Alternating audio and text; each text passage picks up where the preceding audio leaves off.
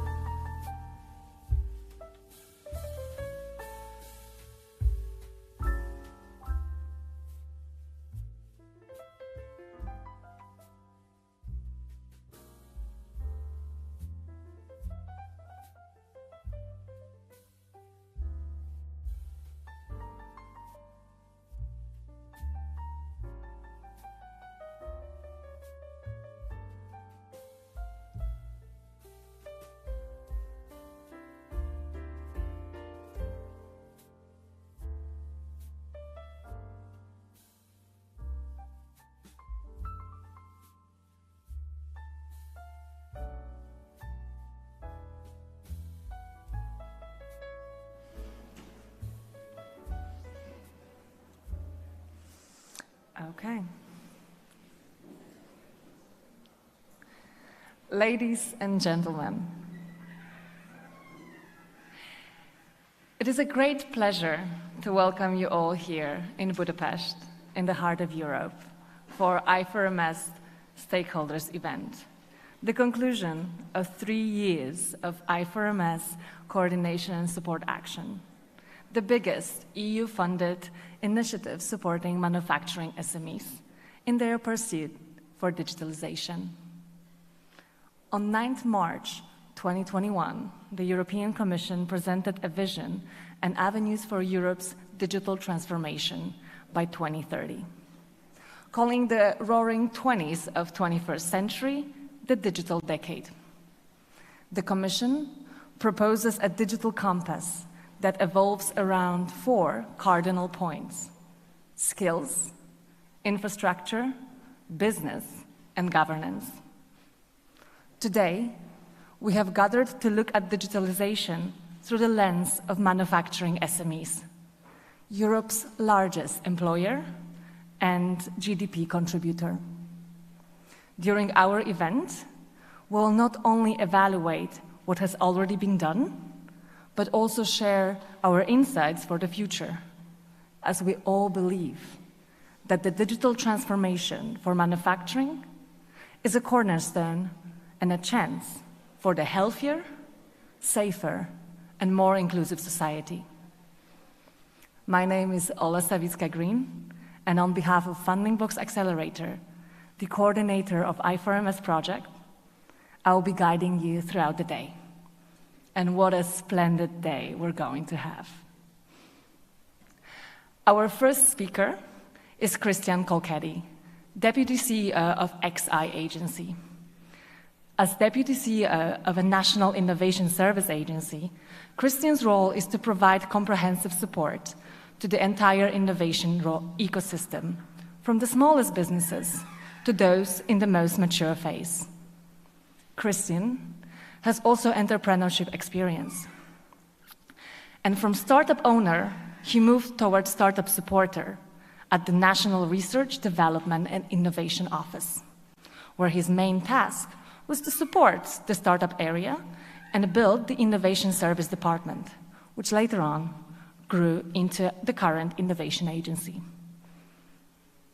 XI Agency was the driving force behind getting this event into Budapest.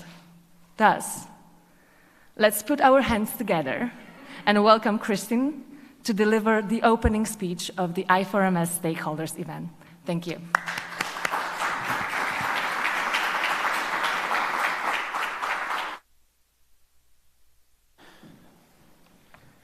Wow, thank you. Good morning, everyone, ladies and gentlemen. It's my pleasure to welcome everyone in our beautiful venue and in beautiful city. As a great mentor once said, stand up so they can see you, say it out loud so they can hear you, and be short so they love you. So I'm trying to give the shortest opening speech, because it's not about me giving speeches, but about you connecting, working together, and making some change in the ecosystem. We are excited to have you all here to participate in our regional I4MS workshop, and I hope that today will help new ideas emerge and lead meaningful discussions and make the SME world more better, more successful to the tasks and opportunities of innovation and IoT ICT solutions. Thank you again for everyone to being here and helping us and helping each other to make change. And on behalf of the Express Innovation Agency, I'm thankful to my colleagues and every one of the organizers to make this event alive and kicking today. And I wish you a pleasant stay in our city and in our country. Have a productive day. Visit the exhibition. Speak aloud and have meaningful and constructive speeches and networking. Go and speak with Funding Box because they are amazing and doing amazing things. Speak with my colleagues. But most of all, enjoy Hungary, enjoy Budapest, and after a day of hard work, maybe try some pálinka in the evening. Egészségedre. Thank you very much and have a pleasant and productive day.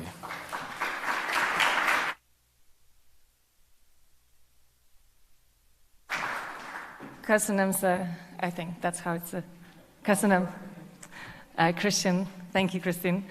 Our next speaker, Matthias Kuom, is currently seconded national expert to the European Commission, Directorate General for Communication Networks, Contents and Technology, in the unit CNECT A4, Digital Transformation for Industrial Ecosystems. Matthias works on topics such as digital platforms for industry and implementation of digital innovation hubs within the Digital Europe program. He drives towards the topics of Industry 4.0, data spaces, as well as business models and innovation strategies in the data economy. His technological focus is on AI and robotics, blockchain, quantum, and other future technologies. And he is passionate about the international networking of forward-thinking innovation players, such as ours. Matthias will share the European Commission's perspective on Industry 4.0 in his speech, bringing the Industry 4.0 to every corner of Europe.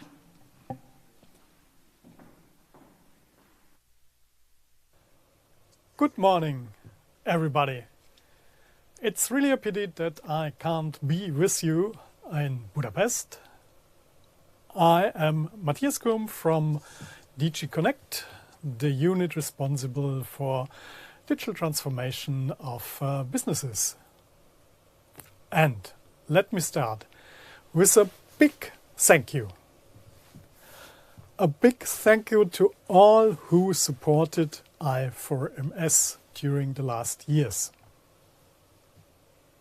Because I4MS helped us in developing this idea of digital innovation hubs that we started 2016 and which is now so successful, as you can see, for example, in the number of registered hubs in the catalog. You can also see this by the interest from different regions across the world who also want to have digital innovation hubs, not only funded by the European Commission, also funded with their own resources, and want to network with our concept and our idea. So you see, we really made a good product and you were part of this endeavor.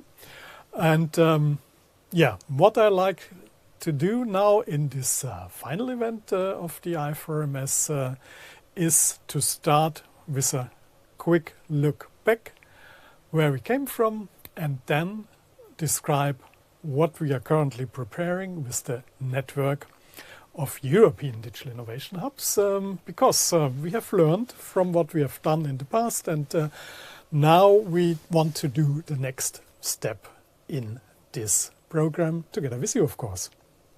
So let me start with my presentation. Digital innovation hubs. When we began, we mainly addressed the early adopters. We addressed SMEs that already had a first idea what they want to do with digital technologies, but hadn't the capacity to really develop that on their own. Sometimes also the idea wasn't shaped precisely enough.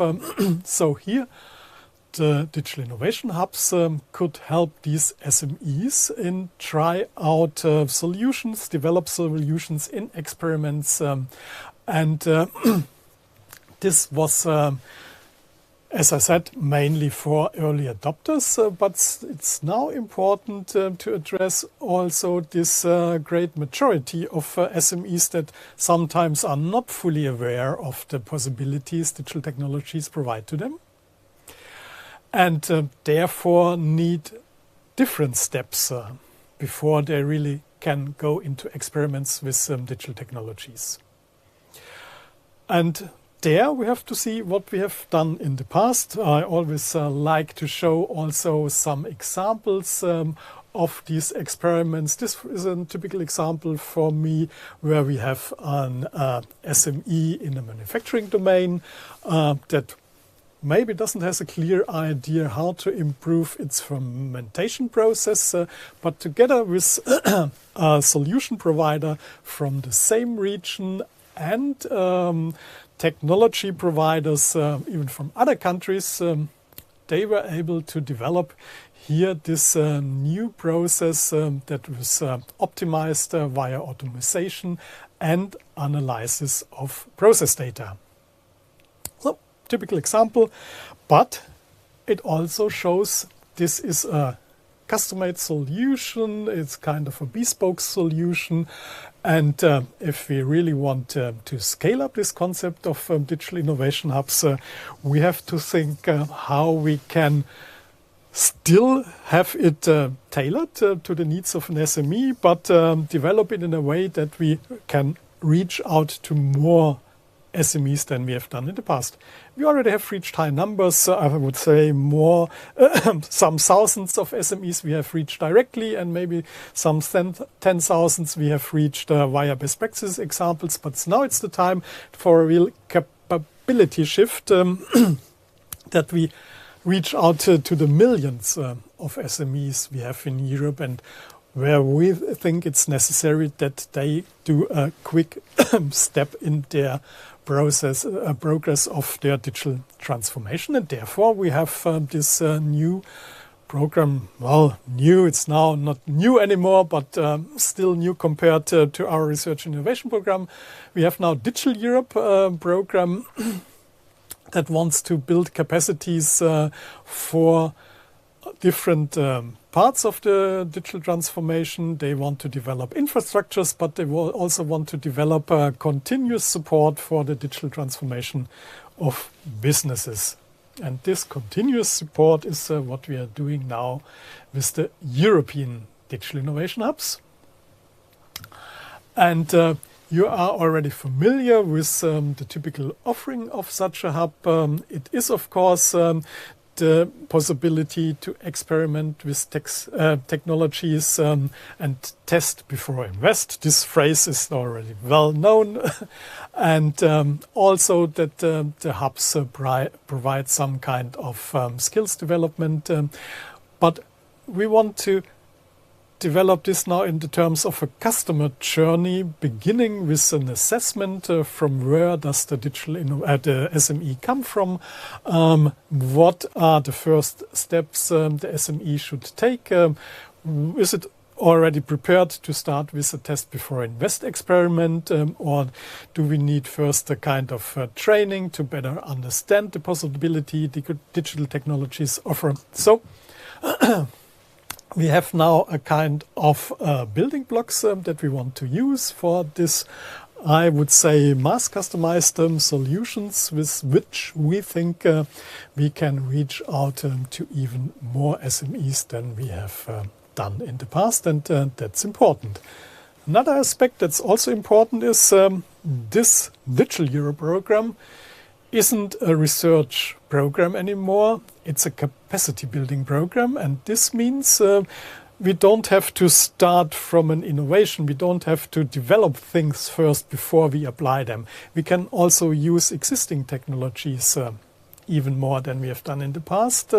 So the role of the Digital Innovation Hub changes a bit from the solution developer more to solution provider in the terms of an intermediary. So the hub also knows the local businesses with digital offerings in their region and can provide access to these technologies, make the technologies available, better understandable for an SME that searches for a solution, and by that gets more into this, as I said, intermediary role that helps to strengthen existing ecosystems, that also can build ecosystems in the terms of value chains, so that local SMEs better understand with whom they can partner to complete their portfolio.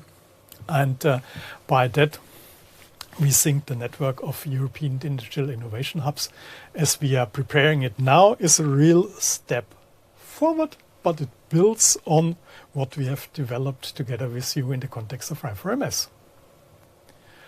Where are we now in this setup of this network of European Digital Innovation Hubs? We had the call that ended in February this year, and we are currently in the process of finalizing the grant agreements with 136 EDIHs.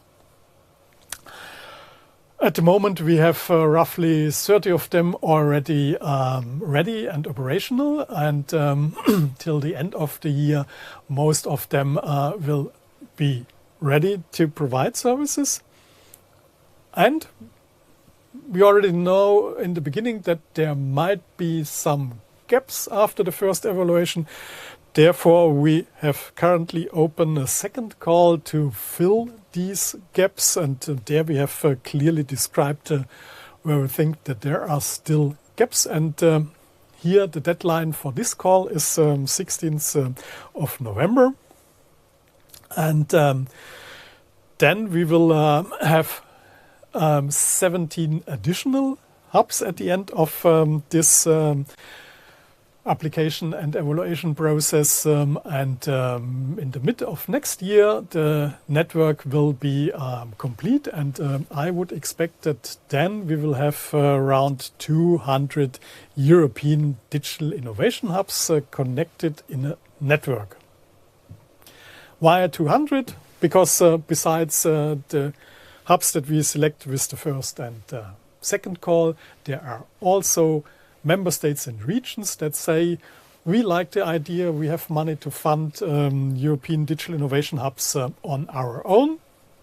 And when these hubs have applied to our calls and were positively evaluated, then they can also be directly funded with national money. And here we expect roughly 80 additional hubs. So this leads in the end to, well, more than 200, but yeah, let's see how big the network will be at the end.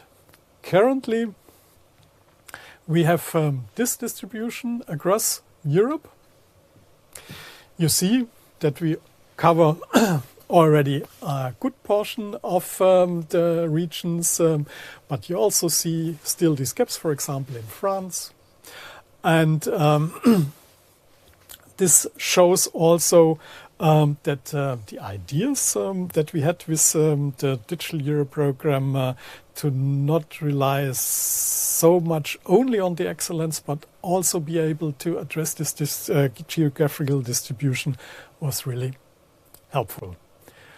And if we look at the coverage, first the technological coverage, we see that the dominant topic for all of us currently is artificial intelligence. It's also an important topic for the whole Digital Europe program. We also had in the call text the condition that at least one hub per member state should address artificial intelligence. So this is well covered, but we also have well covered the other two important technologies that we address with digital. That's cybersecurity and high-performance computing. But we also see that other technologies like IoT and additive manufacturing are well covered. So if you go down the line, you see that we also have for very specialized topics some hubs that will address these. And in the end, through the network, every hub in Europe will be able to provide solutions also based on these specialized technological solutions. The same we have with the sectorial coverage. Here, once again, we see the progress we have made with I4MS. So manufacturing is the dominant topic. It's also a very important topic for the European economy, of course. But I think it's also due to I4MS that we have such good proposals here, such high numbers.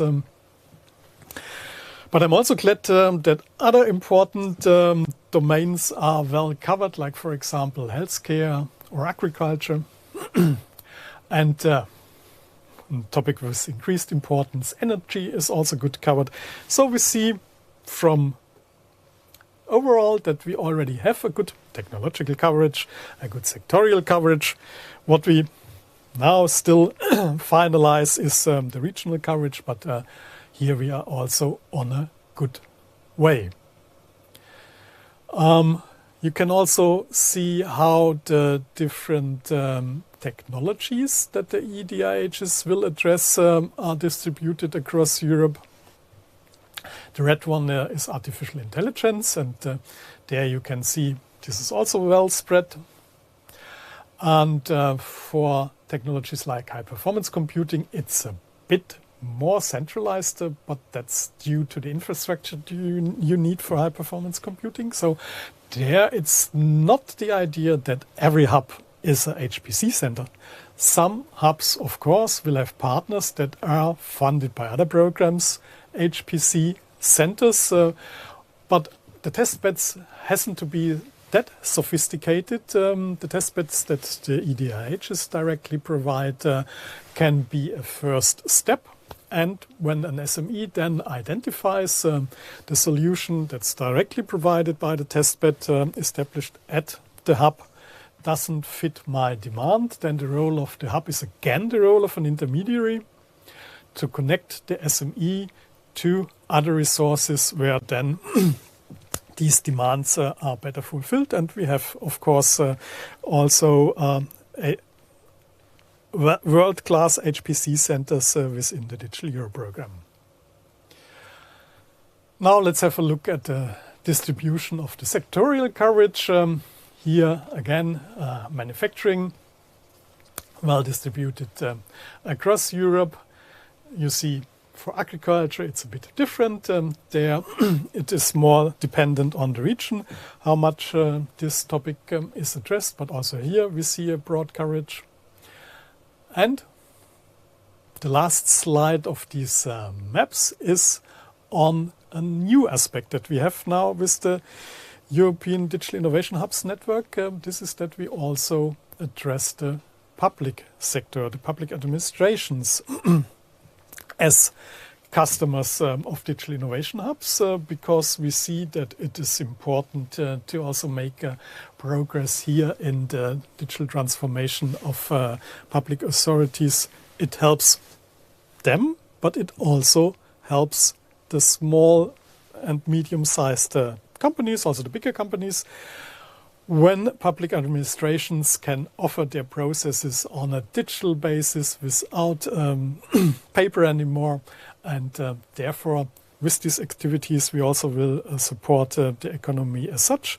And therefore, in the call, we had prescribed that at least 10% of the hubs should help delivering technologies to the public sector.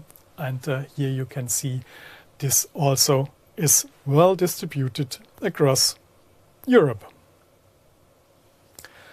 What's maybe now interesting for you, as we are here at the final conference for I4MS, is what is the way forward? And here the clear message is we want continuity for our Digital Innovation Hubs idea. We start this continuity now with this network of European Digital Innovation Hubs. This is also the continuation for I4MS. And this network of European Digital Innovation Hubs is at least planned for 7 years. That's a long time. And I can't imagine how digital technologies will look in 7 years from now on. But we already have planned that we will have this timeline for the entire program. And we still also will have dedicated calls for aspects that are not covered by this more generic program.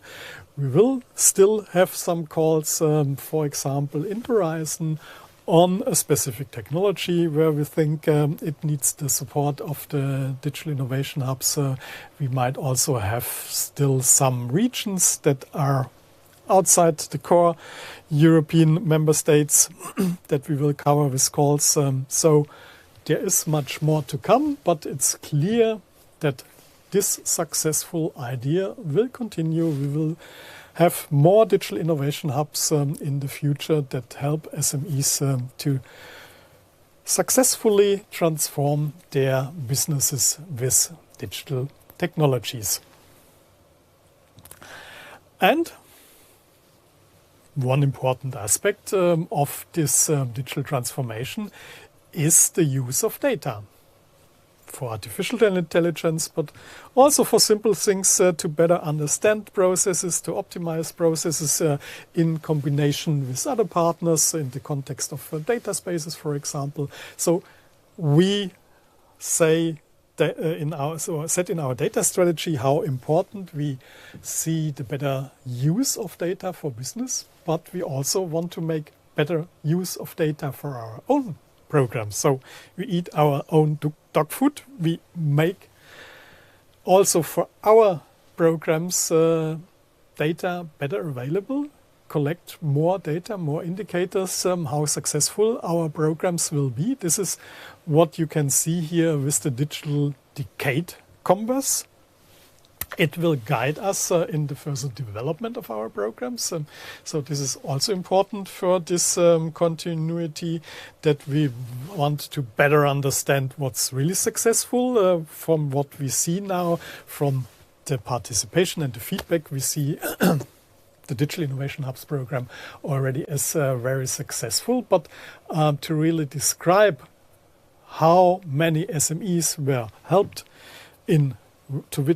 to which extent, that's still difficult, and here we want to get better. And this is the reason why we now have a standardized digital maturity assessment that will be applied by all European digital innovation hubs. And with this standardized instrument, we can see the success of the different measures that hub will provide. Of course, such instruments always work in an environment where you have different influences, different factors that are in the end responsible for success or non-success of a measure. But with the broad acceptance of this unified instrument, we think we get a better picture than we have already now, and with that will further develop our measures.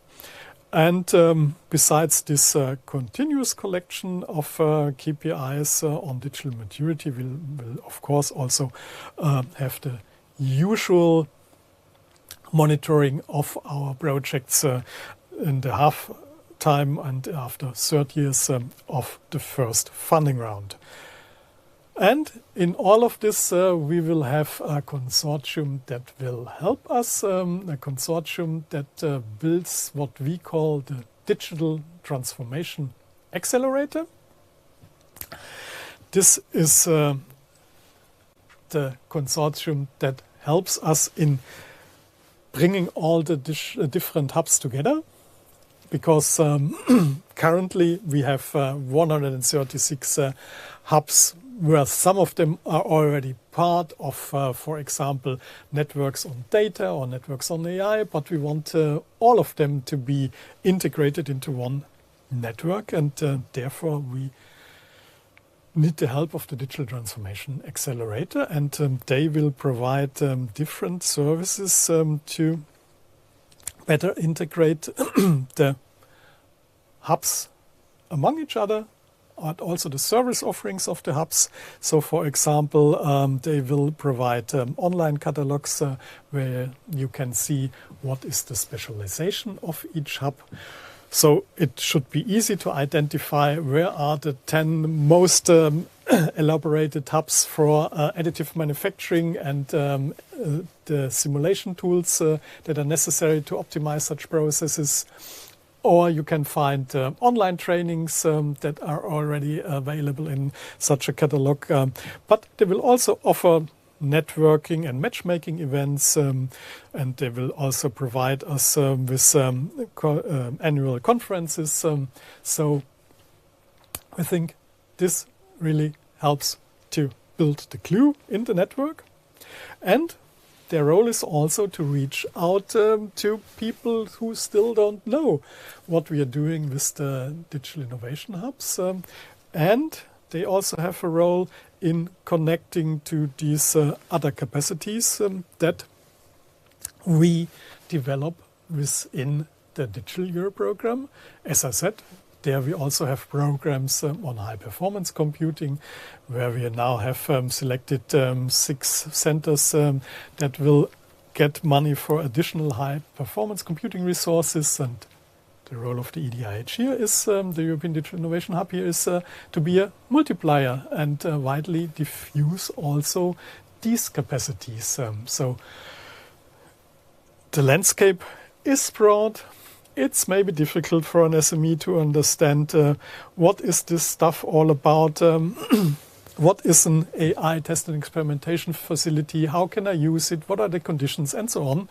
And in the end, an SME should just go to the EDIH that is close to his location, and this European Digital Innovation Hub has then to be knowledgeable enough to tell the SME under which conditions he can use, for example, an HPC center to do a simulation, or which partner he needs to do such a simulation.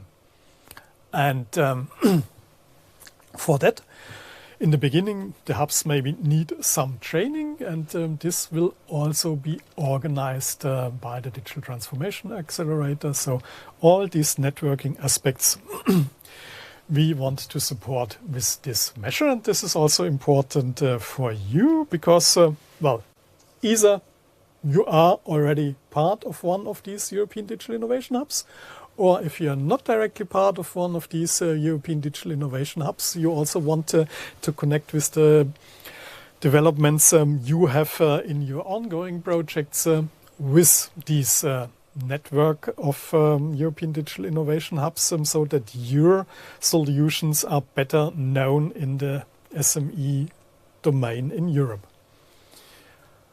And this is a slide to maybe better understand the different roles we see here. So our role as a European Commission is, of course, to give direction and feedback and to do the communication of the whole concept, while the role of the DTA is more than to deliver the necessary advice and guidance for the hubs. So it's not the one who gives guidance to the SMEs, it gives guidance to the hubs, and provide the necessary tools like a catalog and a software platform and other IT services to better connect the European Digital Innovation Hubs. And on the right-hand side, you see what a hub should do to integrate themselves into a network. So these are not the services the hubs provide to the SMEs. These are the services like the reporting and the completion of the DMAs and so on that each hub has to do to really make this network work, that every hub is not only a solution provider to the SMEs, but also a provider of knowledge to the other hubs. And to increase the complexity, we also know, of course, that the digital innovation hubs are not alone in the regional context. In the local ecosystems, we have many actors. You see here some of them. These are the actors that we are directly in contact with because these are funded by other DGs within the European Commission. This is the European Enterprise Europe Network and the clusters that are supported by DG GROW. And here we already have a memorandum of understanding that all these actors want to work seamlessly together. And what does this mean, work seamlessly together? In the end, it shouldn't make a difference if a hub, if an SME first addresses a European Digital Innovation Hub, or if an SME first addresses Enterprise Europe Network Node. He should always get the best service available and should be guided to the resources that fits best his demand. This is what we mean by seamless service, and therefore it's important that not every SME really knows the difference between an EDIH and an EEN node, but that the providers of the services know the differences, who is specialized in what, who can do what better, who should hand over the client to another institution as soon as he is maybe not the best one to help. And for that we will also develop guidance how we really can use this synergy potential that we think is very high, and that will help us in really address these high numbers of SMEs that we have in Europe. And that is the conclusion I want to give to you. We are now at the moment where we really want this step change in the numbers that we can address in their digital transformation support. We want to come from what we already have, from these bespoke, customized solutions, to solutions that really can address high numbers of SMEs. Also the small bakery in Hungary as the more advanced fermentation process developer. And we count on you, on all the partners that were either directly part of I4MS or somehow supported I4MS and developed expertise in how we really can address SMEs in their digital transformation, how we can help them. We build on you to continue what we have already done, to improve this in the scale, and by that bring the European economy forward in their digital transformation, in the digital decade we have now. Let's continue what we have done successfully. I wish you a successful conference. Lots of exchanges also on how you want to further develop this concept together with us. We are open for your suggestions. Thank you.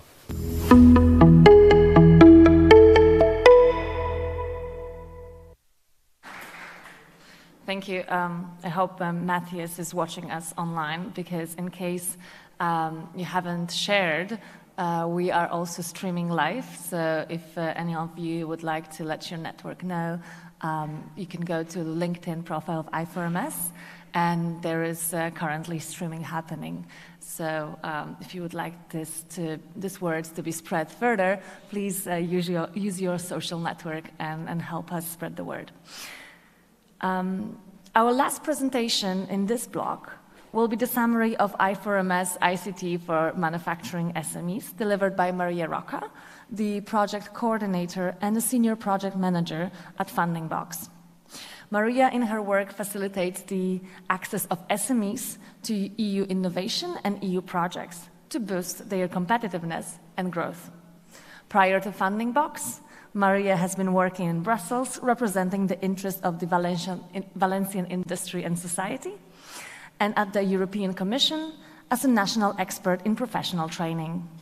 She also worked as a project manager at the Ministry of Foreign Affairs of Spain, supporting associated countries in the development of their public policies.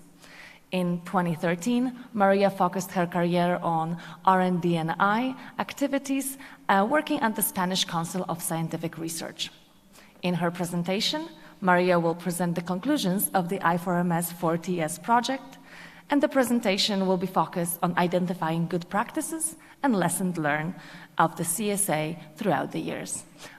Ladies and gentlemen, big applause for Maria. Thank you. Presentation. Thank you. If someone would have told me what is the most difficult thing that you have done in I4MS, I would say this presentation for sure. Summarizing what has been 5 years of work has been, tremendous work. I have been thinking about this presentation for the last 3 weeks, so I hope that you enjoy, that you get a little bit of the flavor of what we have been doing, and that some of the lessons learned can be perhaps taken for your projects, for your DIHs and your companies. So Just let me start, for those that are not so familiar with what is I4MS, because I know there are some newcomers, there are a lot of SMEs today. So I4MS is a funded project, as Matthias already mentioned, and we started our journey in 2017. And in this phase that we are today, we are together with Mobile World Capital and Tecnalia. We are the partners of these projects and the ones that has been driving through this I4MS initiative during this phase. And well, this is repeating what Matthias said, but what I wanted to let you know for the SMEs that are here today is that I4MS is also an opportunity for the SMEs.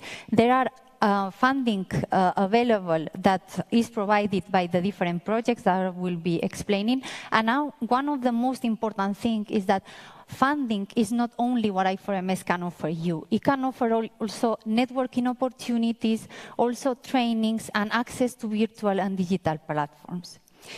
So, as I mentioned, the I4MS initiative started in 2013. It was the initiator of what we know as digital innovation hubs, and it will be lasting till 2 years more from now. Okay? And what is mostly important in the I4MS initiative are the innovation actions. We are an umbrella project. We, as a coordination and support actions, offer support to the different projects that are the ones working hand by hand with the SMEs, providing them funding support, access to different networking opportunities, and you can see them here. Today we have some of the representatives of these projects among us, so I really invite you to meet them during the coffee breaks and also in the exhibition area.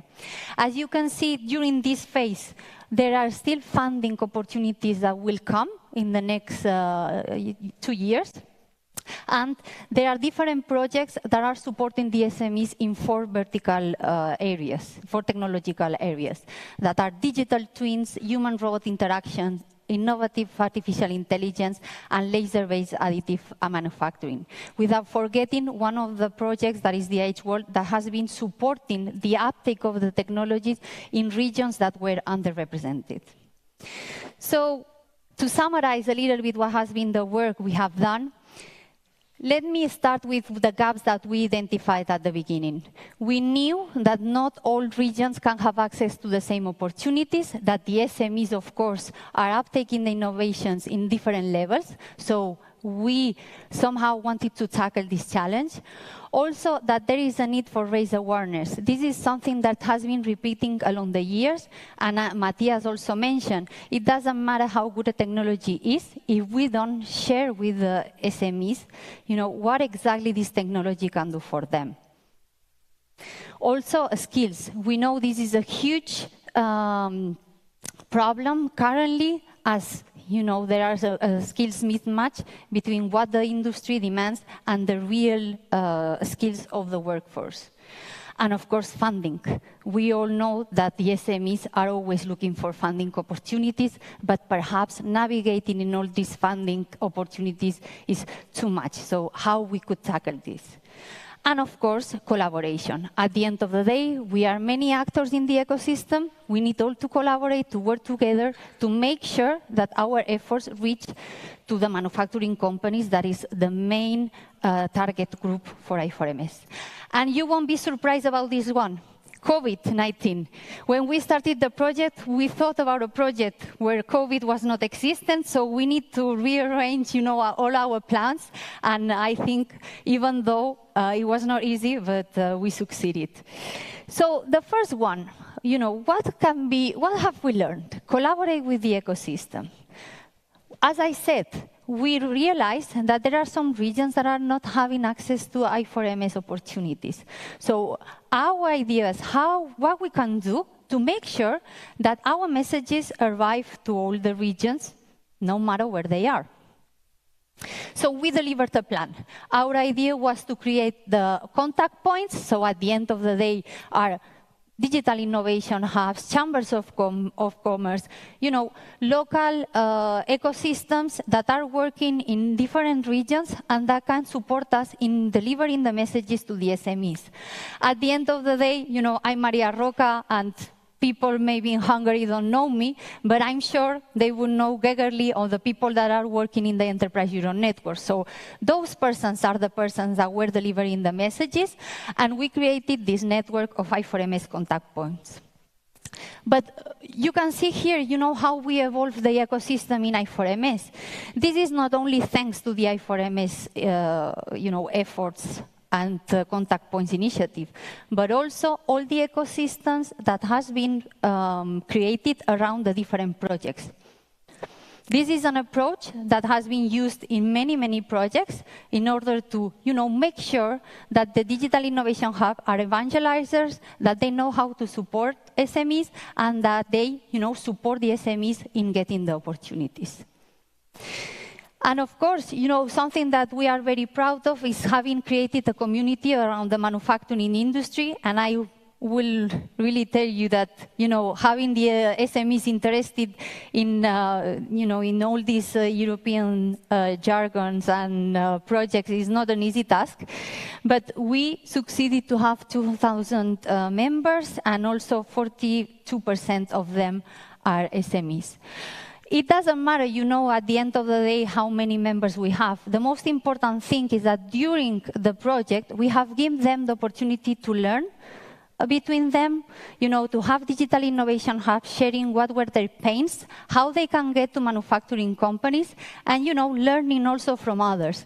And I think at the end of the day, the I4MS community and also the contact points have been a network of peer learning, and also, maybe to initiate a peer learning network on policy making in manufacturing. Why not?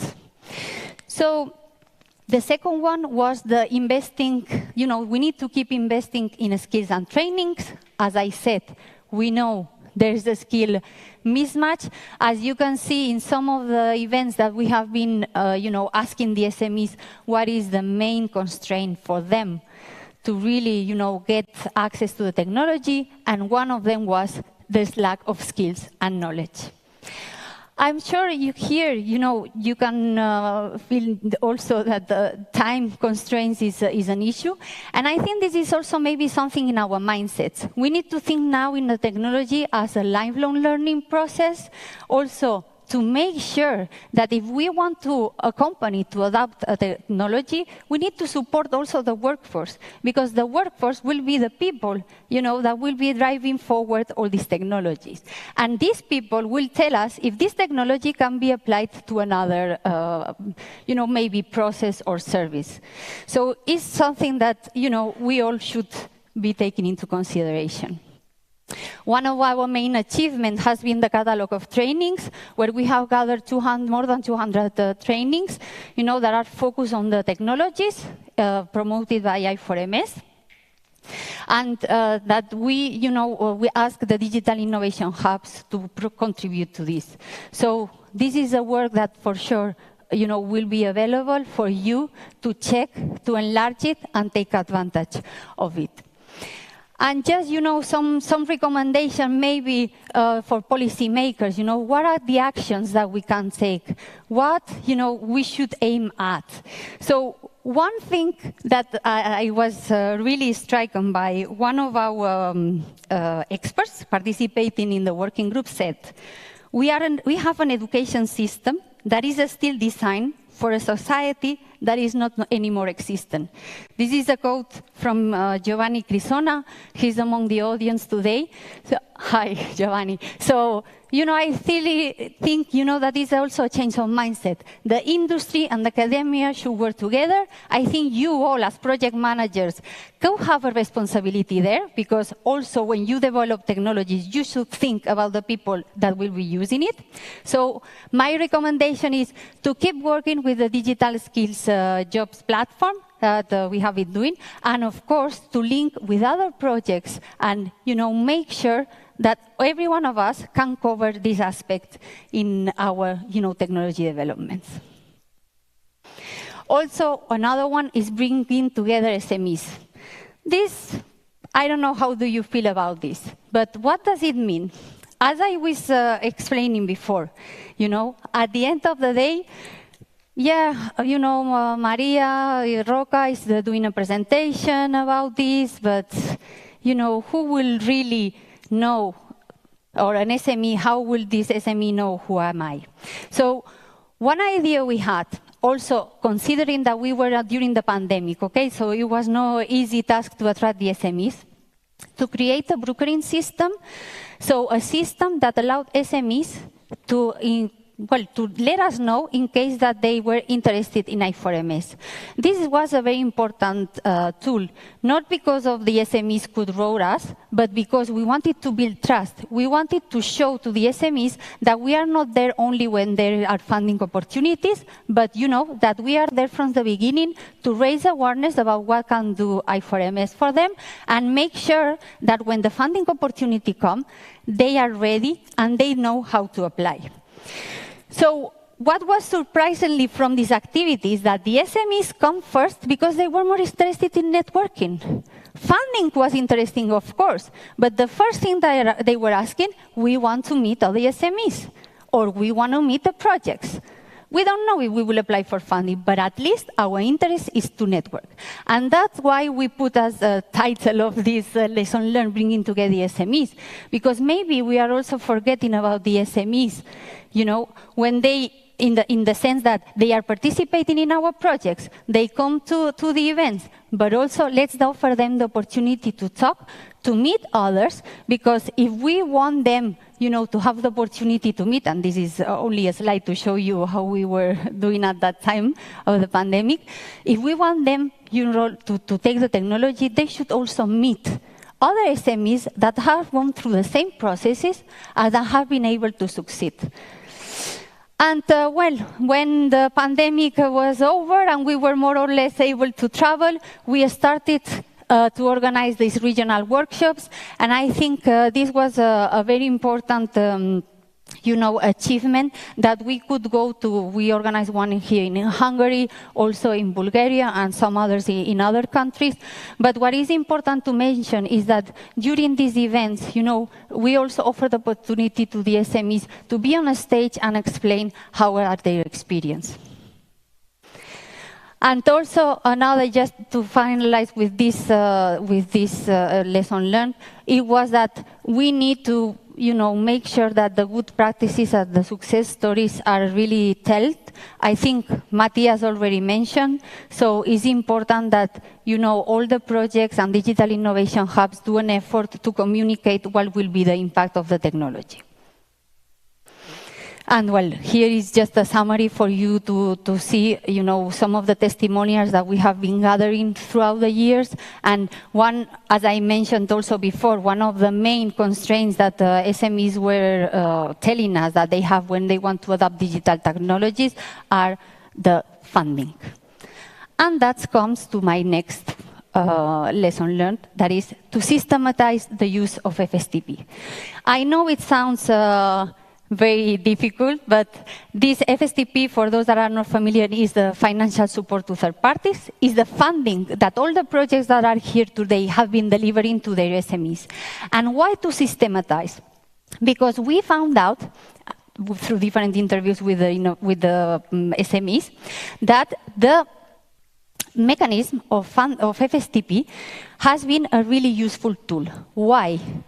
For those companies that were not familiar with DC funding, is the first step, you know, to use European funding, and also because it targeted a specific activity. So it allowed the companies to test if a specific technology could be implemented in their factory, in their services, or in their product. So it was really targeted to the daily needs of the SMEs. So it was an instrument that was used to improve something. So, you know, at the end of the day, it has been shown, or at least this is what the SMEs has communicated to us, that was a very good opportunity. And also, as I was mentioning before, at the end of the day, the funding went together with other services and technologies. And also, it offered the opportunity to network. And again, this is one of the things that most valued the SMEs when participating in FSTP projects. You can see here that we draw a kind of map about how is FSTP. But the most important thing that I want to tell you, and especially also the projects that are here today, is that it's important, of course, the funding that we are delivering. But it's also important, the recommendations or the roadmap that we create for the SMEs once they have finished their support programs or their journey with us. Because if we want these mechanisms to have an impact, we should make sure that we recommend also some initiatives on skills, on how to get additional funding, private, public, because we should be compasses for the SMEs to get to the opportunities that are available for them. Because sometimes it's very difficult to navigate through all of them. And just to let you know that we have conclusions of the FSTP mechanism that I really encourage you to read, because there are some nice lessons learned from all the projects that are here today. And just to finalize, I don't know if I ran out of time, sorry for that. I took a lot of notes and I didn't read any of them, so I hope that I did it very well. And then the shared vision and a strategy for digitalization. And this is the last one. And why I put it on the top? Because this recommendation is a little bit a gathering of all of them. We have the EDIHs, we have the SMEs, we have skills, we have the FSTP, and all of these 4 aspects are core to develop a shared vision for a strategy and digitalization. And as you can see in this map, we are many, many actors. So it's important that not only projects, but also regional, national, European policymakers, that they talk, that they gather, that they exchange experience. There is also a very important thing that sometimes we are not taking into consideration, is peer learning. Also among the SMEs, but also among policymakers. And we think that through the different working groups that we have been organizing in I4MS, we have reached that. And we encourage all of you maybe to be involved in other working groups from other projects, because there are plenty of projects that have this type of activities. And also, why not maybe to think in something more structural that is driven maybe by the European Commission, where all the actors can come together. And just to finalize, you as projects and also as SMEs and digital innovation hubs, you should be able to contribute to these policy recommendations. Because sometimes we are so much focused in our silo, we are concentrating in our work, that we forgot to explain what we have learned.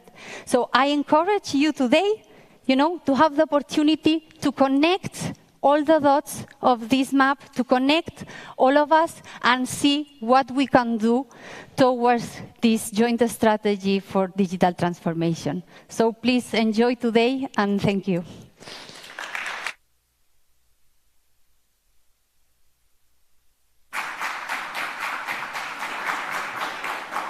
Thank you, Maria. Thank you. Well, so with this, we conclude the first block, and thus let me invite you for a cup of refreshing tea or coffee. During the next 20 minutes, make sure you discuss what you've seen with someone you know, and equally with someone new, because as Maria said, the I4MS is as strong as its network. And also, regarding networking, we have networking tables prepared for you just next to the coffee shop, next to the coffee station. So the coffee station is just further there, and then on the right, you will see the networking tables. They have numbers. And equally, if you haven't yet arranged any meetings on the platform, B2Match platform, you can still do it now. So please check. Maybe someone has already invited you for a quick meeting, and equally, go ahead and invite new contacts there and have a coffee with them. So we're meeting here in 20 minutes, so that is 10:35 if my math and my watch is not lying to me. So enjoy the coffee, have fun, network, and come back here in 20 minutes. Thank you.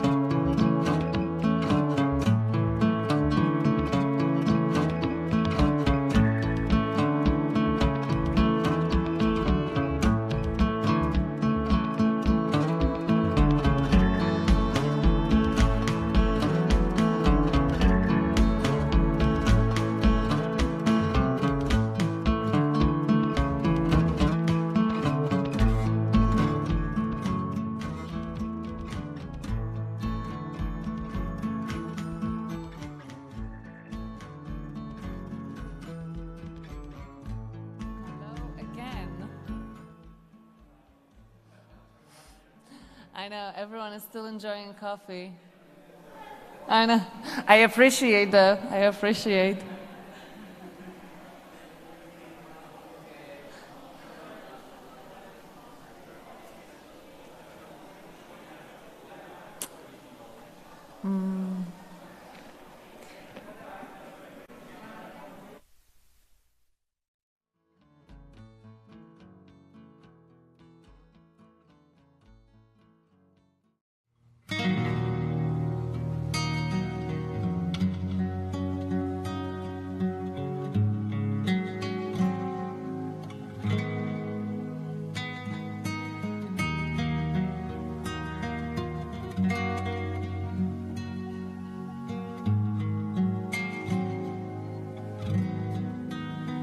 I hope you had a wonderful break, if you're still not having a break.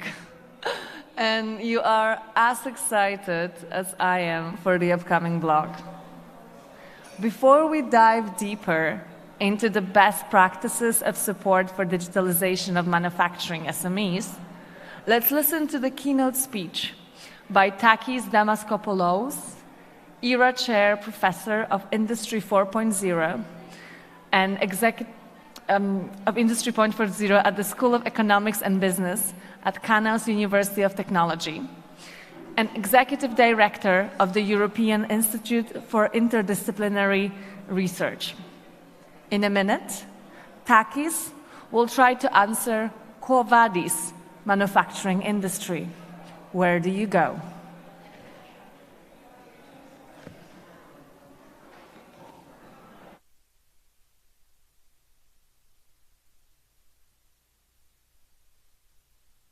Damaskopoulos, as you see. It's a great pleasure again to be here because of the invitation of this event organizers, and specifically Maria Roca. Thank you for the invitation to share some of our thoughts and some of the work we have been doing through a very important European project, which is on Industry 4 specifically, trying to understand the management and economic implications of Industry 4 as a phenomenon. But we're also doing a lot of work in Paris, where I'm mostly based, and we're working there on similar issues, also with organizations like the OECD and so on. Without further ado, let me just try to introduce some of the main concepts and issue an invitation to you to a little journey on some of the main challenges of management on one side, but also policy, in the context of the fourth industrial revolution, with an emphasis on manufacturing. So I think it is very important not to make big projections into the future, given the volatility, uncertainty, complexity, and ambiguity, which are basically the parameters of our existence at the current historical moment. I'm thinking COVID-19, war, instability, and so on. So the question I would like to raise, is there a fourth industrial revolution underway? Some people say no. Quite important people are saying no. In fact, there is only a continuity between what was going on before, digitization and so on, and other things. But other people are saying, no, there is something very important here. And myself and my team, tend to lean in this latter direction. We tend to think that, yes, there are three important elements which define the current era in terms of economy, business, and so on, and manufacturing. The first one is the velocity of change, the acceleration of change. The second one is the breadth of change. And the third one is the systemic impact of what we're going through. That is, it affects pretty much every dimension of life. This is a way of trying to understand the acceleration, if you want, the adoption of the mass adoption of new technologies. On the left side of the slide, you can see how long it took, for instance, electricity, telephony, radio, and so on, which are fairly important decades, that it took decades to absorb. And on the right side, you can see the acceleration of the technologies, how the technologies have, in effect, are being absorbed in a much faster way. Another way to look at this is the breadth and depth, that is the systemic nature of change and the impact of the new technologies are having on our lives. And you can see here we have push factors, basically internet, social mobility, cloud, and so on. Then we have emerging and future accelerators, and we end up with science with future scenarios. Okay?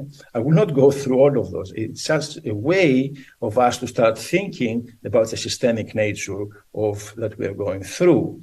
If there is a way to organize our thinking about Industry 4, actually, it's probably a misnomer because we're already in a phase of Industry 5. Some of you are familiar with the new programmatic statements of the European Commission, but also other places. One way to understand this ecosystem is, of course, what you have in front of you: big data, cybersecurity, advanced manufacturing systems, and so on. And at the bottom of the thing, you will see the resources of the future. I don't need to say how important this is today regarding energy, environment, protection, and so on. And this is where Industry 5 comes in. I will have a little bit more to say on that as we move forward. This is a way, and I'm sure some of you who are working in advanced manufacturing systems are familiar with, this is a way of sort of envisioning the organization of the factory of the future. And you can see integration, end-to-end type of activities, cloud. Obviously, most of our companies in this continent are not at that level of maturity, even though there are very important companies who are close to looking like this. Nonetheless, there are important gaps here in our continent, especially in the context of SMEs. That is, we have almost 25 million small and medium enterprises in this continent. But before we get to that, I think it's important to understand what was going on before. And what was going on before, you can see the global value chains phenomenon and how deep it had gone. Some people say it is going to last and actually continue that way. What you have in front of you is the iPhone. And what is amazing is to see how little actually technology Apple itself provides. One can think of Apple as an assembler of technologies, brilliant assembler of technologies, but the geographical footprint of these technologies is very, very large and very, as you see, on a planetary basis. And for something bigger, this is the Dreamliner. And what is very interesting also here is to see the geographical footprint from Canada to Japan, to Italy, to France, Australia, and so on. Now, I have put there made in the world. This is what we used to say. It was not made here or there, made in the world. Well, some of you probably, and here we come to the emphasis on manufacturing, that is production of things. The world was never flat. The internet helped us coordinate activities in a time agnostic kind of way, but this, probably some of you are familiar with it. This is from the former CEO of Acer Computers in Taiwan, if I'm not mistaken. And it's a brilliant way of explaining what has happened since the 1970s.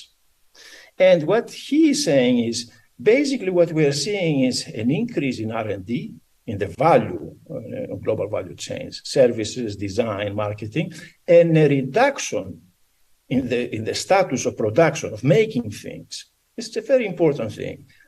Industry 4 exactly questions this. Is this sustainable? I heard once the CEO of Honda saying, how can you control anything if you don't make it? This is a very, very interesting way because it has a philosophical base to it, but also a very important economic sense to it. Now, another key parameter that affects, I think, all economic activity, including production of things and manufacturing, has to do with the emergence of the platforms, the platform economy. And what we have tried to do here is separate certain key elements in what was in the industrial era, what were the main characteristics of the industrial era, and what are the main characteristics of the digital economy era. I don't like the term digital itself. I prefer cyber-physical systems because that's where we are living. So digital is more digital, but what we're living through and what we're going through is the integration of digital systems into actual living and real things. We can program real things. So I will not go in detail. Of course, I can leave my slides, but what is important here to understand that we are moving from products to platforms, from value chains. I spoke of value chains, which are linear, to ecosystems, effectively not non-linear systems, which are network-based.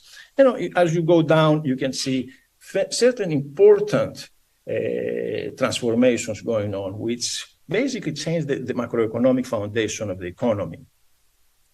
These are some of the types of business models we see in the platform economy. They are asset-heavy, obviously heavy manufacturing companies are asset-heavy. They have facilities, factories, and so on. Think of General Electric, General Motors, and so on, Ford, and so on, Mercedes-Benz. Mixed, which is Apple and Amazon, basically between digital and real, which is basically more relying on built-in things, right? Built things. And of course, asset-light, which is basically Google, Airbnb, and so on. Why is this important? Well, obviously, it has an enormous implication on what determines the valuation of these companies. And I don't need to compare General Motors to Google. We all know the valuations are astronomically different. But when it comes again to the platform economy business model, of course, there are enormous variations across. But it is also very important to understand that we have moved from priorities of corporate imperative for growth to systems which are based on data and algorithms. Again, I will not go through each of these points, which are very, very clear, at least to my mind. I will not go in great detail to that. But what I'm trying to suggest to you here is that there are important differences on what is the anatomy of a business model in today's world. Another important aspect of this concerns where do companies place themselves? And what we are seeing over the past, shall we say, 30 years and maybe more, we see, in fact, a concentration of where innovation happens, a geographical concentration, which is astonishing in terms of its quantitative measurements. For instance, the 50 largest metropolitan areas across the globe house just 7% of the world's total population, but they generate 40% of global economic activity. This is an enormously important thing. I have just put here the corridor between Boston to Baltimore on the eastboard of the United States. You can think of another one, especially with respect to North America, from Vancouver all the way to San Diego. Okay? In Europe, we have corridors which go back a long time between Paris, Lyon, and Milan, for instance. Okay? These are very important things where most innovation actually is happening. What is very important also is to understand which companies operate in these areas. Now, when it comes to us in Europe, especially coming to manufacturing, what we have observed is that there is a process of commoditization. What do I mean by that? I will come back in a second. Europe's response is commoditization effectively means you face competition on price. And the way it looks is this. Normally, high value is placed in origination, the origination of new concepts, design, and other things. And once you enter into global competition, then, of course, you have imitation and following time, adding functions and so on. And the lowest level is effectively competition based on price. No one wants to be put there because the margins are very slow and the work is very, very intense. So the issue is how can we maintain a position which is more the left side, stage 1, stage 2. But I will come back to that because I think this is a very important aspect of what Europe has experienced. Well, I'm not going to beat on China, which is normally the poster boy of beating China, but this is the Silk Road, okay, the Belt and Road Initiative. And you can see here the types of investments. Now, all these, again, needs to be placed in the context of after the war and whether this will continue. This is an enormously important initiative on the part of China. I can speak to you about Piraeus, for instance, in Greece, which is effectively under COSCO for another 99 years. Because of Chinese needing access to European markets. Venice was the next one. I'm not sure what the status of the discussion is today.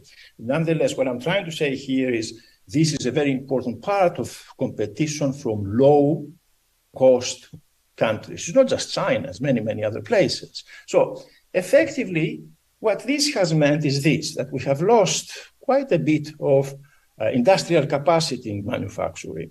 Okay, this I think comes from the OECD, if I remember well, and you can see there's some pretty important inroads here of industrial capacity loss. When we look at it a little bit further, you can see there are, for instance, Romania, Bulgaria, Lithuania have done fairly well. Well, Germany normally, is in between because Germany is the motherland of Industry 4 because of manufacturing significance in the German economy. And this is a way of understanding what has happened in terms of employment, loss of employment. These are very important numbers. Why? Because manufacturing historically has been the source of well-paying jobs. Okay, this has tremendous implications because as you can see, there are important losses of employment in manufacturing activities.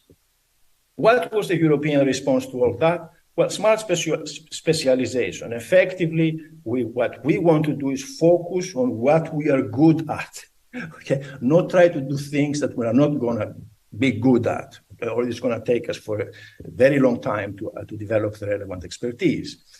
Now, if we look at the world, though, we can think of different, look for instance, Taiwan, Israel, other places, Silicon Valley, the usual suspects, is where novelty, there are different stages of development in the world economy when we look at different economies. The first one is novelty. Second one is design, and prototype, development, and production engineering. The third is second generation production and component innovation. I'm sure you will recognize part of your activities in any of these stages. And stage 4 is production and assembly. That doesn't mean that stage 4 is necessarily a trap, because it has an enormous potential to develop very advanced production systems and assembly systems.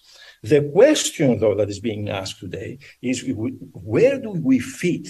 Where do your region or your company or your cluster of companies fit in all of this? And this is a difficult thing. Where do you want to go?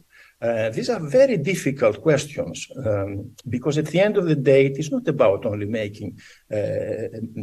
producing value in a monetary, in a pecuniary way, but it's also producing value which is sustainable in social terms, sustainable in environmental terms, sustainable in energy terms.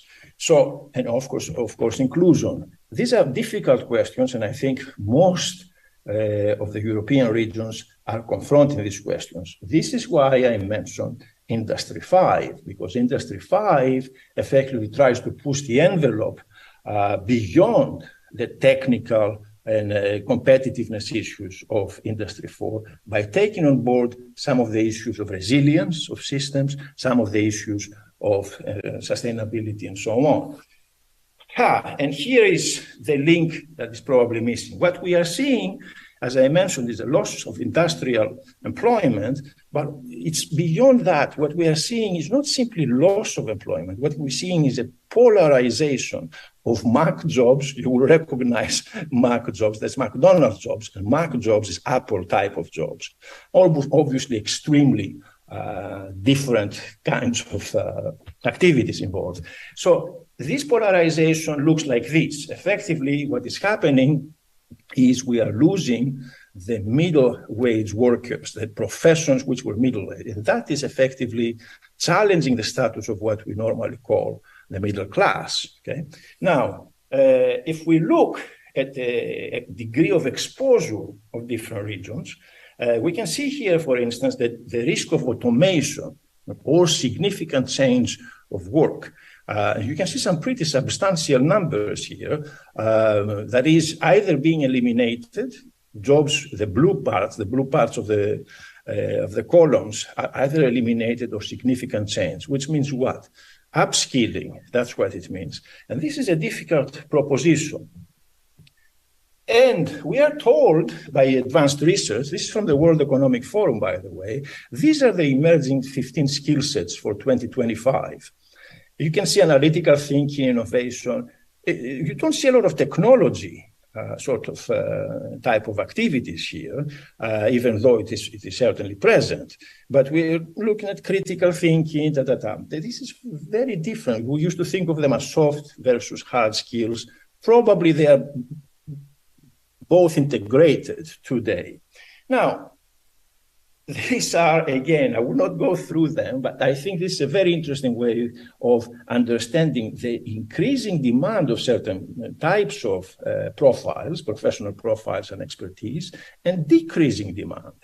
You were obviously data scientists, artificial intelligence, machine learning specialists, and so on, are all on the ascendance, okay? And decreasing demand is, well, you can recognize things that were very important yesterday, less so today. Even financial analysts, which we thought they would never go away. Financial analysts are increasingly being replaced by algorithmic models. And what I want to leave you here is what we are seeing is not a profession, but we are seeing a specialization. We are seeing is the emergence of clusters of skills. Data, for instance, if you do product marketing, you need data, you need artificial intelligence, you need a little bit of those. And these are new compacts of skills that were not existing before. And they are very difficult, both from an educational point of view, but also from a traditional training point of view, to actually concentrate them in the same individual. Okay, so I would not do it. Again, when we are looking at skills, obviously data science is the highest paid and the most in demand profession. And here, as you see, we have certainly in this continent, we do have quite a bit of a gap in terms of being able to produce enough data scientists, artificial intelligence people, and so on, especially those two. You can see we have the biggest gaps, not only certainly in Europe, but certainly also in the US, which explains why places like MIT or Stanford are having this enormous pressure to actually produce very advanced data scientists and artificial intelligence people. So data science, if you want, is what drives an artificial intelligence design. I think is what drives the competent sort of talent race in the context of both the fourth industrial revolution, but also Industry 5. And I want to leave you with this. All those skills do not exist on their own. In order for skills to be valorized, we need frameworks. We need frameworks which actually apply those skills.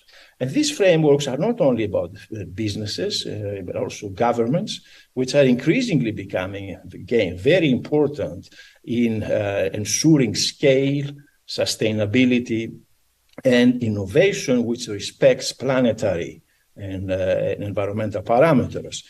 Here, basically, what we're trying to understand is what the structure of production and the drivers of production.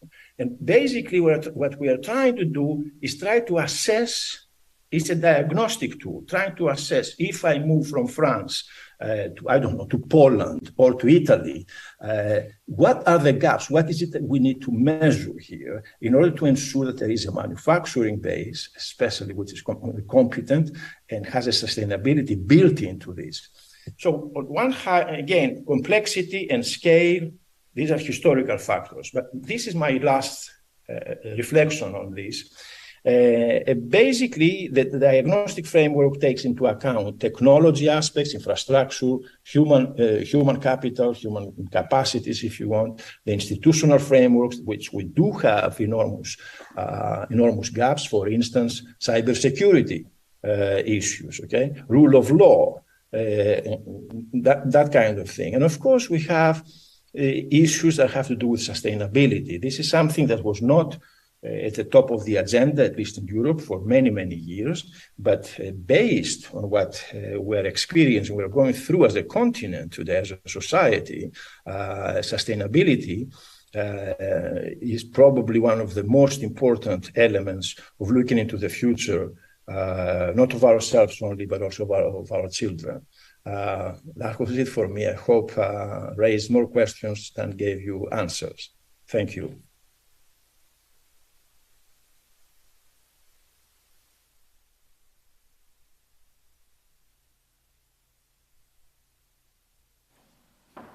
Thank you. I hope you found it very insightful. Industry 4.0 is a breakthrough indeed. And it's a breakthrough in many aspects, including the impact of manufacturing has on the planet. In our next panel, Maite Caracedo, together with her distinguished guests, will try to answer how can we reach a resilient, green, and sustainable European manufacturing industry. So Ms. Maite Caracedo is a chief business developer and co-founder of Funding Box and the project coordinator for I4MS.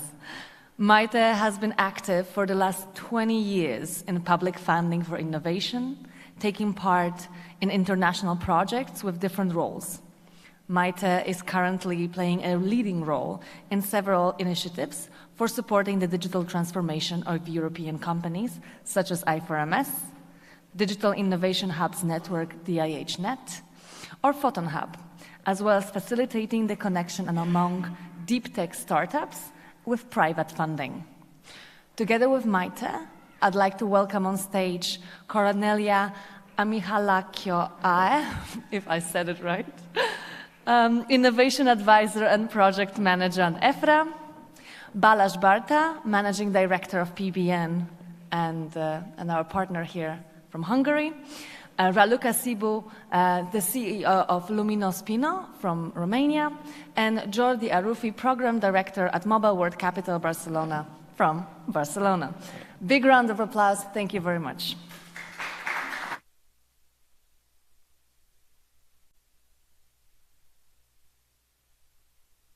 It's really a pleasure and a very emotional moment also for Maria and me to be here today after these 5 or even 6 years running coordination and support action of I4MS. I really wish you a very fruitful event. And let's go now for the topic of this panel.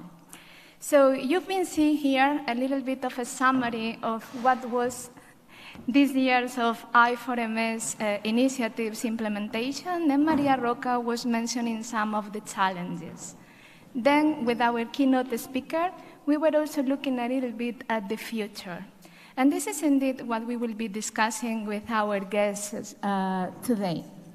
So here we have several representatives of the key players of our I4MS ecosystem, where we will be discussing on the best practices and those challenges that I was mentioning, but we will also look at the future, taking into account also the title of this panel, right?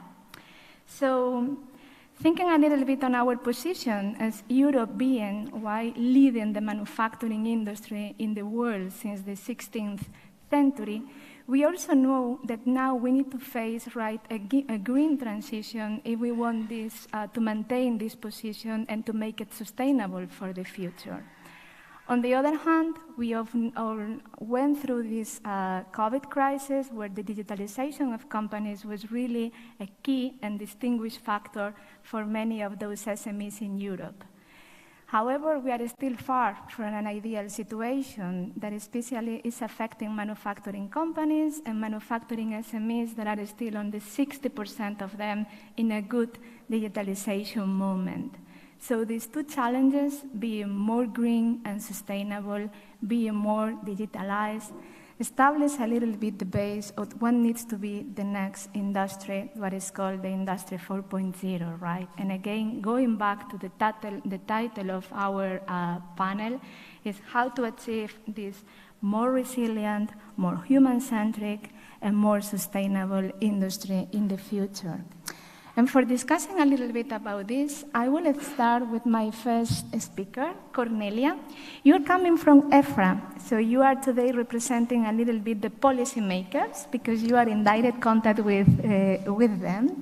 But you are also the voice of the manufacturing industry and also, discussing all these needs on the sustainable and the topics I was mentioning before.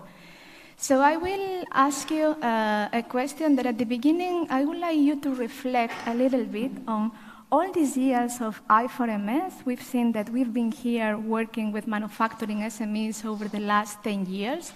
We were progressing with these digital platforms and all these solutions, right, for the companies.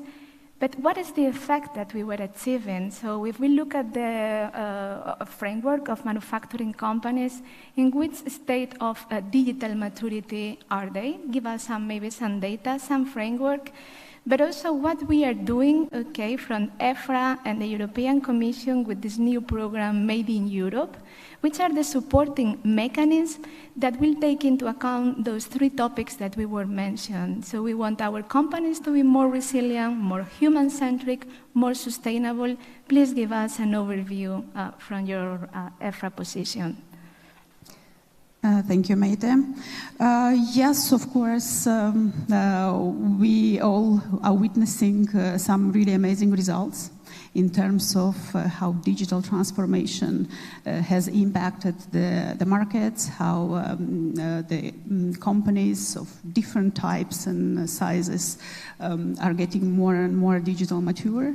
At the same time, of course, new and new challenges appear because this is what innovation is about, this is what the economy in itself is about. It's about iterations and milestones and getting and using the momentum to implement some novel disruptive technologies and then to harness the benefits of it.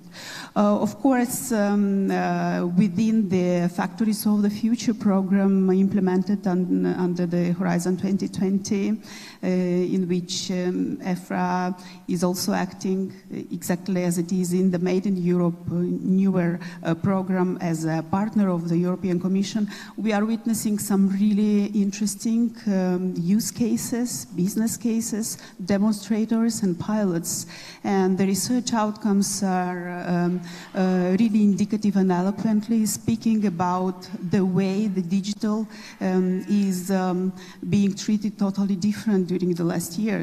So indeed, most of the companies, including SMEs, are starting to treat digital in a not such a limited, siloed way, and they take and emphasize a lot all the essential pillars of digital maturity journey, which are the digitalization, the integrative improvement, the operational alignment, and the value chain alignment. So this is one of the biggest achievements that we are all witnessing, that there is already a systemic approach and a holistic approach to the digital transformation. Digital transformation today is in manufacturing connected so much to sustainability, which is a core objective in all the spheres of activity in a society today. It is connected to competitiveness, to robustness of supply chains, to smart processes. And it became a key element of resilience and recovery plans for most of the countries, from what we see also in the additional activities plans that we are elaborating and submitting to the European Commission as a partner in these programs. Of course, it is well known that the industry is a key element, maybe one of the strongest factors of economic growth Nevertheless, not always has this been very well ascertained or enough attention has been paid to this aspect until probably some of the latest crises incurred. The COVID crisis, the energy crisis, in which it was so essential how important it is to have the products the society needs, the goods that society needs, how important it is also to have regionalization in some perspectives that is also providing some new impacts, but very needed in terms of saving resources, saving costs, having much more sustainable supply chains. So basically what we are witnessing is this digital transformation becoming what everyone intended it to do, probably like 10, 15 years ago. Now we are seeing that it is becoming something that is empowering the humans. So we have to go on with this path, to continue with the digital as empowering humans, human ability, not overpowering it, of course. And we have to now connect all the parts of the ecosystem to the digital transformation. So the times in which only automation or the simple digitization was performed have passed now for quite a while. We are speaking today about optimization of processes, and some of the results are that even the simplest optimization of processes due to the digital transformation has generated energy savings and decreased carbon emissions in energy-intensive manufacturing processes by 35% in the last year, and in discrete manufacturing by 62 up to 65%. So these are already some results which are telling us a lot in terms of how digital can be connected to other objectives, such as Green Deal, such as the sustainability objectives, the resilience and recovery, and the economic growth as a whole. About Made in Europe, I would say that this is probably the program that encompasses in a very eloquent and good way this systemic approach, this holistic approach. This is a co-programmed European partnership launched in 2021. And EFRA is the partner on the private side for the European Commission. We represent the voice of the industry and of the academia in this sense, and indeed, as you have mentioned, we provide the strategic insights and inputs into the strategic research and innovation agendas, into the working plans, the calls. So everything is not simply consulted, it's more than that, it's co-created. And this is also something new that is happening in the manufacturing innovation today. There is this culture now of co-creation, of combining the technological innovations with the social innovations. We are speaking a lot about foresight, about anticipatory governance, about design thinking, about co-creating with the policymakers the agenda, and making this at every step, not just using the traditional approach of consulting a plan or a document at the beginning of a cycle. So throughout the entire cycle, you are working together with the industry and with the academia to validate at each step the outcomes, the plans, and the products.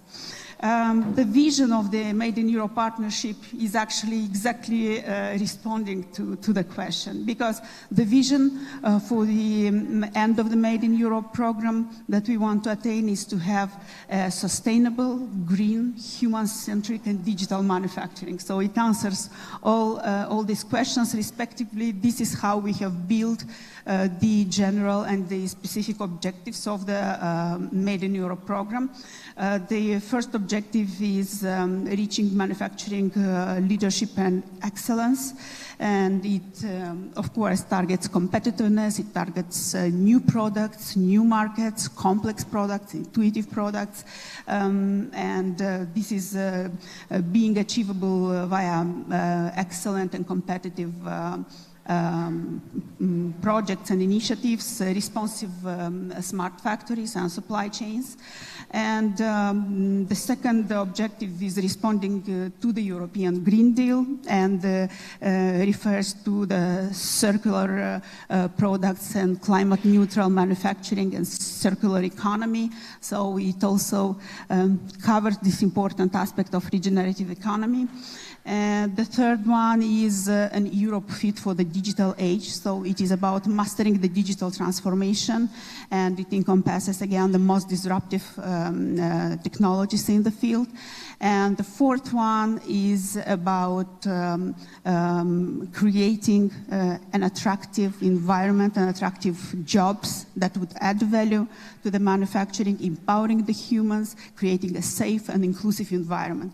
So the program tackles all the aspects of the ecosystem. Of course, it is very complex. It is a big program with also a big budget of 900 million euros, which will be matched on the other side.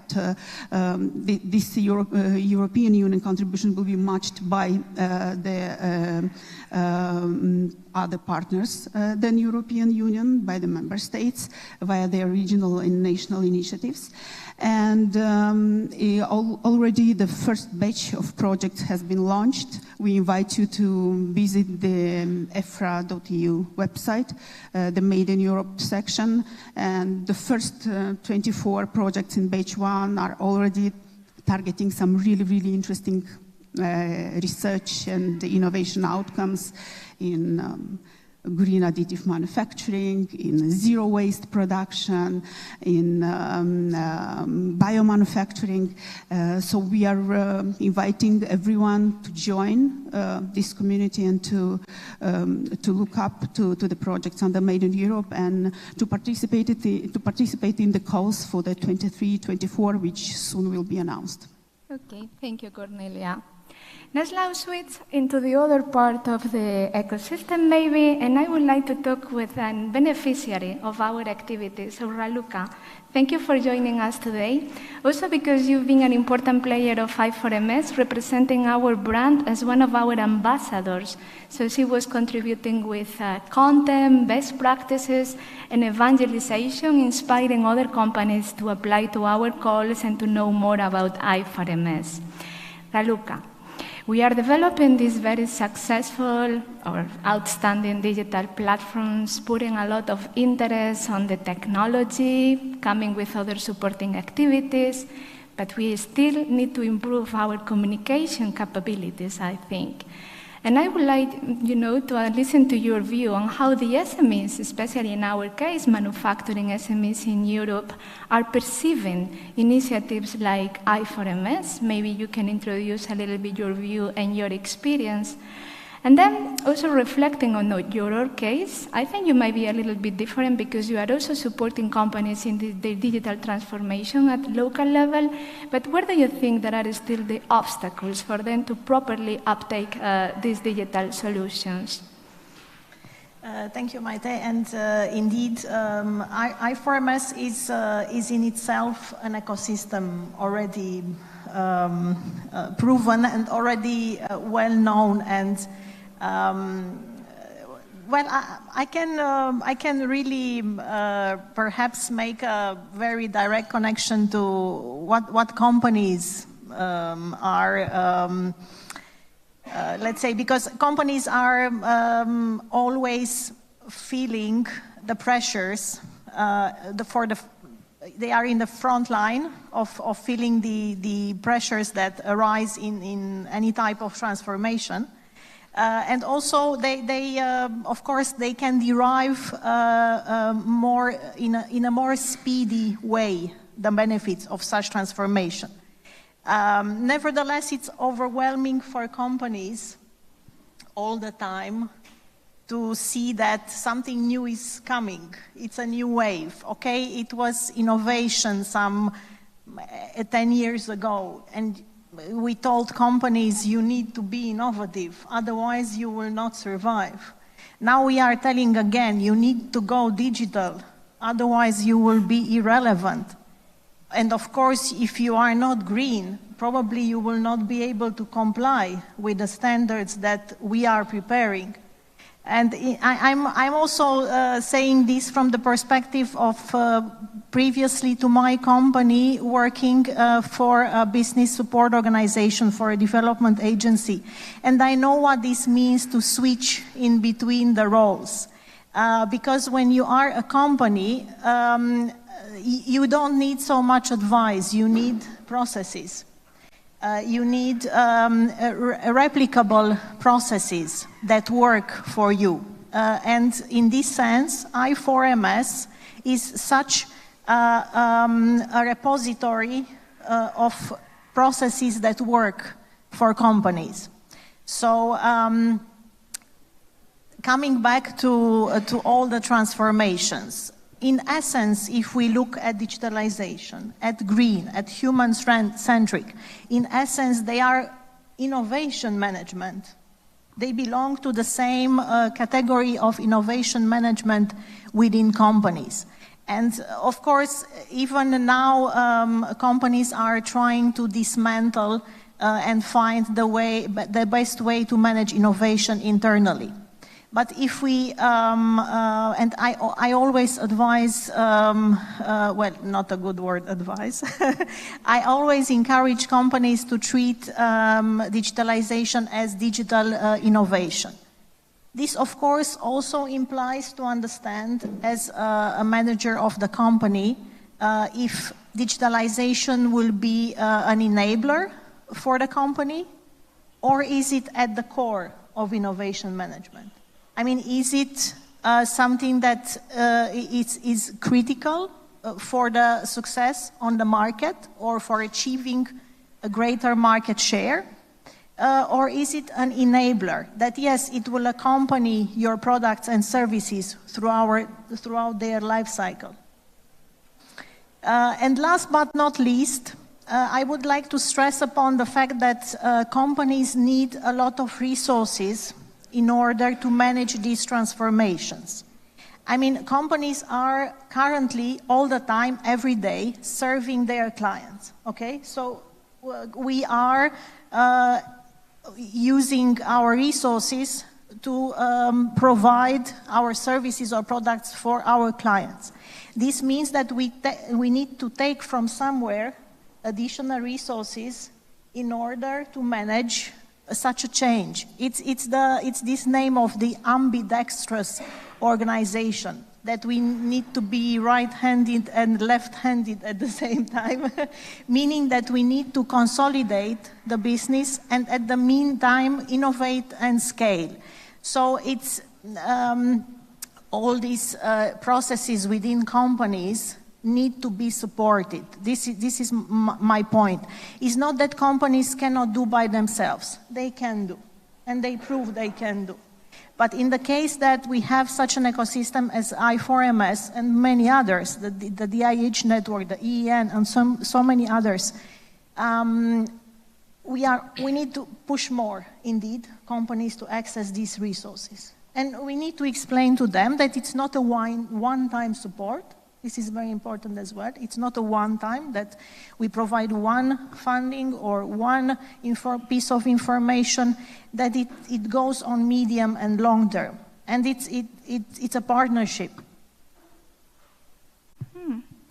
Very good, and this takes me to the next question, because it's a partnership, right? And then we need partners in between what we do at I4MS at European level and what companies receive on your side. And this takes me to the next speaker, Balázs. Balázs is one of our contact points, and Balázs is also representing at European DIHs. So I would like also to ask you, right, because that was really two players that were very important in the I4MS ecosystem, digital innovation hubs. You are consuming our technology, but you are also the ones promoting our technology among SMEs.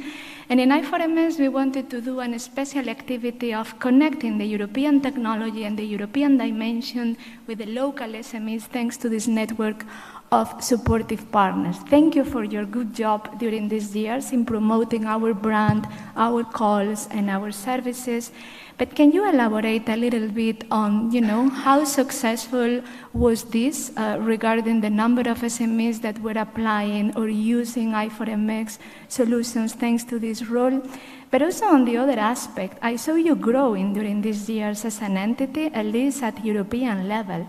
So is it maybe that, I4MS collaboration help you also to grow as an organization? Thank you. Thank you so much, Marta, and also for the invitation and all the support in the implementation of the I4MS.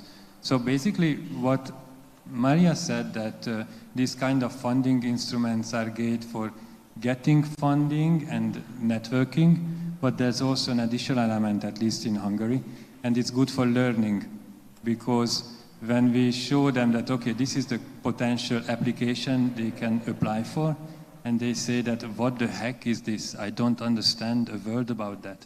It's so sophisticated English. Tell us, what is this? And when we go into details, it turns out that it's a very niche segment call opportunity, like having an open source application development for a robotics solution with Fiverr. And they don't know the terminology. And what they have to be prepared for, that it's very likely that they will not win. So they come to the question then, what is the point to bother with all this when they can go to apply for a structural fund call and get an equipment with 90% or 70% subsidy ratio? And then we have to talk to them. And then this is why I said it's an educational activity, that they can see what is going on in terms of digitalization in Europe. They might think that they are innovative, but when they look at the others, how they are performing, they might be confronted that they need some additional ways to improve, to be eligible for those funds. And then we started with making the calls available for a lot of companies, and then we have learned this, and then we have decided to go another way and go to a kind of VIP approach.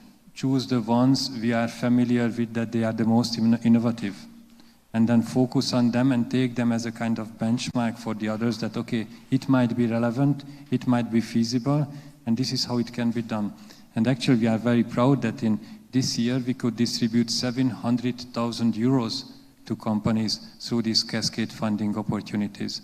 But it's a lot of time and a lot of frustration and a lot of learning. On the other hand, what's also important, what you asked Maite about us as a digital innovation hub, that we have divisions for robotics, extended reality, 3D technology, data science, teaching, learning factory, all these kind of modalities of digitalization that they can learn. So maybe it's not the best to go for the highly sophisticated cascade funding and compete with San Sebastian region or advanced Finnish regions, but maybe there are steps also behind. And as a digital innovation hub, we can help them go through that digitalization journey to be able to get there.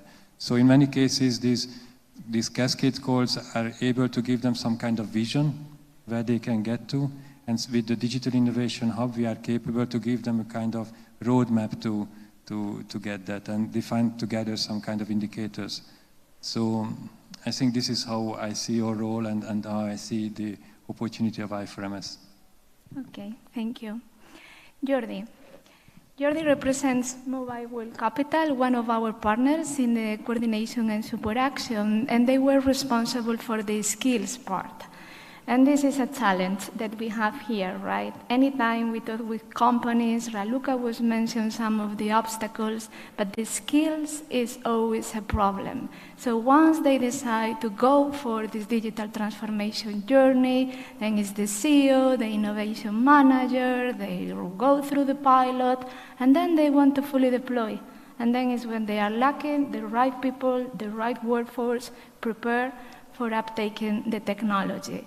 We have here a problem of upskilling, reskilling, and even if they want to go into the market and look for new workers, they don't find them ready and prepared for them.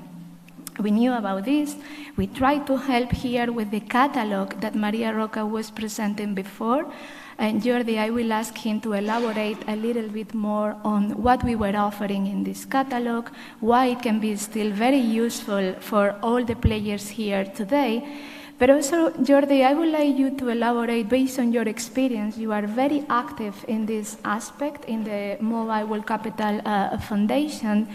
What would be your recommendation, or which are the activities that you are implementing today, okay, for improving this situation, that maybe some of the innovation actions in future projects they can adopt also?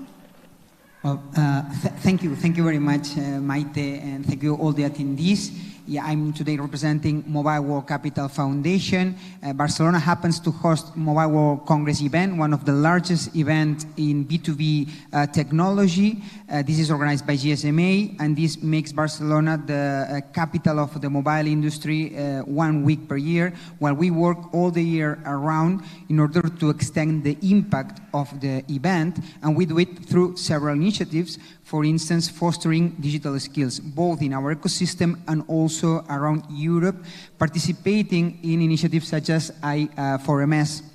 As you mentioned, we were in charge of the skills building block of I4MS, which, as you already know, is one of the main and core building blocks of any digital transformation process.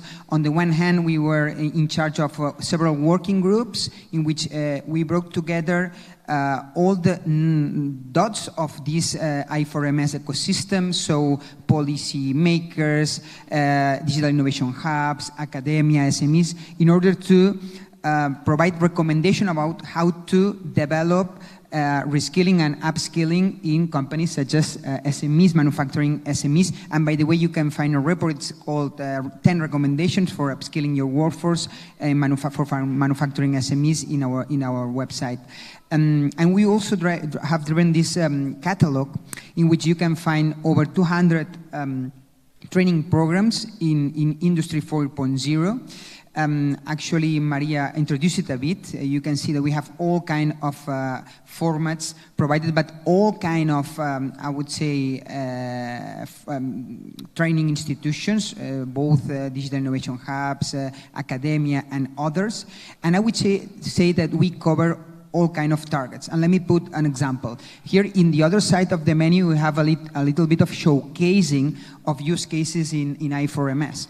One of each is, one of these ones is a use case in which you are able to control a robot remotely, a smart robot remotely using a VR headset. You can try it afterwards. In order to implement this technology in a company, you need at least 3 kinds of skills. On the one hand, you need the visionary, the business leader. As, for instance, you were mentioning Raluca, right? Your case, you need to be, you need a skill of ambidexterity, so you need to exploit business model, but you need to explore new business models. Even this new business model will even potentially disrupt your current business, right? So you need this kind of awareness in the top leadership. So this is one of the kind of trainings we have. For business leaders in manufacturing companies that are about to start a digital transformation process, but they need to understand not only the technology and the set of technologies, but what is the purpose and what kind of goal I can achieve thanks to those technologies. Then you need someone who is able to develop this technology. So you need technicians, software developers, people working in IoT, people working in cybersecurity. So technical acumen. So we have also trainings for this kind of target groups. And I would say sometimes you have this target group outside of the company, but once technology, and you were mentioning, sometimes you have to consider technology as a core part of your business, so not anymore a supporting process. Maybe you will need technicians inside, you will need the developers, you need cybersecurity experts, because all of a sudden it's part of your core business. So we have trainings also in the technical part. And finally, you need the end user. So this operator that maybe potentially could remotely set up and monitor and control a smart robot. So this is a heavy user. It doesn't need to be a technician, but this is someone in your workforce, an operator that will get this reskilling process. So we have all kinds of trainings, but how to make it adopt? Because I would say that the easy part is to have a catalog. But the toughest part is to make people, go through the trainings, and get awareness about the need to take those trainings. So in our recommendation set, that is, I insist, gathered in this report, we highlight 10 recommendations. I would highlight now 3 or 4, right? First of all, I would say to have a common language. So I see that academia always complain about the companies because companies doesn't know what they need. And usually companies complain about academia because academia is not providing and supplying the kind of skills we need, right? So one of the recommendations is to create a common language of skills, what we call the ontology, right? So let's put the right name to the right skills. So we have a common dictionary so we can understand each other. So trainees, also the companies, and also the digital talent. And then you need to, let's say, identify the gap. This is something we're doing, for instance, in Barcelona, right? So nowadays we're very lucky because all job postings are in the internet. So all job postings are in maybe LinkedIn, Stack Overflow, whatever. And usually are open, so we can scrap those job postings and we can have real-time big data. So we can know all around Europe how many job offers we have in industrial manufacturing, how many are tackling a very specific role, like for instance, cybersecurity in IoT, and also how many people we have with this specific skill in this specific region, because all of us, we have also a LinkedIn profile with our skills, right? So we can have a real-time monitoring about the skills gap. So this is a good start. Then, of course, you need to go one step further. So you need to understand into detail those skills. So this is when you bring together the academia, the vocational training, and companies. So we need them to work together as we did in the working groups, and you need to do it frequently because, unfortunately, these digital skills are changing almost every single quarter, something like that, right? And finally, I would say the last recommendation that we gather in this report is to start with lighthouse projects in the company. So like quick wins, right? So you have to show, this is like the change management, right? You have to show to your employees that it's worth it, that they can take, for instance, training programs that it will be very useful to them and they can apply it from the very beginning and make their job or their work way more productive. So this is just a summary of things that we're suggesting in the report. Okay. Thank you, Jordi. Cornelia, we go back to the general topic for this panel again. So we want a more sustainable manufacturing industry in Europe in the middle of such an important energy crisis that we are living at this moment. And you are in direct contact with these manufacturing associations and with the companies. So what is the feedback they give to you, right? When we try to take them into that direction, when they are really, so pushed at this moment. And maybe you have seen through different projects in the previous programs of EFRA, like ours, for instance, right? How they are tackling this topic in a way that is working. Do you have some feedback or ideas that, again, right, we can include in new programs for the future? Yes, well, sustainability is, let's say, a very popular but also very tricky thing. If you would ask most of the executives of the manufacturing companies, they almost all would tell you that they tackle in one way or another and have sustainability long-term goals. But much fewer of them have really comprehensible plans for that.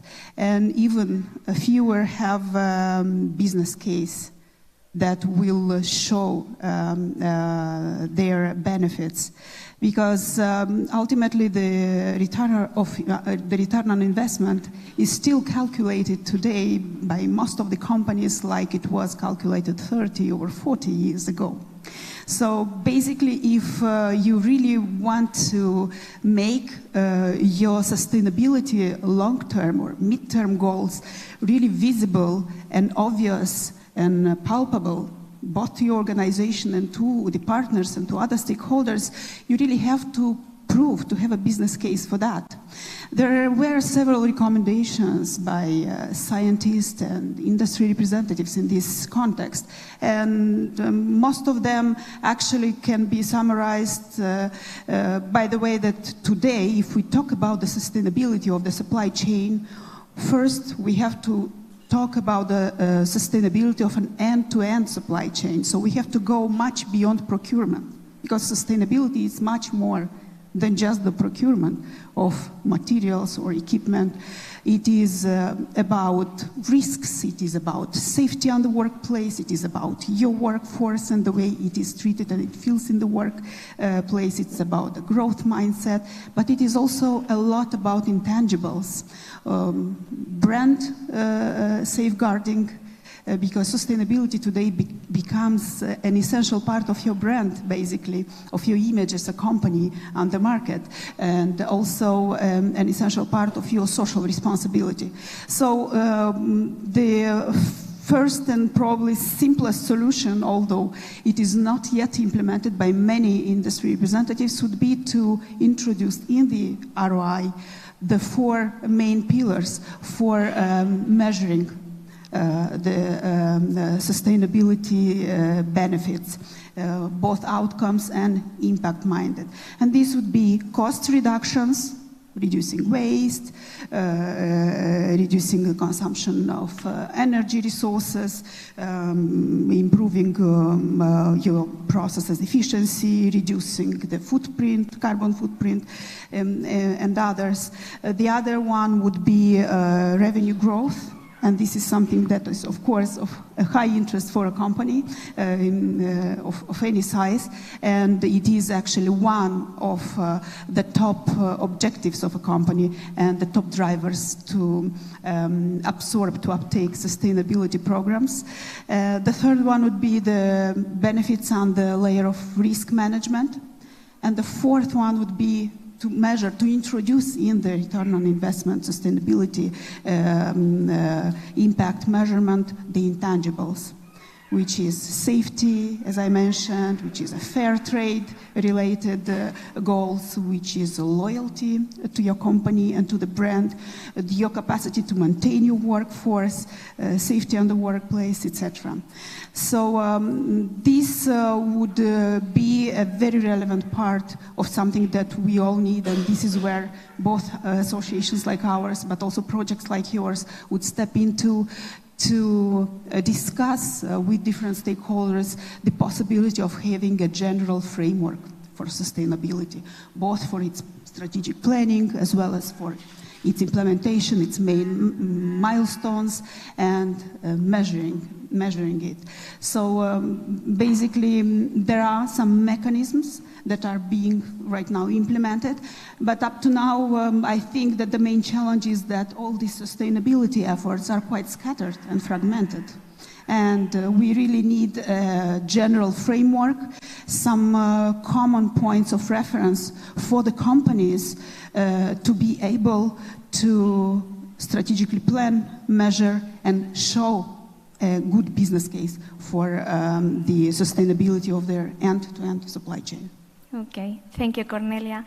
I see that we are a little bit almost running out of time, so I will ask the last questions to my panelists. I will ask you for you to be brief on your answers, please. So, Raluca, again on the companies, we've seen on Maria's presentation that when we ask companies what is the thing that they value the most on our support, it's very surprising to us because, you know, we many times we think they come to us first maybe for the funding, okay, or of course for the technical support and the technical solutions.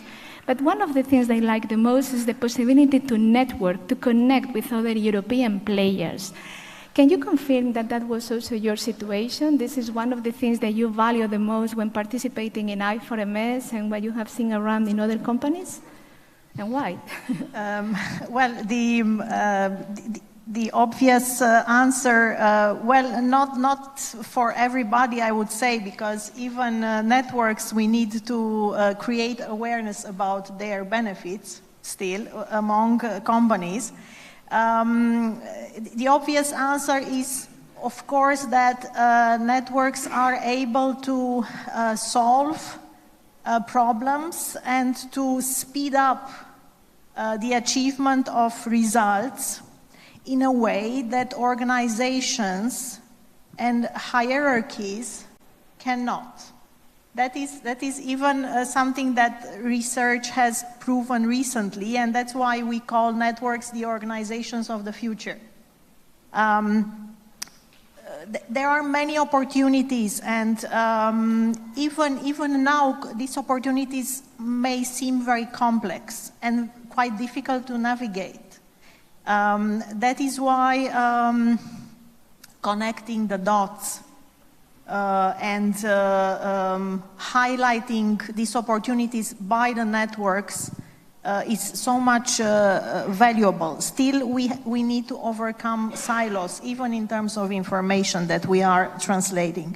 And I would like to wrap up with referring to the fact that radical innovation and what we call tangible innovation, innovation resulting in physical products, is always much more difficult to achieve by companies than pure, let's say, digital innovation.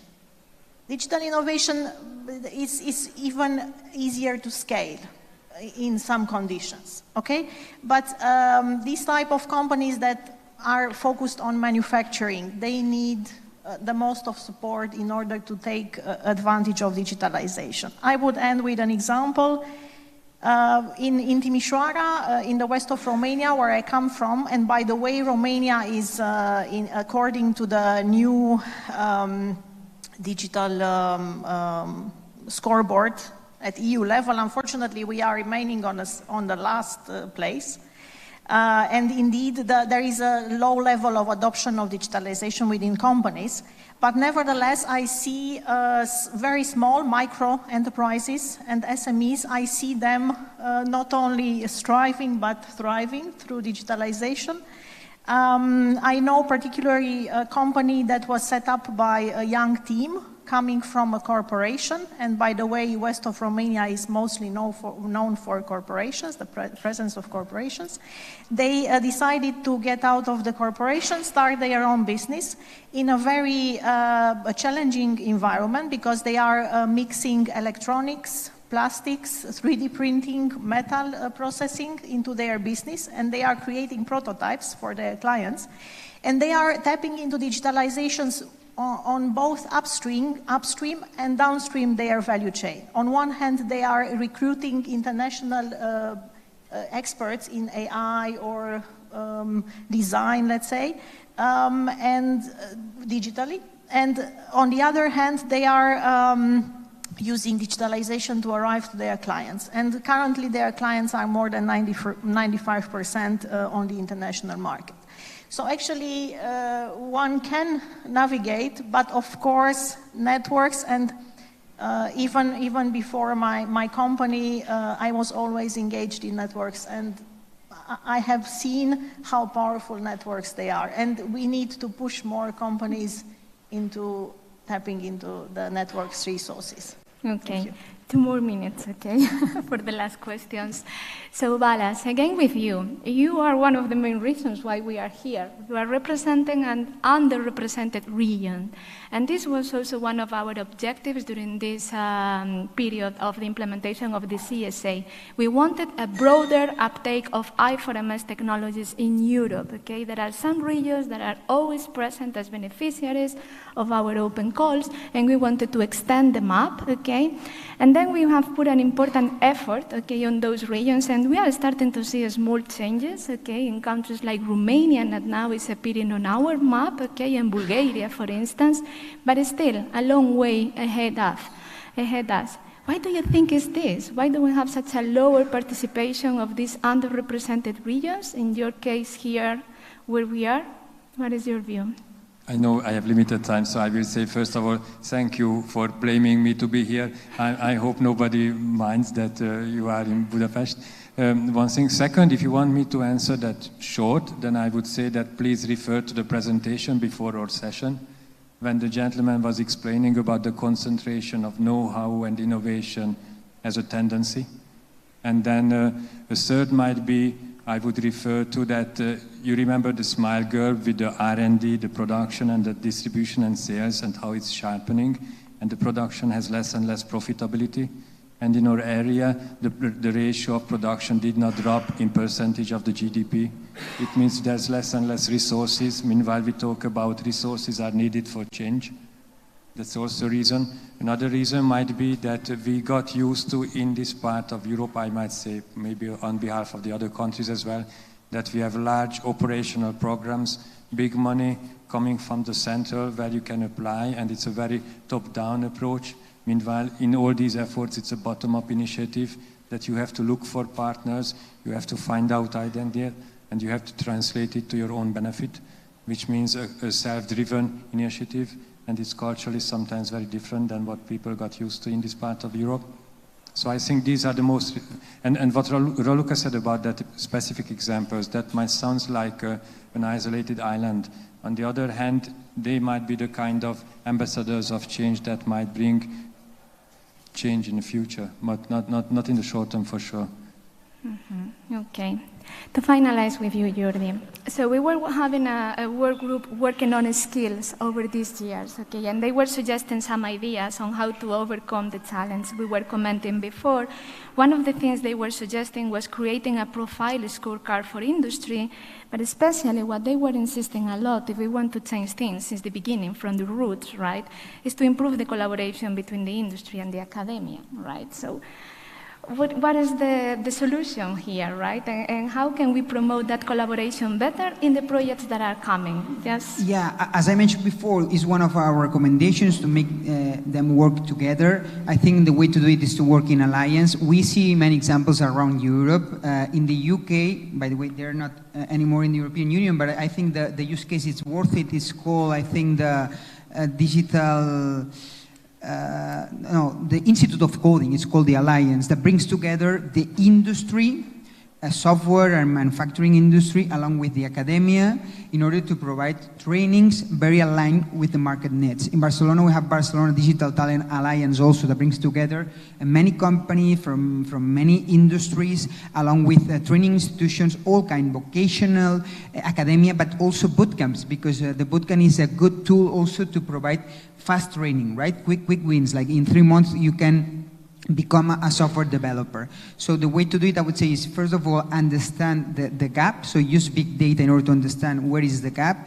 And secondly, to work in alliance to bring together all the parts of the value chain. So talent in the middle, training, institutions, companies, and policymakers. Okay, thank you.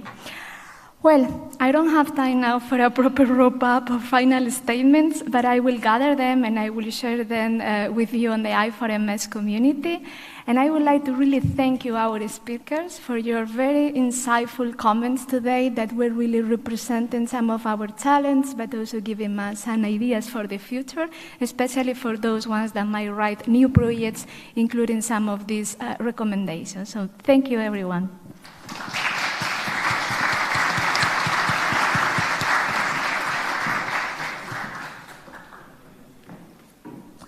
Thank you very much. Indeed, in case you would like to get to know more about what we're doing and tap into the immense resources we have created for the manufacturing SMEs and beyond, make sure you join our community. And yeah, Maite is going to also provide her findings there shortly. Our next panel will bring closer the Digital Europe program, which has deployed a network of European digital innovation hubs, offering access to technology, testing and support in their digital transformation for private and public organizations across Europe. During this session, panelists led by Ms. Begonia Sanchez, Senior Development Manager at Technalia, the technical partner of I4MS, will contribute to better understand what the role of European digital innovations hubs will be, how the Digital Transformation Accelerator that was already mentioned earlier today will support them, the relations of I4MS project and with the European Digital Innovations Hub network, and what are the collaboration available that can support and speed up the green and digital transition for the manufacturing SMEs. Our moderator, Begonia centers participate in launching the new initiatives in the field of innovation policies for the Joint Institute for the Innovation Policies. Begonia's prior professional experience includes private consultancy firms, regional government, delegation, and European Commission. She is a renowned expert project manager in European-funded research and structural funds projects regarding innovation strategy and policy development, as well as evaluation of public policies. She has both theoretical and applied knowledge of European policies and regulations and their impact on the regional communities. Begonia will be joined on stage here with David Vidal, coordinator of the Digital Transformation Accelerator CARSA, Balázs Tordai, Chief Industrial Digital Transformation Expert at Hungarian European Digital Innovation Hub, Regio, European R&D and Innovation Support Expert from Luxembourg Innovation Agency, and Maite Karasedo, that you all probably know very well by now, I4MS Project Coordinator from Funding Box. If I may ask the speakers to join the stage, the panelists here, and Begonia, you might stay at the podium. Thank you. Thank you very much, everyone. Yeah. Cerca del logo. Okay, here, nearby the logos. Okay.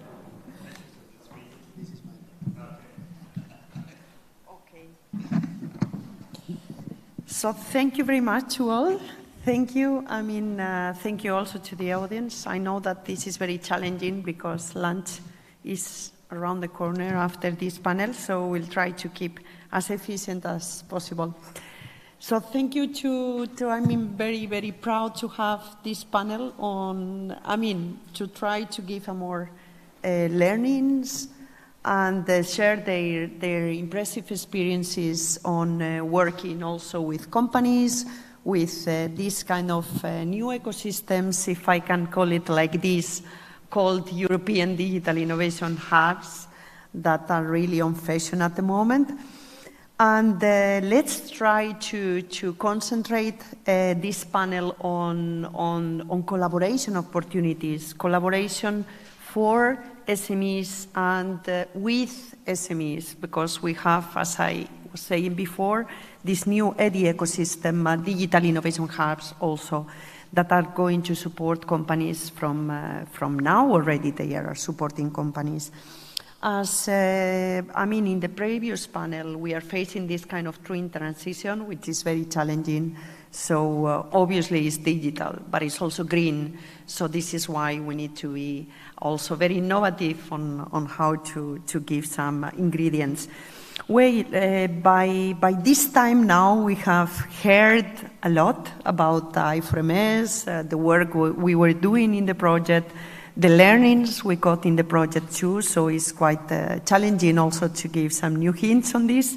But let me just very briefly, to share with you some of the learnings we got from the working groups. Working groups in I4MS have been, let's say, our main learning ingredient.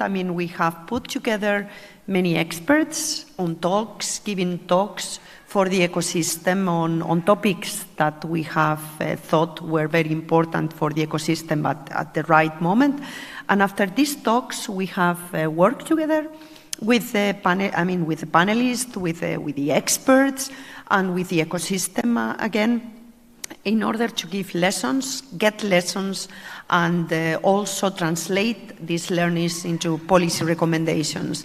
All this information is already at the I4MS community, but it is also, I wanted to share with you some learnings we got from our surveys in different ways that we were doing, and especially the European Week of Regions and Cities that was, I think, last week already. And we also had a panel there with I4MS. And then we ask again the ecosystem and we ask again the companies. So if I would like to share with you that the companies, obviously, as Maria was mentioning before, are worried obviously about funding, but are also worried about networking, but also about awareness. So what is surprising, Raluca was mentioning this right now, awareness has been one of the most important things now for companies. This was confirmed last week in the panel we had. And obviously, the main worry from companies at the moment is that obviously funding is there, but as one of the speakers was saying, there is an ocean of funding opportunities. So for companies, this has been really, many things that it's also very complex to find the right opportunity. We will have a lot of opportunities afterwards also to look for best opportunities in this sense. And EDIHs, European Digital Innovation Hubs, I mean, you will tell us much more after, but they were connectors for companies before. Now they seem to be also very good or very important for awareness raising. This is what they told us, and also to reinforce the use of digital technologies. So this is something that is changing.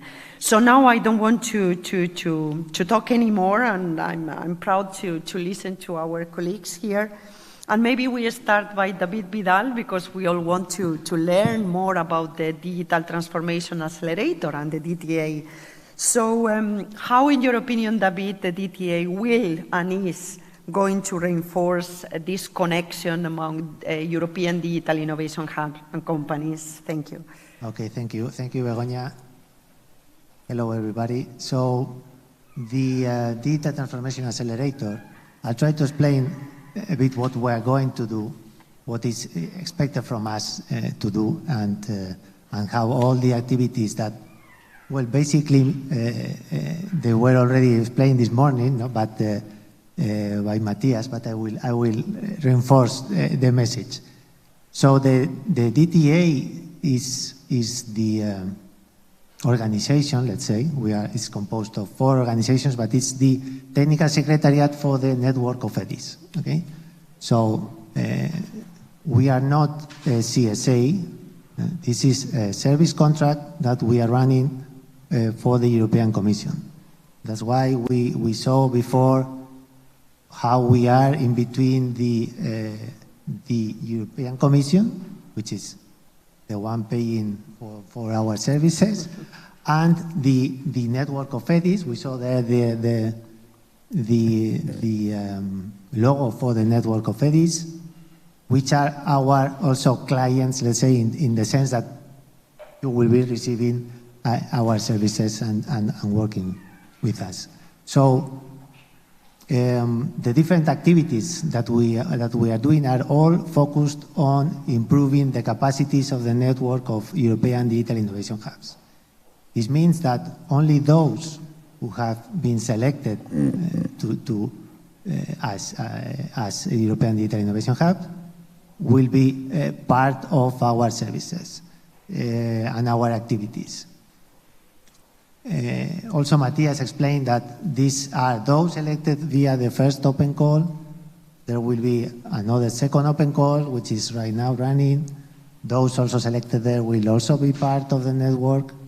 Then in the future, this we still don't know, but if there are a third or a fourth open call on European digital innovation hubs, they will also become part of the network. And then we also have those EDIHs that receive the seal of excellence in the first open call, and those who are able or commit themselves to obtain the additional funding that they need via the regional funds or national funds, or even just selling their own services to SMEs, they can also be part of our network of EDIHs. Okay, so here what is important is the network of EDIHs, which are the ones working with the SMEs, which is the topic today. So what are we going to do with this network of EDIHs? How we plan to work with them? Okay, so I have some notes. Matthias destroyed all my speech because he explained it all. But so what's the idea of the DTA as a service provider for the network of EDIHs? So it's just to improve the capacities of these European digital innovation hubs. The capacities mean that we will put a set of services and tools allowing all the members of the network to cooperate among themselves, to work together, to deliver better services for the SMEs. That's the general approach. In particular, so we have the development of collaboration opportunities via different working groups on thematic areas, on geographical aspects, on particular technologies or sectors that will be well, initially created by us, okay, proposed by us to start with some activities, but then the members of the network will be able to propose and lead and run these kind of working groups in which the different topics can be commented and developed. There will be also, of course, events. The main event is the annual event of the network, which will be this year or next year in Brussels, in which all the EDIs can at least meet physically once per year. But there will be other side events during all the 3 years in which we will be running these activities. Different events on different topics, probably proposed or obtained as a consequence of all those comments or discussions from the working groups I was mentioning before, and many other activities. It's a bit complicated, but our idea is, or in what we are right now working, is to make this as simple as possible to present to all the members, let's say, the main activities in a very easy and simple way, so that we can start working. Then, in order to, of course, we are talking or referring to different technologies before, different sectoral aspects, etc. So here we will have also a lot of activities in what we call train-the-trainer field, in which the EDIs will be able to share their experiences, their knowledge. Of course, when talking about the EDIs, we need to think that, well, you know, they are composed of different organizations, research centers, or other universities, companies, with many different capabilities and knowledge and experiences, and all that is something that the rest of the network needs to know, because when an SME is, well, if I speak a lot, just let me know. When an SME is approaching one EDI, of course, the idea is that is talking to that particular EDI in the network, in the region, but can be helped or supported by any member of the network. No, that's the main idea. So for that to be done, we need that all the EDIs know the others, the different capacities, the different capabilities, and this knowledge we need to spread amongst all the members of the network. And this is also part of that. Some other points related to this is the catalog of EDIs. Okay? For the moment, there is a catalog of EDIHs and EDIs, both under the JRC website. So the information related to the EDIs will disappear from there and will be included in the platform, we can call it like that, in which all the information related to the EDI network will be located. This is, of course, will need some update in terms of the information that is currently under the JRC catalog, and once we transfer that information before we publish it in the platform, you will have the opportunity to upload and to change and modify whatever is needed there. And also this is, again, for both the rest of the members of the network to really know who the others are, but also the SMEs to be able to find their own, let's say, EDI, the closest one, which in theory is the one in the region, but who knows how this will work afterwards. That's great, David. Then thank you very much, because we are all very interested, I think, in learning a bit more on how this very strategic project is going to be implemented. So now, from a practical perspective, I'm looking at Balázs now. I know that you have experience in working, a lot of experience with SMEs, let's put it like this. So we also know that there are, as I was saying, many mechanisms that apparently not really fitting the needs of companies. So this is another also worry of SMEs, that digital innovation hubs are there. European digital innovation hubs will be soon implemented and working, as you will say also, because you are leading an EDI here too. But how are we going to ensure that the needs of the SMEs are fitting or are answered by the digital innovation hubs or European digital innovation hubs? Okay, thank you for your invitation, and especially for you, Begonia, to have me here.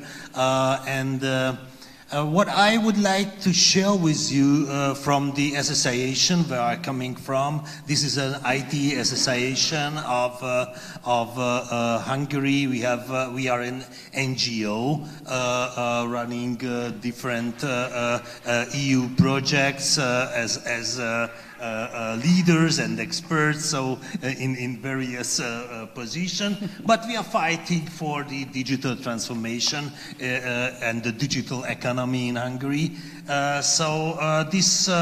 From this point of view, we have several projects targeted this SME area.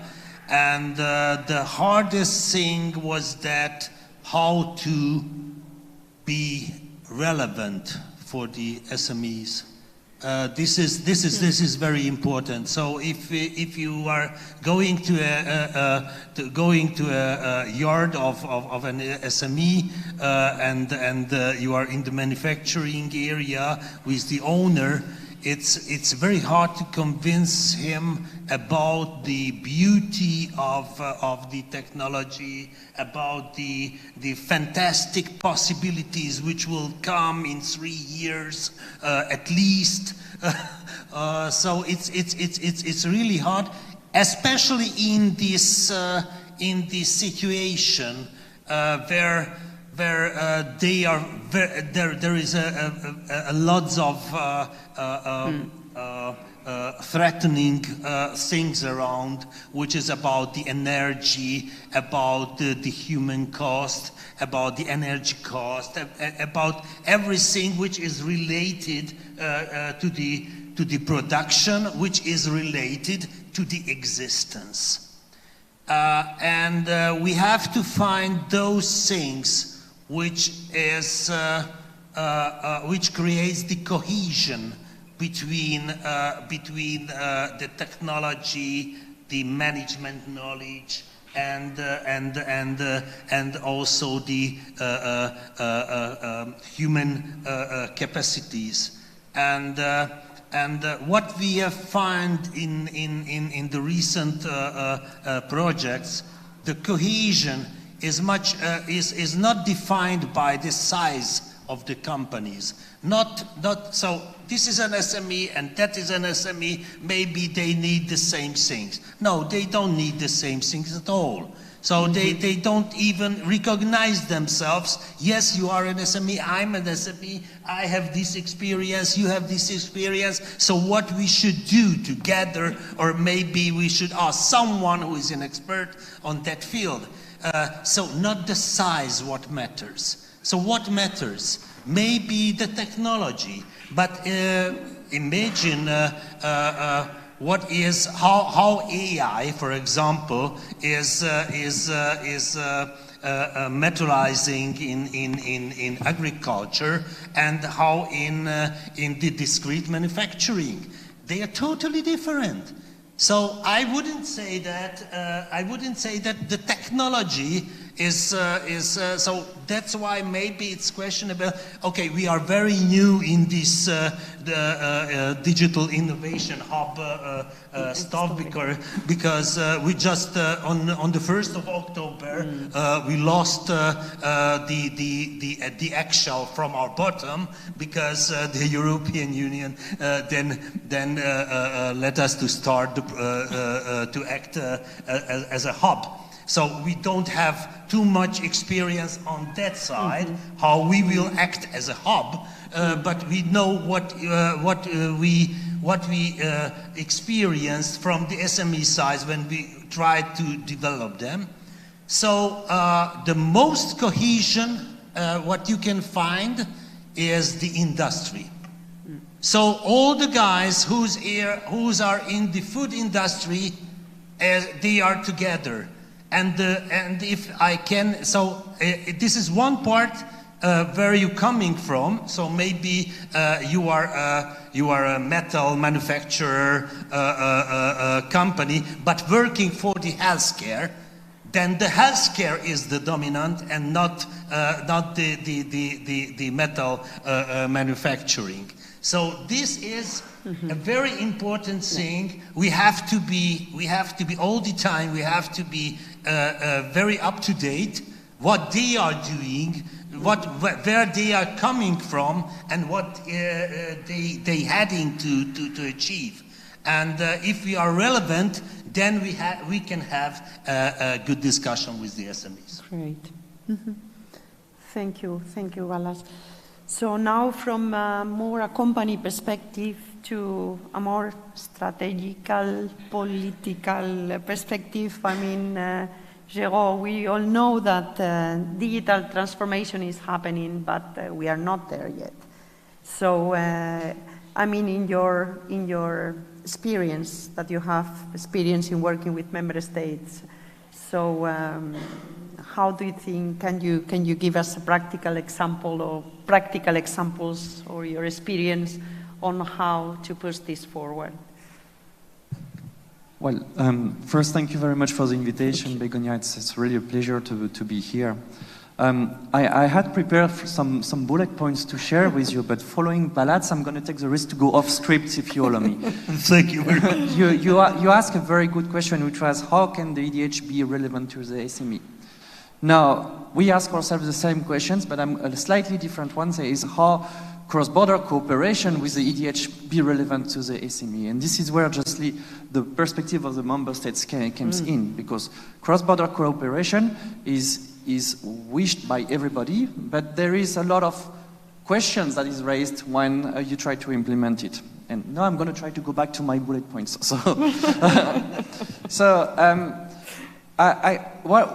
Your question would be more, what is the role of the member states, or what is the roles of a public authority in accelerating the digital transformations? Well, clearly from what I hear this morning, the question of the funding is a good one. But it's not enough. There was a panelist in the previous panel who said, who asked a question if a company can digitalize without the funding. I will have the weaknesses to say, yes, a company can digitalize without funding support, but maybe it will not digitalize as fast as we would like to see. So here, the role of the public authority would be just to enhance and accelerate or put in place some structured or some programs to accelerate the digital transformations. And here, just the role of a public authority like Lux Innovation, the innovation agency, is very practical. In Luxembourg, the government has decided that the EDIH will be hosted by the Luxembourg innovation agencies. It's a very practical approach for a country our size, but that means that the EDIH is fully part of the entire innovation strategy of the country. I'm only aware about similar situation in one of the regions. I'll be happy to know if this is the case. So here the role of the member states would be just to structure the ecosystem in its jurisdictions, offer the programs, and when it comes from the EDIH, cross-border cooperation is what will bring access. Access to infrastructures, access to knowledge, access to know-how, technologies, sector, or whatever. And here, we as public authority, we want to benefit from the network, and we are learning by doing. And I'm very pleased to share that we have started initiatives in Luxembourg, not alone, with our neighbors. If you're familiar with geography, it's called the Greater Region. So it's a Greater Region surrounding Luxembourg in Germany, France, and Belgium. And we have signed joint declarations for cooperation between our EDIH in order just to see how, from the practical perspective, we can accelerate the digital transformations in these greater regions, thanks to the pool of common resources, thanks to the pool of common activities, and it led automatically to the setting of common services. It's a work in progress. We're learning by doing, to be frank. There are some good examples. We have seen a very good example. The EDIH have changed the paradigm, so we have to tweak those good examples to make it fit. Here it's linked very quickly to actually a political will, and this is what we are doing at the same time at the moment. Yeah. It's a multi-level approach, and I'll stop here. Thank you, Jérôme. Thank you. Very interesting indeed. So now we move from, TTR, SMEs, policy, and now we go to projects, Maite. So in your experience that you are part and coordinating several projects, what is the role of Digital Innovation Hub, and especially in innovation actions? If we take, for example, the I4MS project as such. Okay, thank you, Begoña. So maybe I will first say some words about who we are, right? I'm coming from Funding Box, and Funding Box has become an important player connecting the technology with the end users. It's true that, we many times do that by giving funding, public funding for companies to pilot those technologies. But on the other hand, we need some intermediaries in between, right? Again, the technology and the local end users. And in this respect, digital innovation hubs have become a very important player for us. This is why we are so active in many European projects, where we are the responsible for connecting with this network of digital innovation hubs. And the way we involve them is in different levels. That depends on the project, what we agree with the coordinator, or how we want to implement this. We have, for instance, the case that we saw today here, and it's on I4MS. In I4MS, we wanted to have contact points all around Europe, but especially on those underrepresented regions. So those will be entities knowing about our technology, about our open calls, and presenting these solutions to the companies. But it's more a dissemination role. This is where we were able to build a network of almost 100 digital innovation hubs all around Europe that are representing I4MS, right? And for that, we are giving them some information, some toolkits, and also we go there and together with the Digital Innovation Hub, we present the digital solutions and the funding opportunities to their companies. They do some support actions in the local language, and this is for us the way to go, right? This is our learning also. That is very important when you build these networks of digital innovation hubs, that you give the opportunity for them to interact among each other. So by giving them this knowledge about I4MS, we also were inviting them to share practices, in this case, on how to support the participation of manufacturing SMEs in this kind of European programs. But then there are some other situations, like for instance, the Change to Twin project that you can consult here is one of our innovation actions in I4MS, where they wanted to give a certification. So by providing these digital innovation hubs with knowledge on how to implement the technologies on using digital twins solutions, we are also improving the portfolio of services of these digital innovation hubs. So in this case, for instance, companies were receiving an amount on an assessment call, it was called, of 10,000 euros to be given in a sort of voucher to digital innovation hubs. So the funnel is like that, right? We first train digital innovation hubs, and then they are the ones with the capability to assess the digital maturity of the company, and then to see how those solutions could be applicable and in which level. And of course, then there will be a new call for a further deployment with some tech providers at local level and so on. But here they receive more training. And if we advance in this kind of collaboration, and I think it's a topic that you were tackling, and it's about the cross-border collaboration among digital innovation hubs, and the DTA will also facilitate. This was a very important topic for us, and we are solving this in the Bowie project. Bowie project is about widening collaboration among more mature digital innovation hubs. We are talking here about entities like TNO, VTT, Aachen University, with a long track record supporting companies in digital transformation that are doing, some experiments together with less developed, less mature digital innovation hubs from emerging countries all around Europe. Thanks to this process, they will work together, and they are doing that in this moment. We have launched an open call, and they are running experiments together. And this is the proper sandbox, okay, where we think that hubs will find places for collaborating, because we want to avoid the theoretical idea where EDIs will collaborate per se. That will not happen, okay? They will need a situation where they need to collaborate. And by doing that, by supporting companies on daily activities, at least on one pilot, is where they might find a common place, okay, for a future activity. So that is where we also want to establish a structural collaborations among those hubs, creating those corridors that my colleague Maurits from TNO was presenting maybe in some other events. So we give them some tools like the heat map, they can analyze the gaps where they can collaborate, but we also are going a step beyond. We are providing them with a mentoring program. We also believe that either you are with them, guiding them one to hub, okay, towards a joint action plan, or this will not happen. So this is a little bit a summary of different options on how hubs are in the middle of our projects connecting with the end users, but also learning and profiting from the opportunities. Indeed. Thank you so much, Maite. So now, yes, we need to speed up for the questions because most of the audience will be also hungry, including you. Sorry? Yes, of course. I just would like to say that as a public authority, I would like to really commend the work made by the Bowie project and all these things that have been done, because they have been helping us a lot to put in place this. We get inspired by what you have done there, and I would like really to say that this was a source of understanding and knowledge that really helped to push some doors.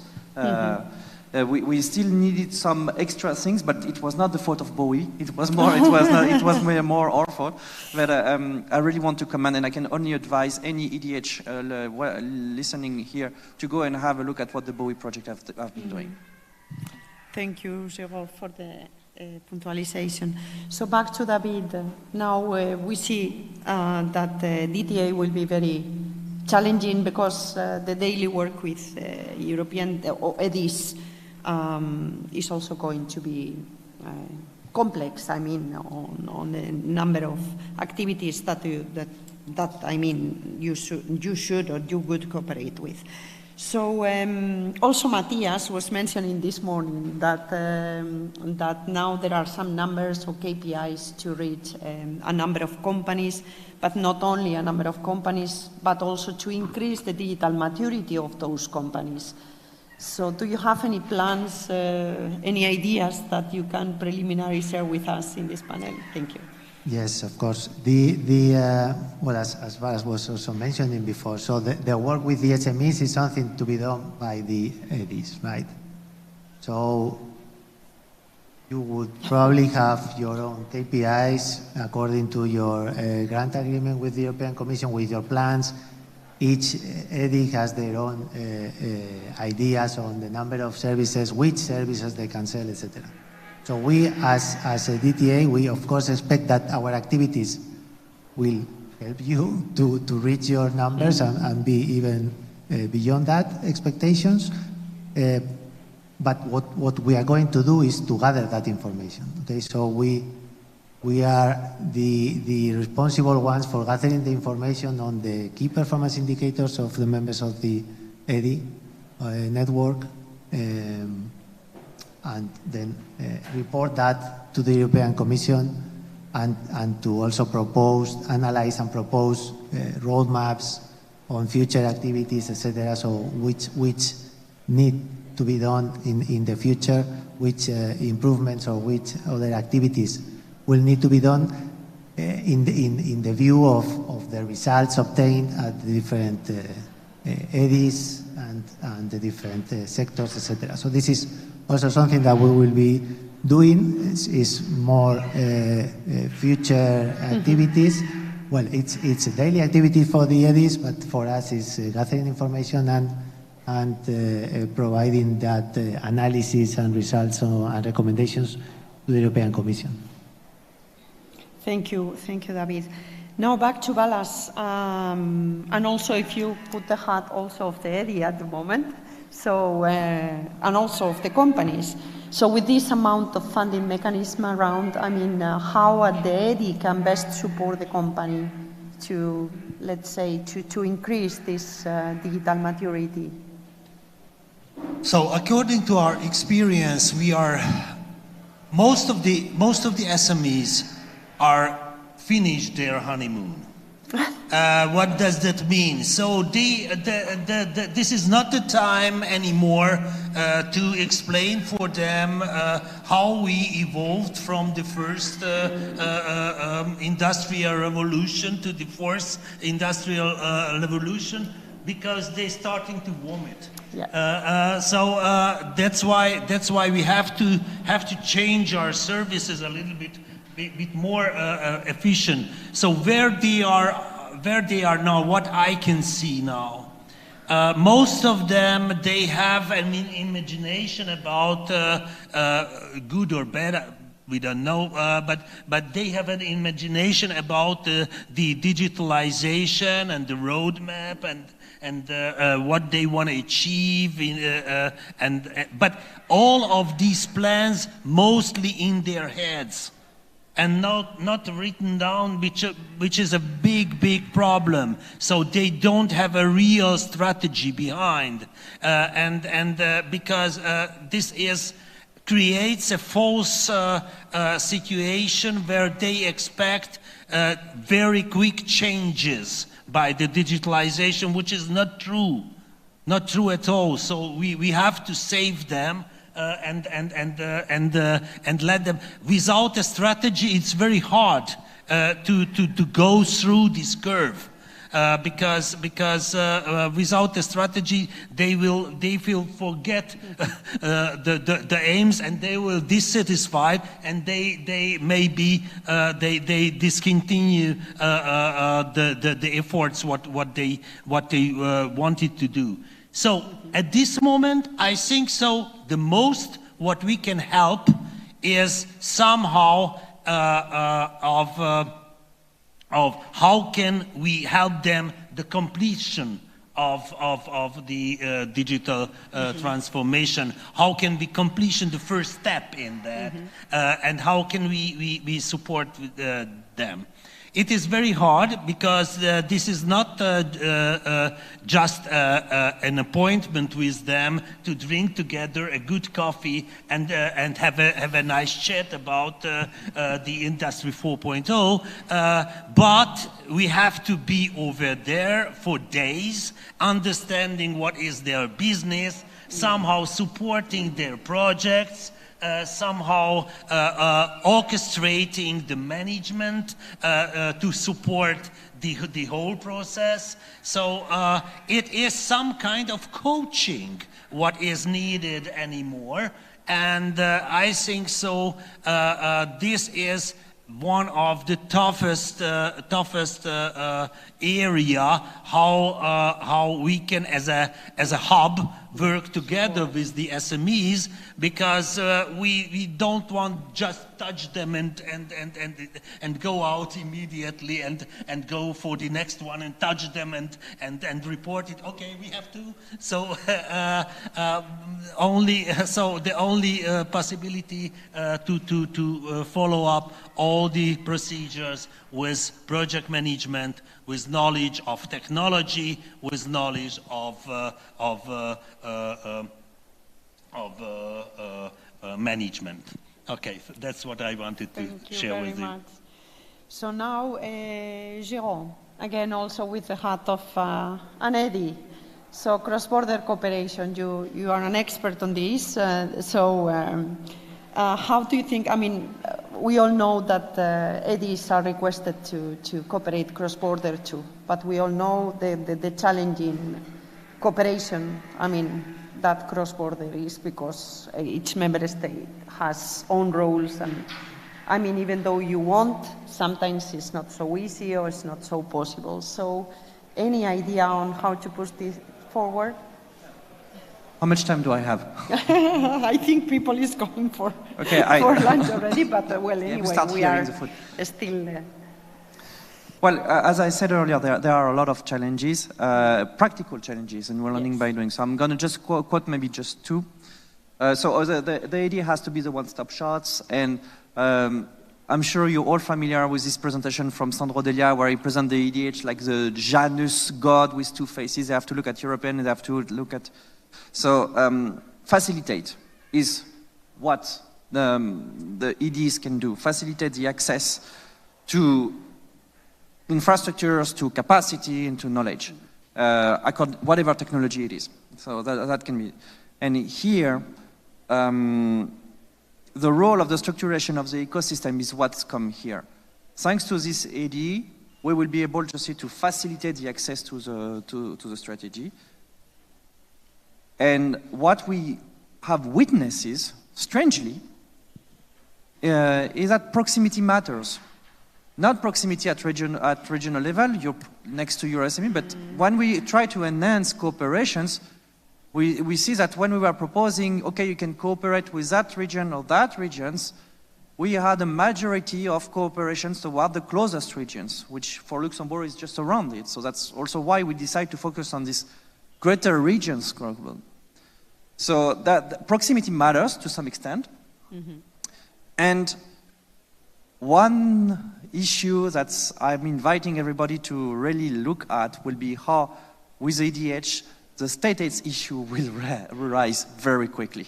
And here we have some ideas, we are testing them, but we are really inviting all EDH to look at it, because we see this as a very big mountain in the coming months. Mm-hmm. I have many other things, but I'll stop here. Thank you, Jérôme, thank you. So now, Maite, finally, which are the opportunities more practically that you see for EDIs or digital innovation hubs regarding cascade funding? Okay.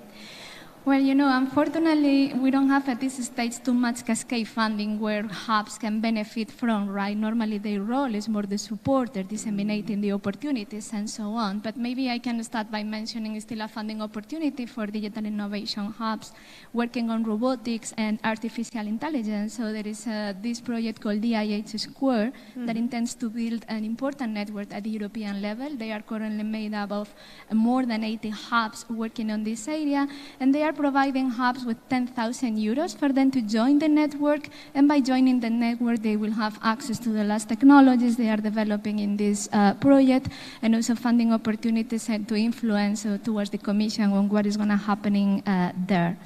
But there are also some other opportunities. Normally what we do is that we package the training, okay, and we use the hubs, as I was mentioning before, to scale that knowledge.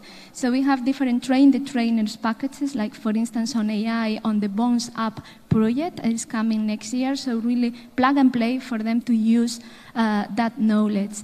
On other cases, we organize road shows for digital innovation hubs, again, because they will be the ones, showcasing the solutions that we have towards the end users. This is the case of I4Q project on zero defect manufacturing. We will organize several showcases next year. And some others I will not elaborate, so you can join Funding Box and see what are the opportunities. But maybe two more areas what I think is important for the audience here today. One of them is the capacity to influence the future technologies, okay? And for instance, here is the AI on-demand platform. This is the huge umbrella initiative, okay, for artificial intelligence in Europe. It's still under construction and really wants to look at the digital innovation hubs and take into account their needs, serving the hubs, because, hubs can be a very good connector for our end user again, and also they can take the companies to populate this AI on demand, with solutions and so on.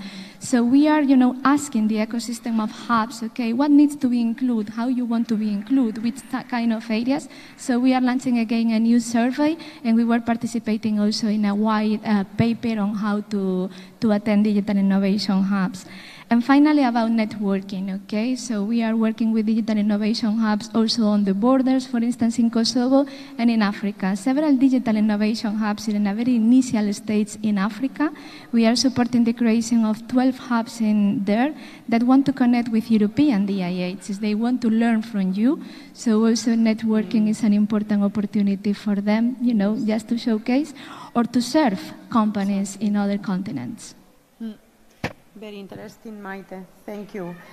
Okay, I think now it's time for lunch. I mean, I don't want to steal you more time. I just want to really thank the panel. I hope it was interesting for all the audience, and I hope it was inspiring to somehow look for new opportunities for collaboration.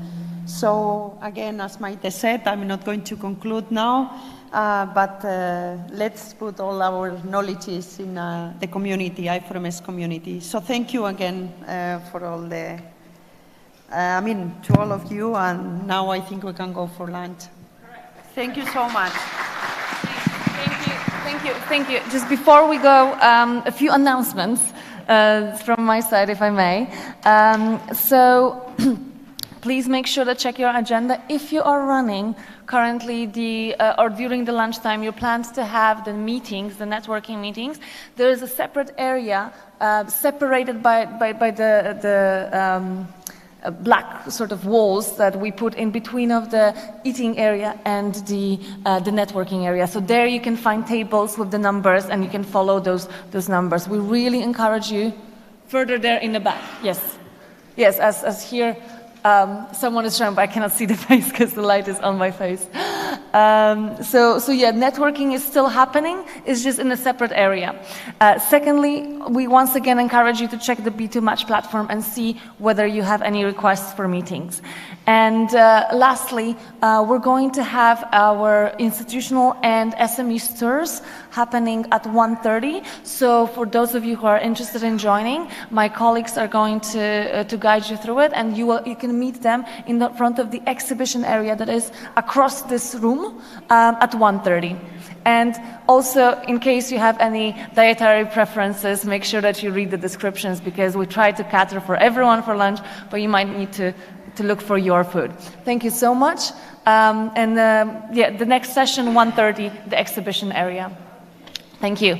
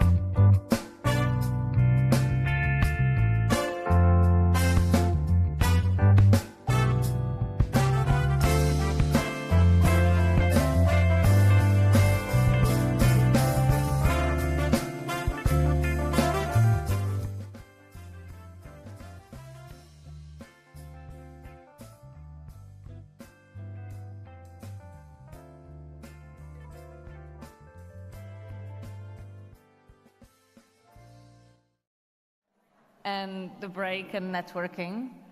Now we're going to move to the next panel. The next panel is going to be focusing more on the role of innovation actions in enabling digital transformation of manufacturing SMEs. So our panel will be led by Maria Roca, who I'm sure you already know, and we will have two groups of panelists. So the first group, in the first group we'll have Steve Bagaritz, a representative of AI Regio, Thor Dokken, coordinator of Change the Twin, and Andreas Ocklenberg, representative of DigitBrain. And in the second panel, we're going to have David Vidal, coordinator of DIH World, Antonio Montavlo, representative of Better Factory, Pablo Romero, coordinator of Pulsate, and Jose Gabriel Terus, scientific coordinator of Vojex. Please put your hands together for our panelists. Thank you all for being here still. You know, I know that after networking and lunch is sometimes difficult to follow up the conversations, but you know, we didn't want to miss the opportunity to meet the real enablers of this to happen, because at the end of the day, this work that we have been presenting today is on behalf of all the innovation actions, and we wanted also, you know, to have this panel to show a little bit what has been the contributions of the I4MS innovation actions to what has been presented today, and also to listen some of the insights and activities that they have been doing to make it possible. So I will briefly introduce each of my panelists. So we have Steve Bagaritz, who is project manager at Standby's Europe. He has been also participating in projects such as Connected Factories, and he's currently managing AI Regio. As you remember from the beginning, AI Regio is one of the projects covering the artificial intelligence technology, and they have been supporting SMEs through two different calls. But one of the things that I wanted to discuss with Steve, and perhaps has not been tackled this morning, is something very interesting that they are doing in their project, that they are also involving regions in the activities. And my question to Steve is, what has been the role of regions in AI Regio? Yeah, thank you, Maria, for the invitation, for this question. It's nice to be here. Good afternoon to everybody. Yeah, perhaps just some correction, because I'm just the dissemination and communication manager of AI Regio. So the project coordinator is Sergio Gusmaroli from Politecnico Milano. He excuses himself that he's not being here today in person. But yeah, so perhaps starting a little bit with the project as such, because then you get a little bit more overview about AI Regio. So AI Regio is strongly focused on AI-driven solutions for SMEs, and also to bridge the gap between the regions and the EU. Therefore, the project as such is based on the concept and ideas of the four Motors regions. I don't know if you know or heard about them, but the four Motors regions are an initiative, especially between the regions of Auvergne, Rhône, Alps, Baden-Württemberg in Germany, and also the Lombardy in Italy and Catalonia in Spain. And they try to foster since the 70s, especially research and also the economic between the regions.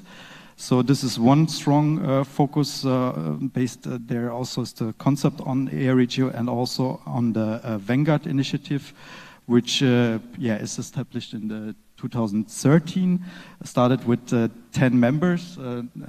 Nowadays, I guess they have close to 40 members. And within AI Regio, we have 13 Vanguard regions which are present.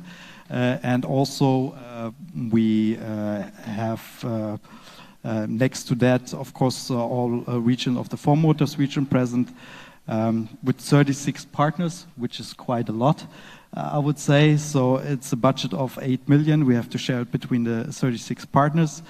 And yeah, so started in 2020 October, so still one more year ahead. And yeah, so what we try within the project, especially in terms of the regions, to come back to your question, is that we have three approaches which we try to foster there. So one approach is that we have business and innovation collaboration scenarios, which we try to foster into the vanguard regions, the 13 vanguard regions which I mentioned, but also, the DIHs were taking part to this 13 vanguard regions, and we also providing somehow support in terms of business scenarios, which we developed together with the DIHs in the project. This is one of the scope, and the others, or the final scope, is that we develop an open DIH AI network and collaboration platform. And there also the SMEs can take part, and also, of course, the DIHs in general to develop their services, to implement them within their own DIHs. And this is mainly the scope of the platform. And I just can invite you all to join this platform, because it's a growing platform. It's open to all of the DIHs, but with special focus on AI and manufacturing. Thank you very much. So this is a call to action to all the DIHs present here, working on AI, to join this AI network. Thank you very much, Steve. So now we are moving to Tor Dokken. He's Chief Scientist and Research Management Manager in the Department of Mathematics and Cybernetics at SINTEF in Norway, and he's also coordinator of Change to Twin. And he also is supporting the SMEs in Pulsate. So, very good insights, I guess, that you can give us. But one of the things that I was interested to know more, since also Maite was introducing a little bit, what is the role, on how you have involved the IHs within your project. I would like to know a little bit more, what is the role of the IHs within the project, and the opportunities, and maybe what were your thinking when you elaborate this proposal to have the DIHs? Yes, it turned on. Yeah. Okay. Yeah.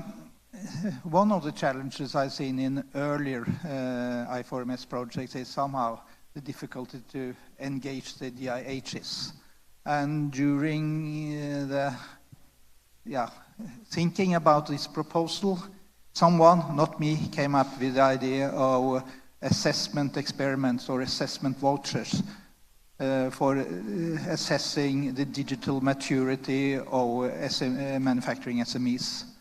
So we have had 2 calls with assessment vouchers, 10,000 euros, where money goes to the SME, and then they contract the DIH to perform the evaluation. And to facilitate this, we have had a certification of digital innovation hubs in the method, the 7-step method for digital maturity assessment. And out of this assessment, I also get a description or receipt of 3 different alternatives for digital twins, which is somehow the core of the project. Somehow the ambition is let all manufacturing companies in Europe have access to knowledge and technology about digital twins. Then we also have deployment vouchers, 90,000 euro. There's this call, end of the year, start of next year, maybe 11, 12, 13, depends on how the assessment voucher call ends now, or the evaluation there. Then we also have a marketplace and a package of technology for establishing marketplaces for digital innovation hubs or others. And when I heard the introduction from DG Connect this morning, then when I looked at the list, I took a photo of that, of what they expected from EDIHs, then on the top, assessment of digital maturity. So, okay, we have a method there that we hope that EDIHs can take up. Then I know that EDIHs or the EDIHs they come from, some of them have marketplaces, others don't have it. So we have a possible technology for these EDIHs to build their own marketplace. And we hope that we can get somehow take the knowledge and the structure that we have made in Change to Twin and get that deployed in across EDIHs or as one of the alternatives for what they build on. Then we also have started to build our own marketplace, and what we've seen in earlier projects is that the marketplaces come at the end. So we were very eager to get the marketplace up and running, and it was up and running around after 1 year, and we've so far around 50 offers there, half from the consortium and half from others that we invite in to display their technology. And we hope now for the next deployment call that also the proposals will assess what's there and see if this technology can be applicable. There's a tendency that the SMEs applying have their traditional technology providers, and we hope that we can somehow widen their choices of technology. Thank you. And this marketplace is open for any technology provider? Or? Yeah, the marketplace, there is a form there where you provide information, and then we do a curation of that. I volunteered yesterday for be part of this curation group, because we shouldn't have pure advertisement. We have to assess that is of value for the manufacturing SMEs. Okay, thank you. So also a call to action for the technology providers in the room to check the Change to Twin marketplace and see if your services could be offered there. Thank you, Tor. And now we are moving to Andreas Ocklenburg. Together with Tor, they have been working in the I4MS ecosystem since the beginning of I4MS. So Andreas Ocklenburg is co-founder and CEO of Cloud SME, a startup company that is supporting the SMEs in the integration of cloud computing resources. And as I was saying, he has been involved in many I4MS projects. But since this morning, we will also discussing, how we can make sure that we reach manufacturing SMEs, how the different projects have been covering, the geographical areas, or making sure that their opportunities get to all the SMEs. And I know that in DigiBrain you recently closed an open call.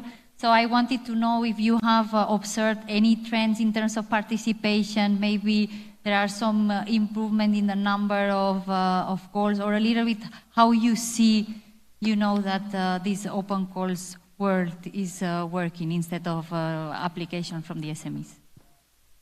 So, thank you for this introduction, Maria.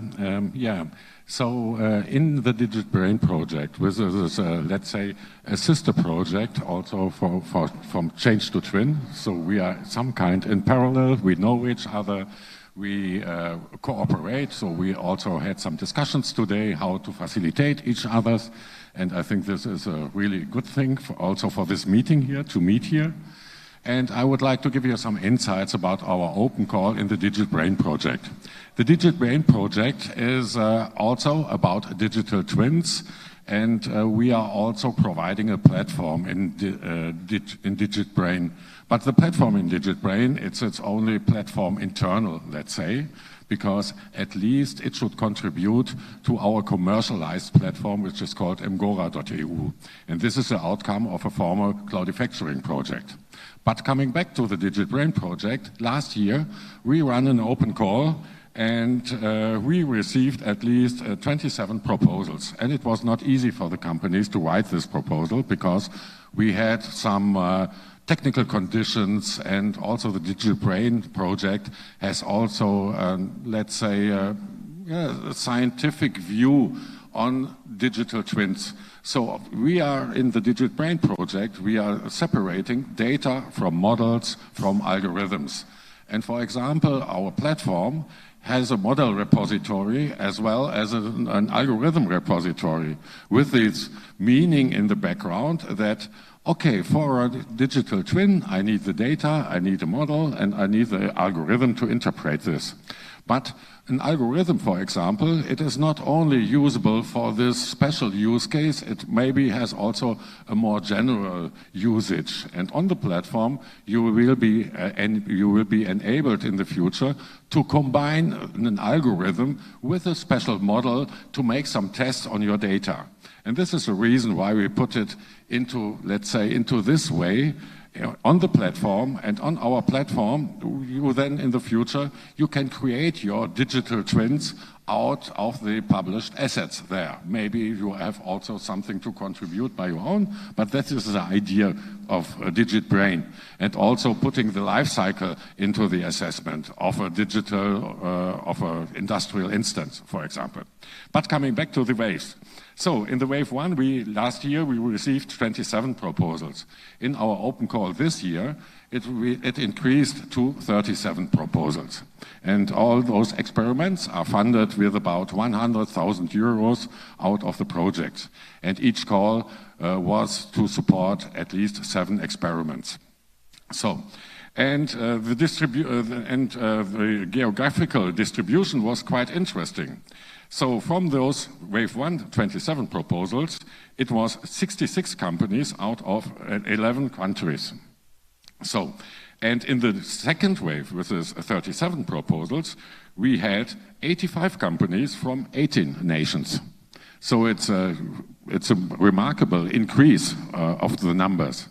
But what is also interesting is that the most of the proposals came from Italy, and then the next country was Spain, and then it was Hungary. And this hasn't changed. So it was in the open call, similar in the second call, it was the similar row, let's say. And I think this is quite interesting. And what I also have to say is that the companies and also the proposals we accepted from all was quite more diverse. It was from more countries, but at least those nations I already mentioned, Italy, Spain, and Hungary, it was still the same. So they lost some numbers in the percentage, but they were dominating our proposals, let's say. And also the results, at least when I look at those now funded experiments of the second wave, I see a lot of Italian companies, I see a lot of Spanish companies, some Hungarian, and one Turkish company. That's it. So this is the result of our second open call. Maria. Thank you, Andreas. And maybe one question. Do you find it after the first open call easier to launch the second open call? How was maybe... No, due to the concept in Digital Brain, which is some kind, not really every time easy. So we spent a lot of energy into the second open call to make it more understandable, to make it more transparent, to make it easier to consume for the SMEs. And I think this was also the reason for our success in the second open call.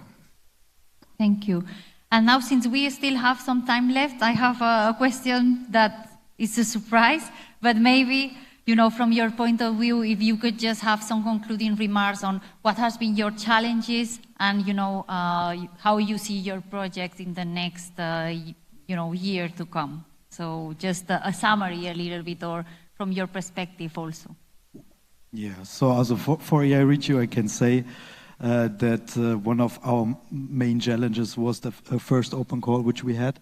So we had there really less applications there, less proposals. Now the second wave was way better, so we got over 40. So I don't know, was it the Corona gap or something like this? Yeah, but yeah, we had also quite a lot of applications from Italy, Spain as well. I don't know if this is the same in general for Europe, but yeah, there are many institutions which, yeah, and SMEs which are looking for funding and get the support, I guess. But we also received also requests from, for instance, also from Turkey. I know from Croatia, also from Bosnia. Yeah. So it was quite spread. I think this was the main challenge, but we solved it, I guess, in the second round. Now I still wait which experiments will come, but there will come in Regio 17 experiments in addition. So 10 out of them, they're funded with, I guess it was 60,000 euro and a single SME. No, excuse me, so 10 with 60,000 K and 7 with 100,000, which are in a collaboration in a mini consortia with the EDIH. Yeah, and I guess we will succeed there, and yeah, this was the challenge. Looking in the future, as I mentioned, we developed this open platform for EDIHs to collaborate there. The platform as such is already established and developed. Now we are looking forward to promote this platform in the next month. And yeah, this I guess is the continuation out of Regio. And there, as I mentioned, there the EDIHs have really the possibility to work together on the services. Also looking perhaps to the next year to include the EDIHs and also their services, and they can work there together on their services, exchange their knowledge in order to perhaps even find better services, but with a strong focus on manufacturing, as I said, and AI solutions for manufacturing. And yeah, I guess this will be the future, and yeah, looking forward to it. Thank you, Steve. And Thor, what about a change to twin? Yeah, so one of the challenges is to somehow connect the experiments selected to the competence centers. Like in Change to Twin, we set aside resources to support it technically, but the experiments, many of them tend to somehow, they don't want that. But in Pulsate, there I have been mentoring two experiments, and one we have got a very close dialogue and getting data, doing an analysis of that. In the others, we didn't find anything where we could really support them. So this is one of the challenges. It's somehow there's a lot of knowledge within the somehow competence centers or core consortium, and to get the experiments to get value out of that, connect. So for the next deployment call, we will be more active and somehow force more dialogue because we have to make somehow structures that makes it possible to have this dialogue and to get the dialogue going. Because I think if we get it going, then the experiments will get a lot of valuable knowledge from the competence centers. Thank you. I really think, you know, what is the innovation the role of the innovation action has been to bring this added value, no, to the SME. So always we look for improvements, and I think you know, it's important that we as projects also recognize what we can do better, so that the SMEs have a nice experience working with the competence center. So thank you. Andreas, your final words? Okay, so having a look at the Digital Brain project, so our challenge is just to fulfill our our vision, let's say. So it's because we are combining different new technologies of different innovation actions, also research actions in our project. So it's not only about providing experiments for SMEs, it's also for utilizing our new technologies, which was developed in the projects from the past, not only in I4MS, also in other areas. So, for example, our Kubernetes package called Mikado, which is an auto-scaling package, which will be also an innovation in the Digit Brain platform, which will ease the deployment of Kubernetes or Docker-based applications in a quite efficient way, so that it will be getting more easier and easier, because sometimes we recognize that the technology we are providing for the SMEs, it's just, it is some kind of special sometimes, and it's not every time really easy to use. We have to improve our technologies by the reality, let's say. Yes, and this is what we also experience in our commercial project, mgora.eu. So it is always the goal for the European Commission and also for the participating companies to get something out of the project. Yeah, but on the other way, if you are doing this, if you are going the commercial way, then you are facing the real problems from the reality, and that's what we are already doing in Cloud SME. So, but we are positive, we are working on it, and the Digital Brain project now will go on until the end of next year. So it will be a lot of work to do there, and I'm happy to be part there, and so that's it from my side. Thank you. So I wish you all a very successful project, and thank you for this conversation. We will now be inviting the other panelists to come to the stage. So please, if I can call, sorry for that. Thank you. You are an amazing audience. I didn't realize.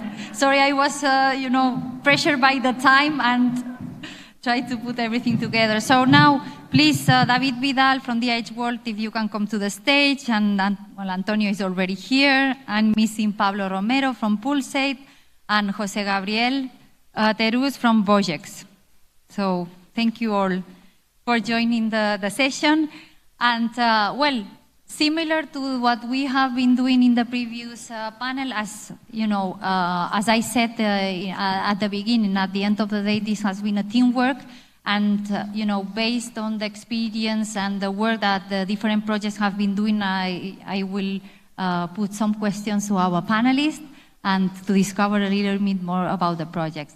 So one of the main things that we have been repeating throughout the day is, how to reach to underrepresented regions. And also I mentioned that EDIH World was one of the innovation actions that was focused more on getting this part of the I4MS. So really trying to engage the ecosystem in the regions that were underrepresented or not so involved in the activities.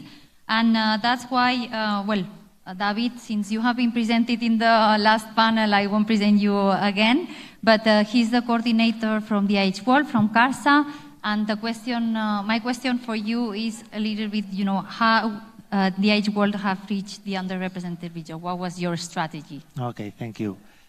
So yes, for us, the EDIH World is a project focused on widening the network. So our focus was not in any particular, or is not, okay, because the project is ending by the end, by July, September this year. So the focus is not any particular sector or technology, which as maybe the other projects are more focused on a particular sector or technology. So for us, the idea was just to create a community of EDIHs from underrepresented regions, but in any manufacturing sector. So this for us was a bit an advantage, because we were not restricted by this, let's say, thematic idea. So what we have done is we started already with at least one DIH being a member of the project consortium in the proposal stage. So we had at least one, let's say, project representative at each of the EU member states. Well, maybe only 26 or something like that, but most of them. And with them, we developed certain strategic actions in order to achieve or to reach those regions within each of the member states which were underrepresented. Okay, so the list of underrepresented regions, well, is quite long, so it's not so complicated.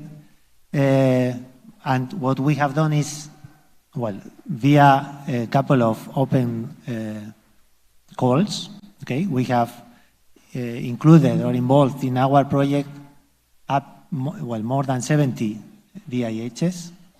So today we have more than 70 DIHs involved in the project with their corresponding SMEs, because our experiments, our open calls are focused on focused on solving one particular problem of an SME.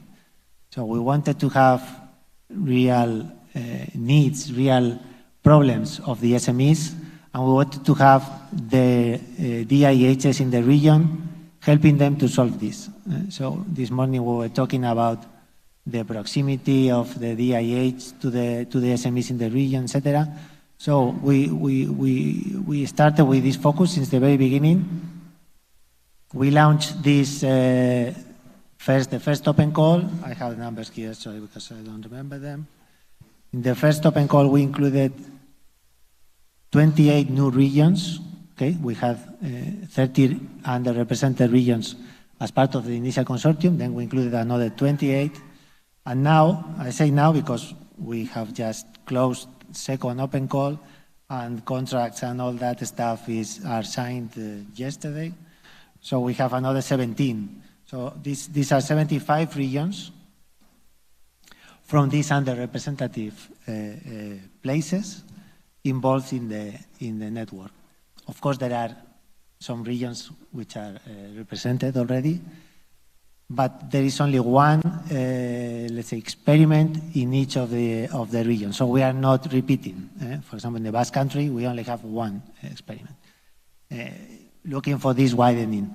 And now what we are going to do is to continue with the different activities that we have been doing since the very beginning with this network of DIHs, helping these DIHs to learn from each other and to provide better services to their SMEs in whatever problem they may have. We will have an event next month in Bilbao in which all these 75 DIHs will be participating and exchanging their experiences in order to further improve the impact of the project even beyond the duration of the project. So in a way, you also provided support to the DIHs for them to pursue the experiments.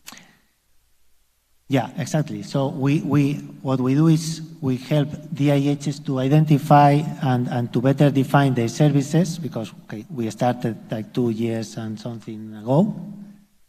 So we are helping them to develop their business plans, etc. Maybe now this is not so needed as it was when we started with the project.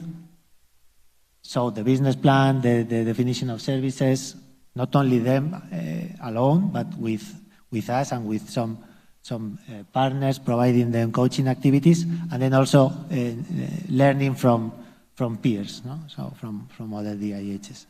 And with this, we wanted to improve the level of services provided by the DIHs in our community. And it's a diverse community because, as I said before, we have I think 9 different sectors or 10 different sectors of activities, and many technologies involved in the different experiments. Okay, thank you. So Antonio, if you may, I will jump to Pablo, because I think this is something that is related maybe to what David was commenting about the services. We are talking here a little bit on how the projects have been supported DIHs in order to develop their portfolio of services. Yep. But my question to you would be, how your experience in Pulse will help you in developing your services, and how do you see it happening beyond the project? Yes, thank you very much. Yes, the open calls we organize are not only useful for the SMEs, they are useful for us precisely for this reason. The structure we impose in the open call experiments give a lot of freedom for the companies to perform the experiments as they want in the terms of testing the technology in their own environment and so on. At the same time, imposing certain constraints in time, in the way they have to perform and provide results. But we offer them, besides of the financial support, 150,000 euros per experiment, we offer them also a wide range of services, and all that have to be defined in advance, and the freedom during the experiment to request further services, anything that they want to complement their activity. We have a mentor designated for each experiment and a contact point per each company, and we monitor their needs and their requests. And we were quite surprised by the analysis of the services they need, and the range of services, which are not precisely in the technological part of the execution, but in the complementary aspects, software related, not directly laser, or related with how to link machines together, or the design of parts which are outside of their competence, which made us possible to establish, and it's just published, a new catalog of services that we think are much better than the one we thought initially, to allow a successful implementation of the laser technology in their cases, which is the final goal of the project. Okay, thank you, Pablo. And I will come with another question, but I forgot to introduce yourself, so please, he's Pablo Romero, Research Strategy Manager for Laser Applications in IMEN, and he has been working for the last 25 years in industrial processing engineer, so sorry that I skipped your presentation. And Pablo, I have another question, maybe related also to this support to the SMEs. Will be there any opportunities for the SMEs yes. still, or? Yes, we have run already 3 open calls that, allowed us to make this catalog, but there's still 1 open call coming in the first quarter of next year, around March, April. Yes, at the end, we will be covering a total of 60 experiments, 85 companies. That's why we are very confident that our range of services is very representative of what we can support in the future. Thank you. So yeah, it's a very interesting approach. We were talking this morning about how to enhance, this collaboration between industry and academia, and here is the same, but with industry and the SMEs to really fit the needs of the SMEs. So thank you for your insights. So now let's move to Better Factory with Antonio Montalvo. Antonio is a senior project manager at Funding Box, so we both together. And he's managing a manufacturing cluster currently with the supervision of 11 EU-funded projects. And he has more than 20 years of experience in business development and also in sales and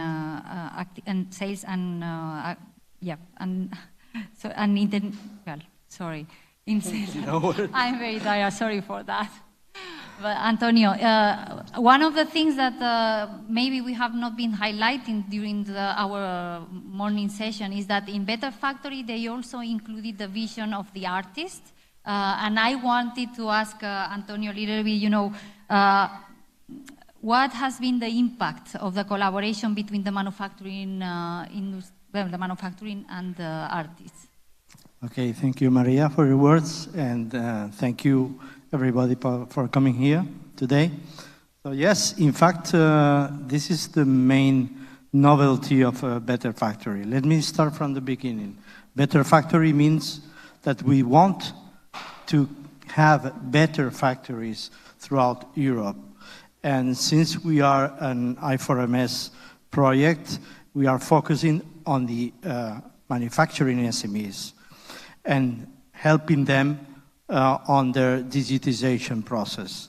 The difference here is that for the first time in the European Commission projects, we are introducing into the equation the figure of an artist. Of course, we are talking about artists that are in the intersection of the art technology and the industry.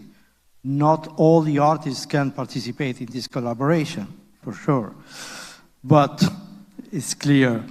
But the idea is that we are introducing these artists to the manufacturing SMEs and we are matching them in order for them to work together and formulate new experiments that can improve a product or a service or a process.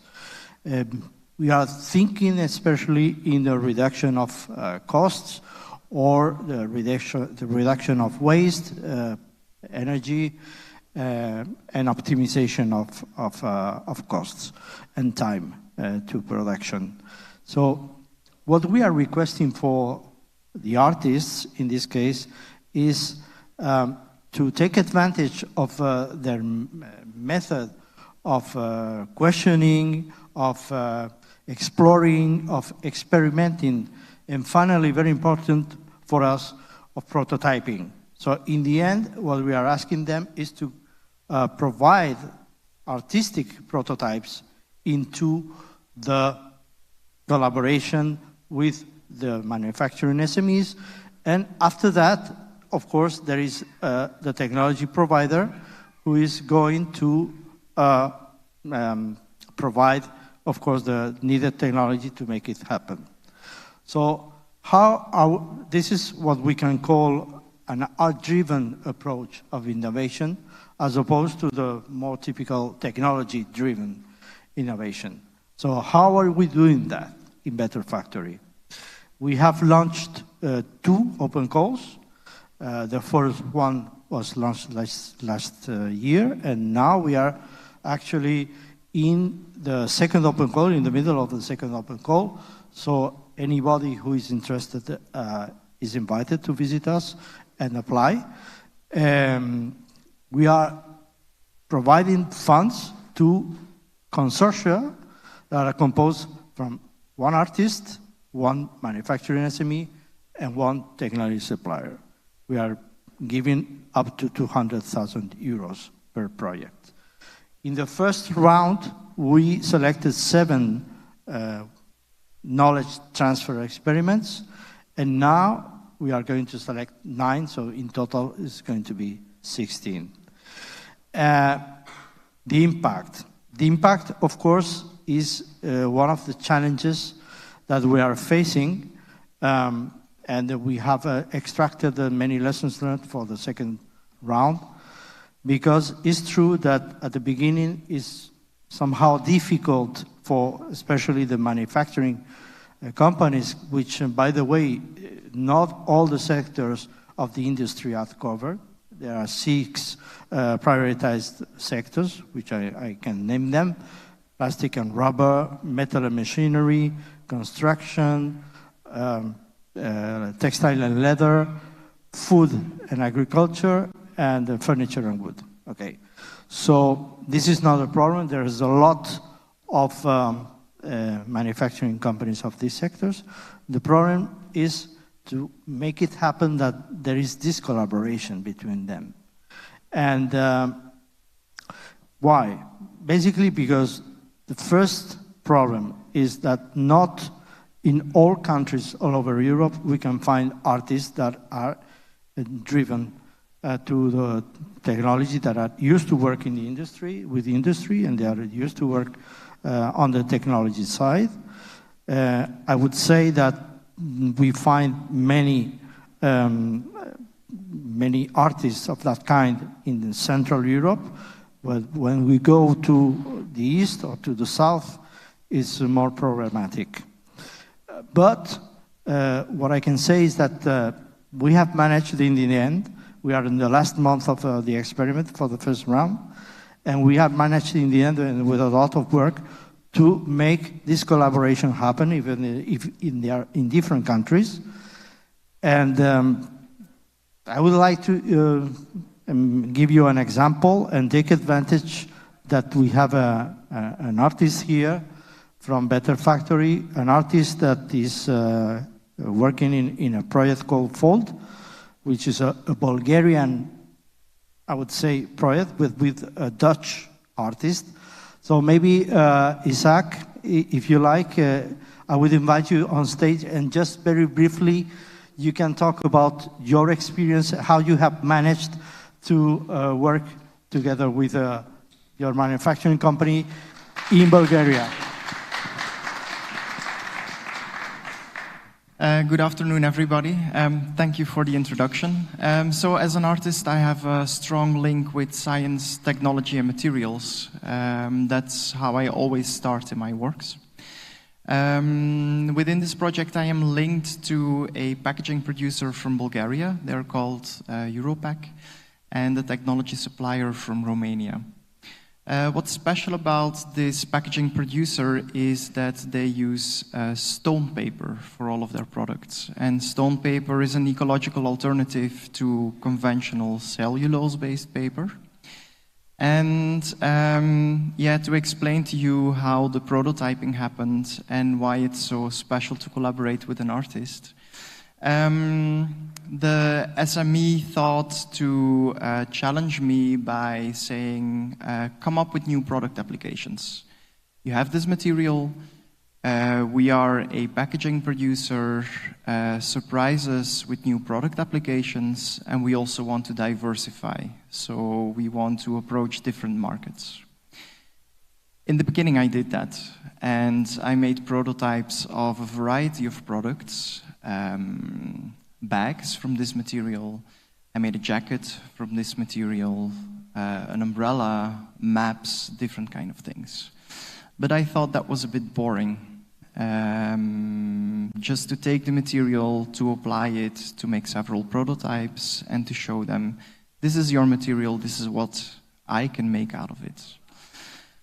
So I thought, what are other problems that this SME has? And what they have in their production process, what one of their struggles is that they have a lot of cutting waste. So these sheets of paper are being cut into smaller pieces to produce the different packaging materials that they have. And there's a lot of cutting waste. So instead of just using this paper, I looked at the cutting waste. And I managed to turn the paper into a powder, eventually use the powder to make a paste out of it. And with the paste, I managed to 3D print. And this is a small example of a 3D print that we made with this material.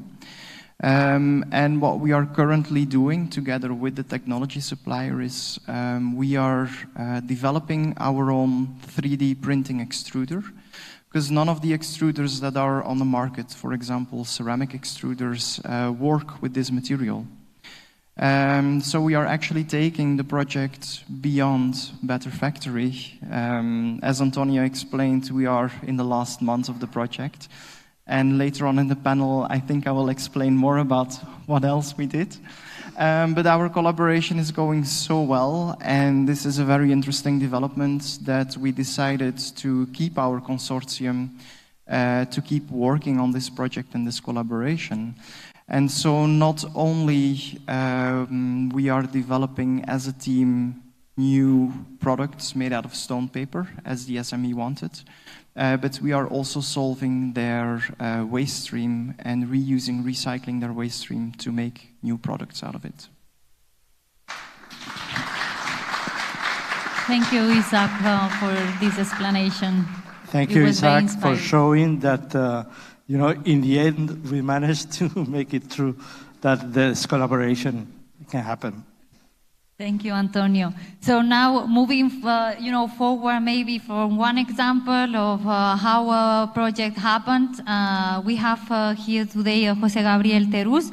He's a research project manager of Project and also is a PhD student in biomedics by the University Polytechnic of Madrid.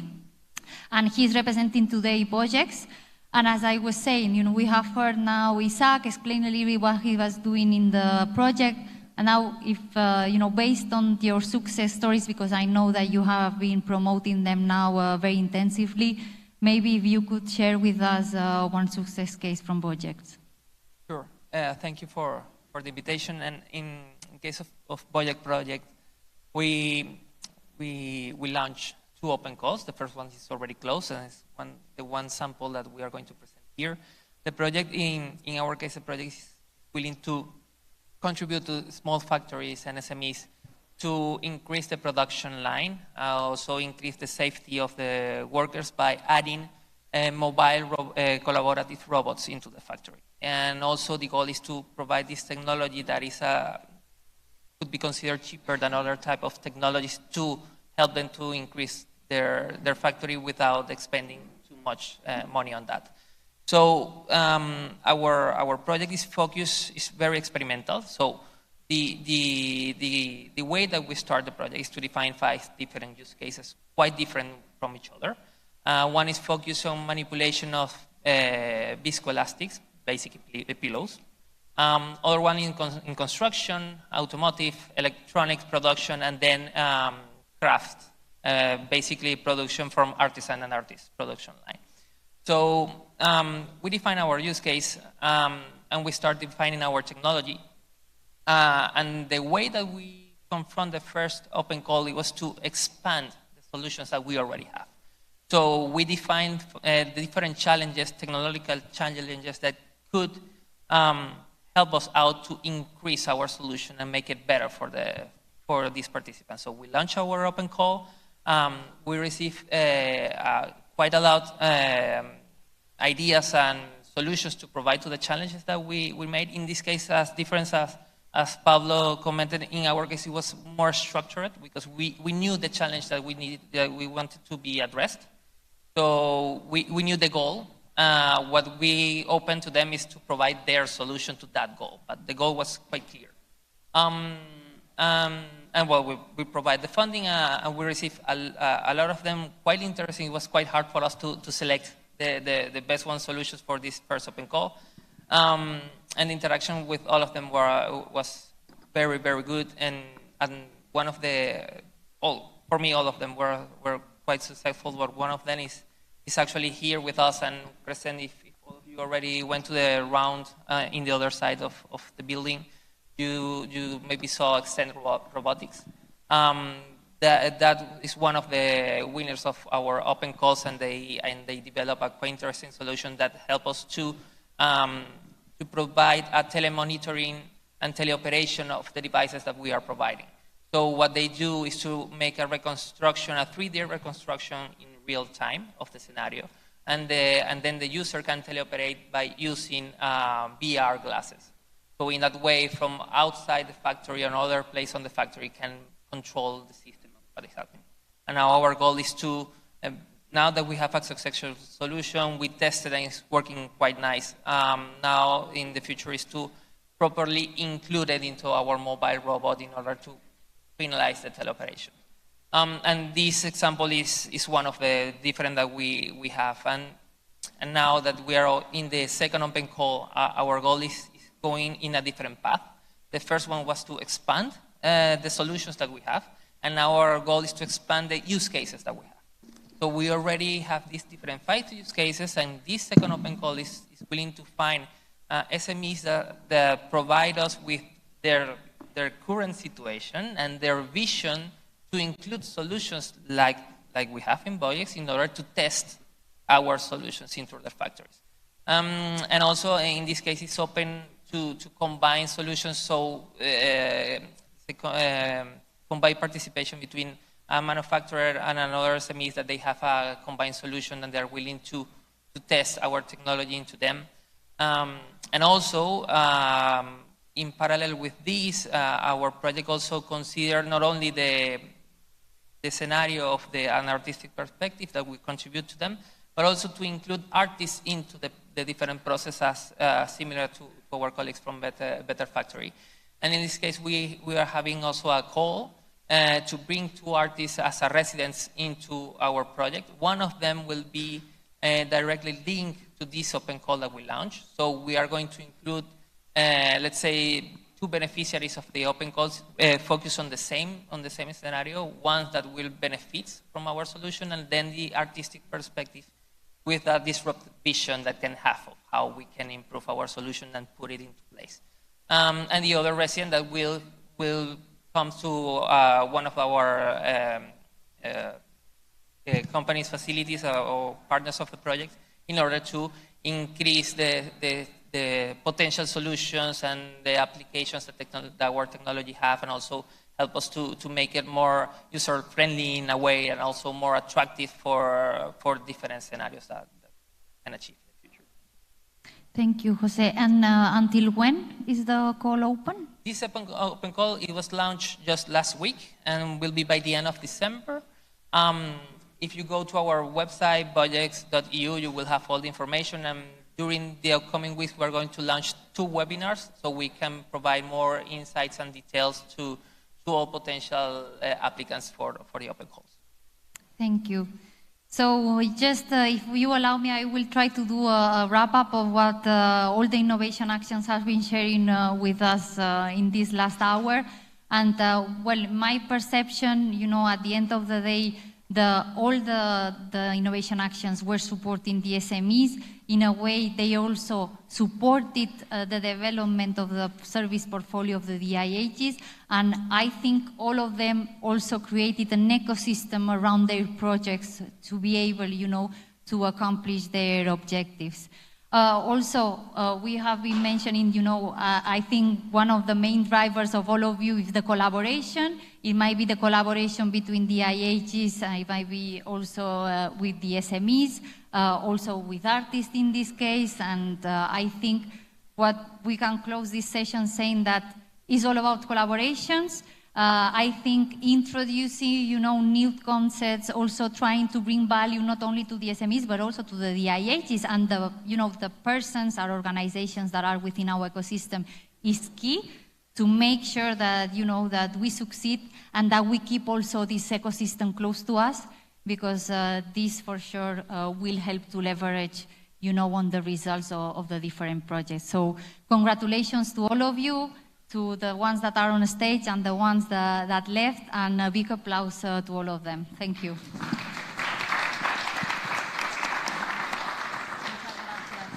Just leave the mic on the chair. Thank you. Thank you, thank you. Thank you, thank you for the speakers.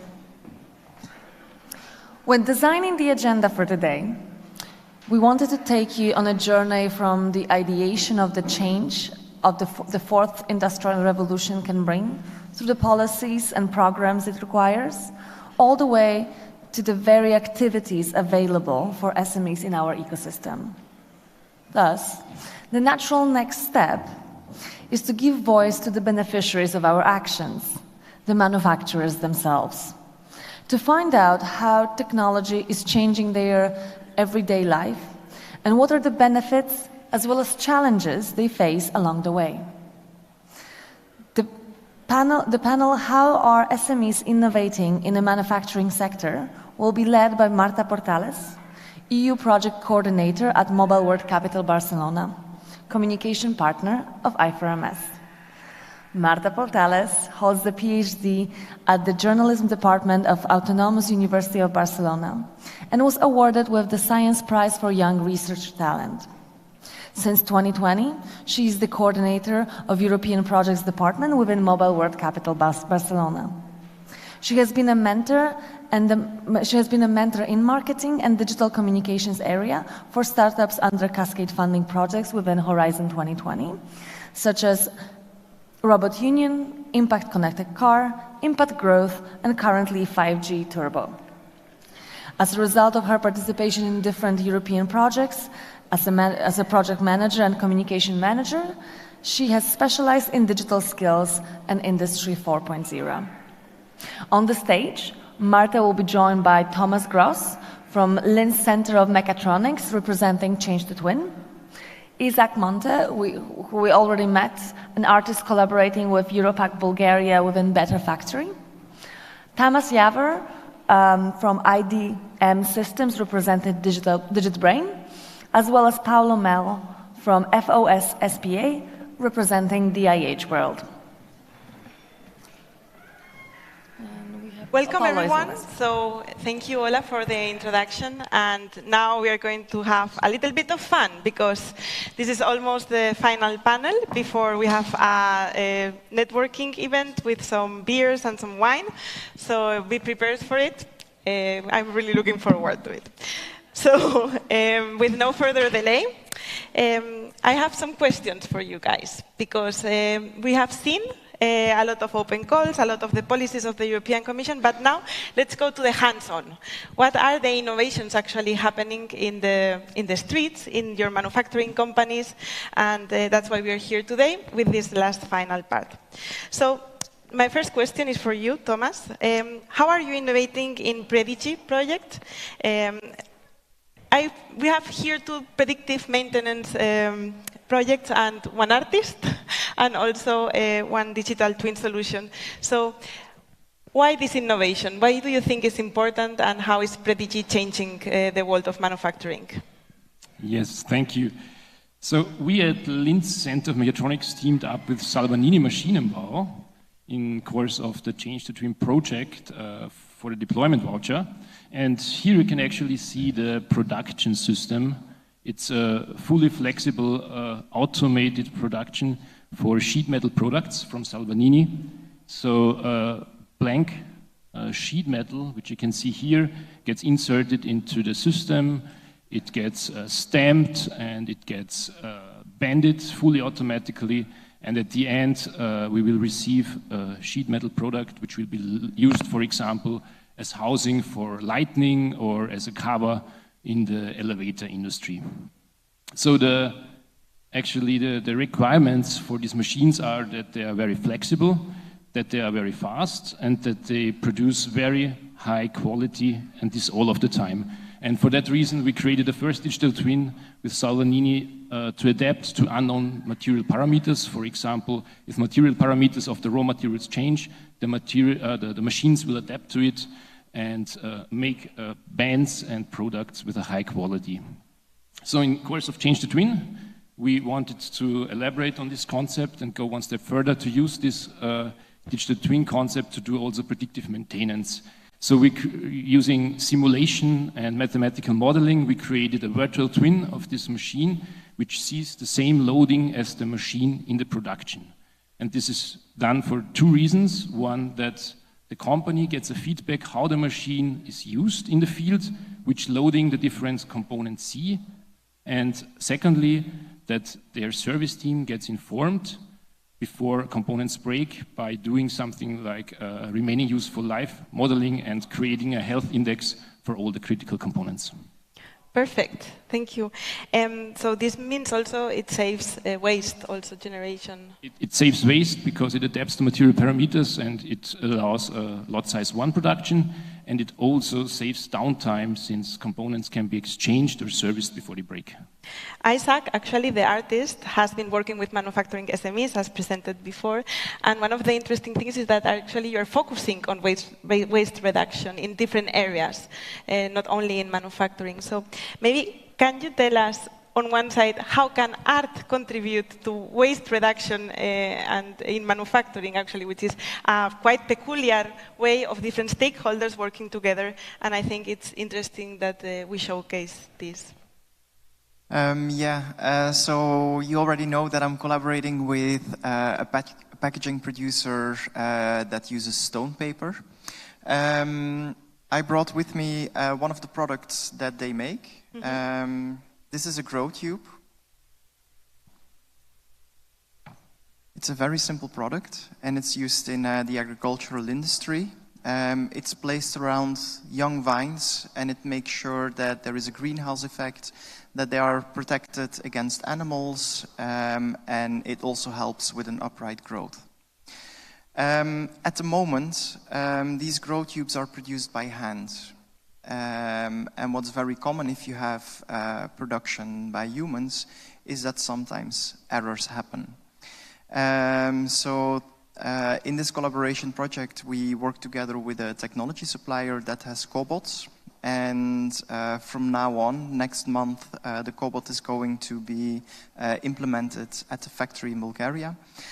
These will be produced by a cobot. And so there will be zero error because everything is going to be done automatically.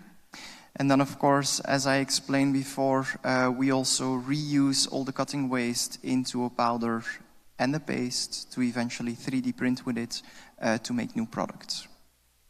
So I believe that as an artist, with a different way of thinking, with a different approach, and with or by looking at opportunities rather than looking at the downsides of these things, you can come up with interesting applications, things that an SME or a technology supplier would not have thought about.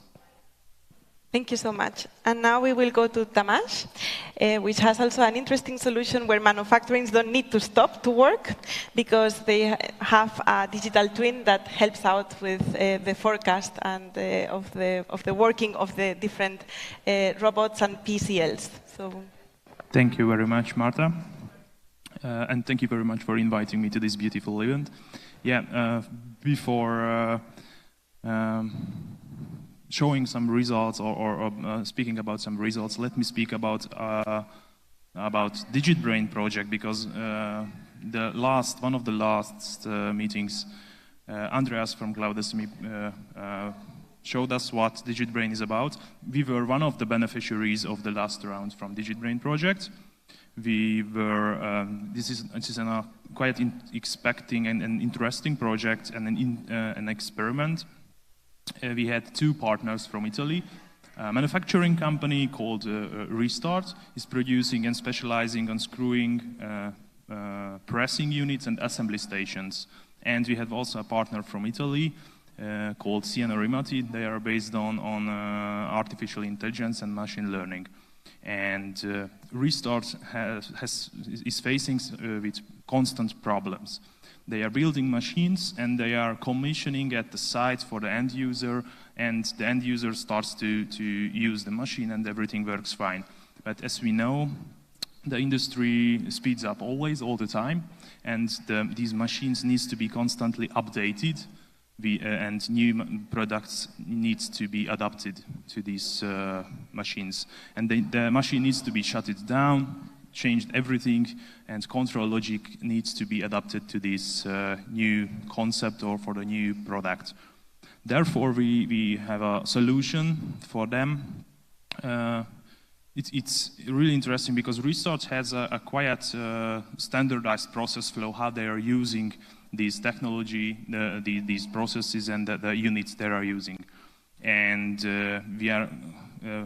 we developed an ecosystem for virtual commissioning, and it's based, before changing the real machine, they can test every segment, every aspect of the control logic.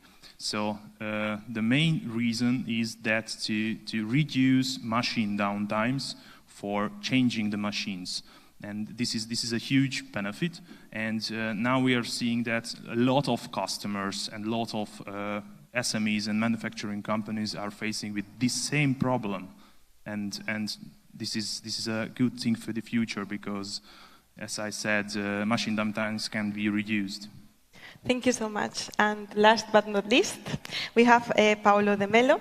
They are working on a human-centric solution. As you know, the trend Industry 5.0 is coming towards a maturement, I would say. And they are focusing on the workers. So maybe let us know a little bit what your experiment is about and pilot project and how is it going. Thank you, Marta, and thank you to I4MS and the IH World to provide us this opportunity, which was an excellent opportunity for us. I represent TNG, which is one of the companies of Group of Foz. That was the coordinator of the project, and we worked together with Digital Innovation Hub Liguria. And basically, the theme, the challenge that we faced with our project was the lack of safety in the workplace. So as you know, nowadays there are lots of problems with injuries and death in workplace, and the statistics are really frightening. Because, for example, in Italy, one person dies every day for accidents of work.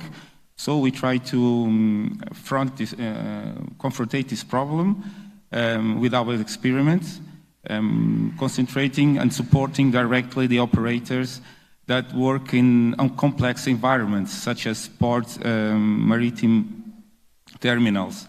As you know, these operators, they have constantly risks of accidents because they move in very dangerous environments, working environments.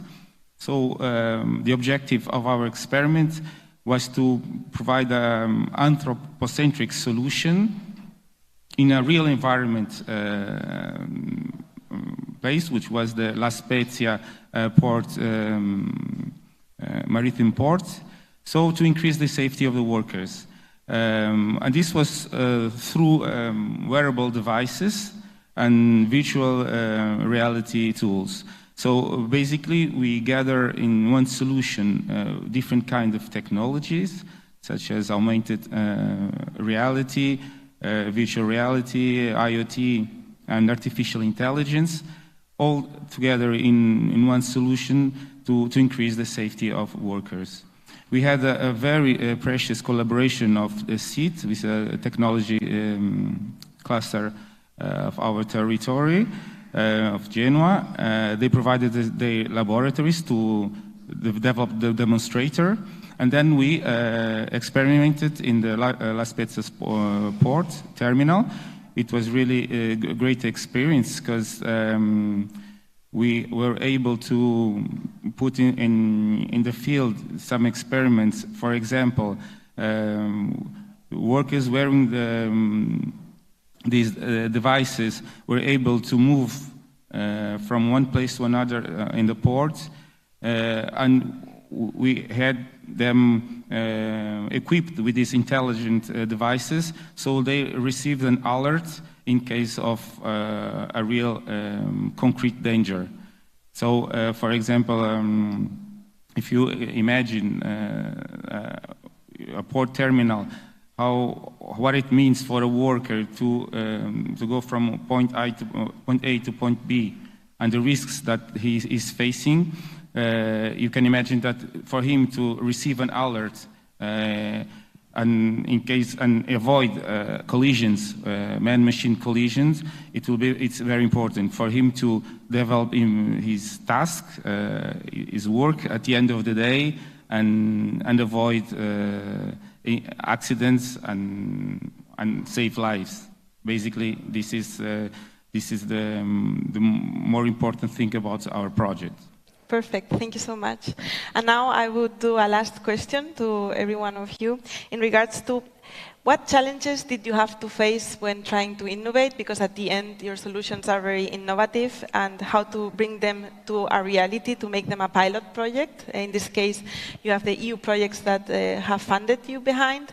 But what has been these challenges? And maybe for the ones listening to us online or here, what would you recommend young entrepreneurs like you and scientists doing innovative solutions?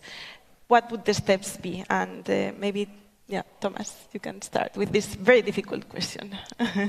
Yes, so maybe one of the major challenges in our project was actually the availability of data. And we see this in all the cases where we do data analysis, predictive maintenance, or such things, that even though if there is a lot of data there, it might not be able to really get the indicators you're looking for. So in our case, we were very lucky because of Salvagnini installed IoT connectivity very early and collected years of data which we can use. But even there, some things we really needed were not there, and now we're trying to reconstruct this data based on the database we have so far.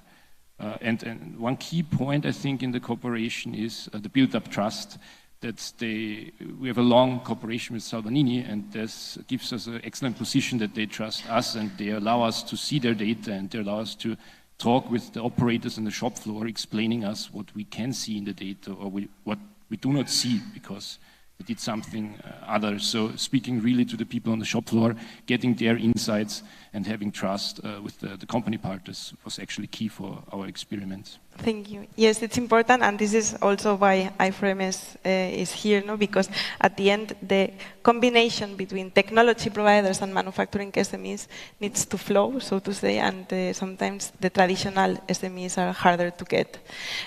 So I don't know, Isaac, as an artist, how did you get involved in this type of projects? And maybe you can let us know a little bit. Yeah, well, I think from my point of view, what I'm struggling with the most is maybe the misconception of what an artist does and what an artist can bring to you. The majority of people think that artists paint and make sculptures. And I think it's my biggest struggle to show to people that artists can also come up with very creative solutions that you wouldn't have thought about at first. So I think my biggest recommendation would be to SMEs, to tech suppliers, but also to everybody, is to not only think that artists have twisted minds, but that they can also come with very smart and twisted solutions for your problems. Thank you so much. And Tamás? Yeah, today we have been shown here at this screen that the two major issues when speaking about innovation is one, the funding and networking.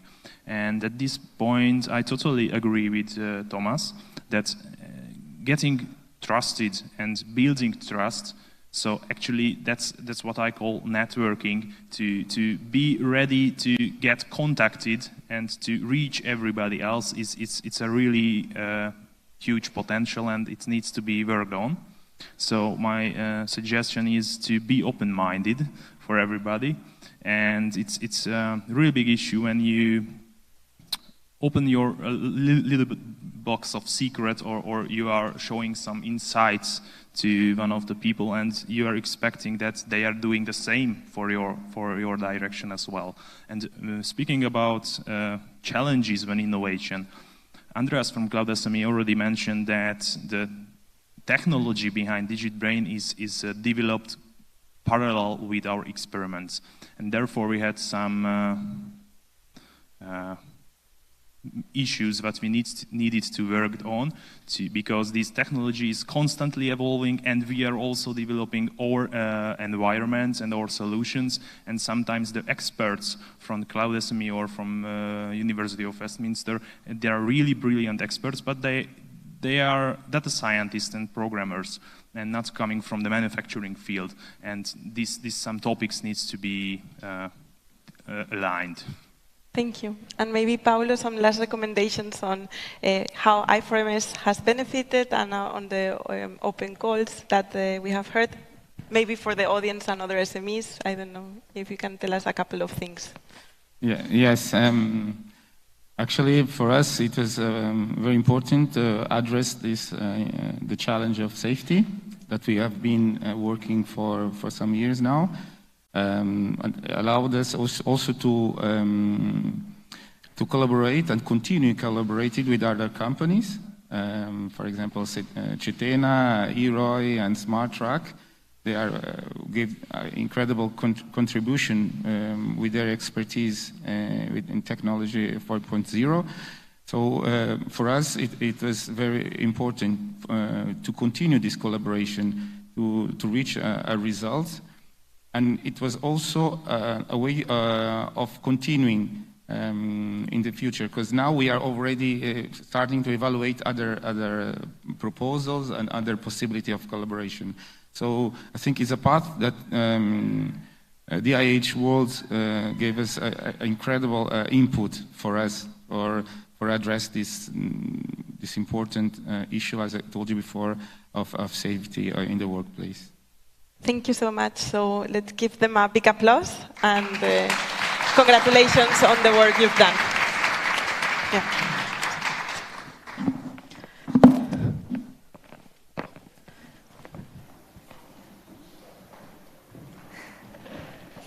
Thank you.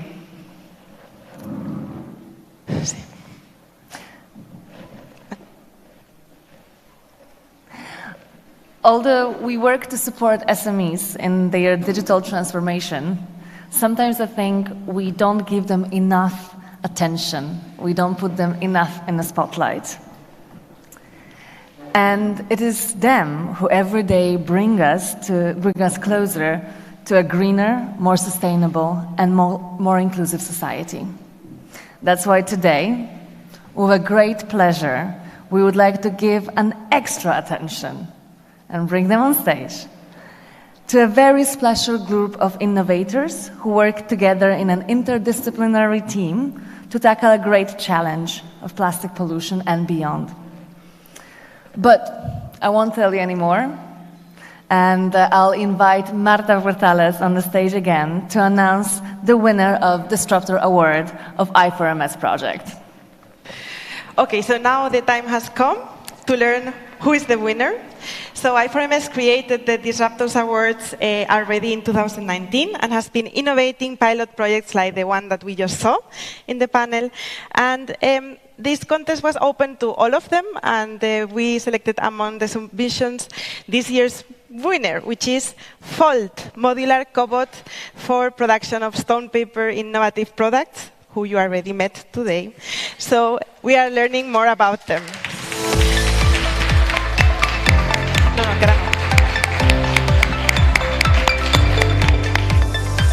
I am Anelia Pergot, and I am owner and managing director of Europac Bulgaria, which is a small company created in 2008. The history of the company has changed drastically the last 3 years when we decided to be innovative and to try to exchange our main source of material, extruded paper, with an ecological alternative.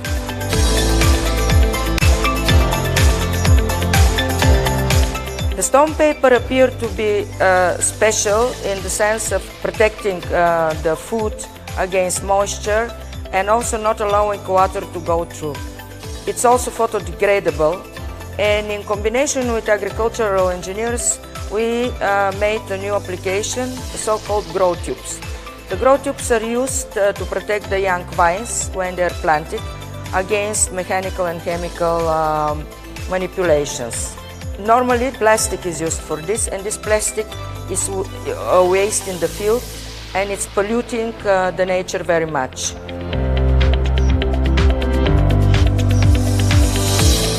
Making the tubes in our manufacturing is in fact manually. The manual manufacturing is very slow. We can make 600 maximum per day with 2 persons. Because of that, we already started looking for an alternative to be able to automate this process. Then it appeared that a call exists in the Better Factory program, and the ICT cluster invited us to participate.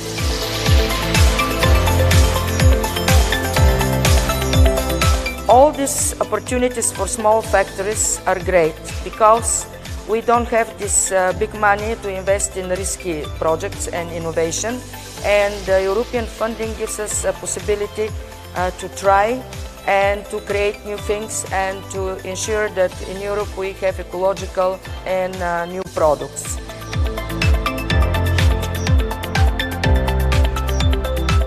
All together, 3 of us, Isaac Monte from Rotterdam, the artist, Ovizo from Cluj, we applied and we won as one of the 7 this grant.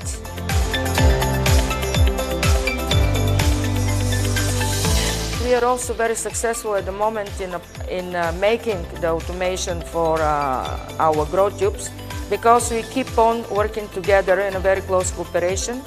And we also have the luck to have a very creative artist in our team.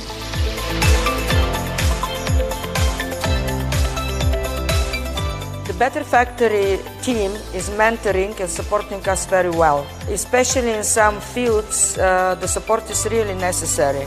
For example, now for the business development, I'm working with some guys who are really guiding me through definition of the marketing and sales. And I discover in this way the fastest ways to go and penetrate the market in Bulgaria, but also in Romania.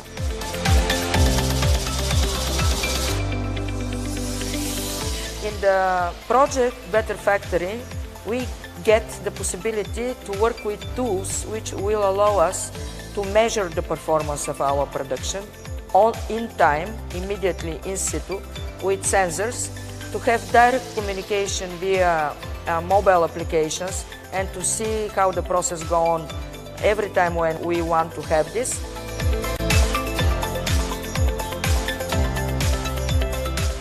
Digitalization of the industry is the future. It's proven to work. It's proven to make the companies not only profitable, but to allow them to grow in different fields and to discover new areas of growth and production. So, Isaac, congratulations. Also to Europac, as you can see, this is a clear example of how a manufacturing company can work with a technology provider and an artist to make a great innovative solution, also good for the environment. So now, Isaac, come to the stage to receive your prize.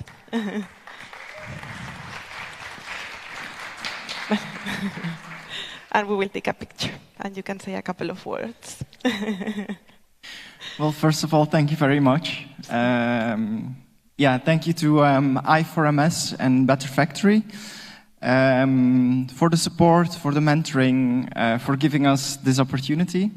For us as a team, it's been a great experience to be able to experiment, to be able to contribute to a plastic-free future with our solutions. And I think it's also important to mention that this is a group effort. So it's together with Europac Bulgaria, Oviso Robotics, and myself as an artist. Thank you very much. Thank you. So, this is for you.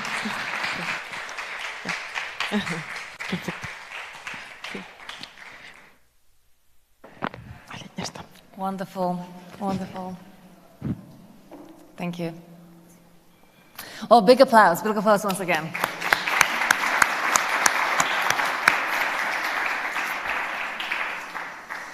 Well, to conclude the day and 3 years of I4MS 40S, as well as many more years of I4MS initiative, let me invite for a final time, once again, Maria Roca, for a final word from the team. Thank you.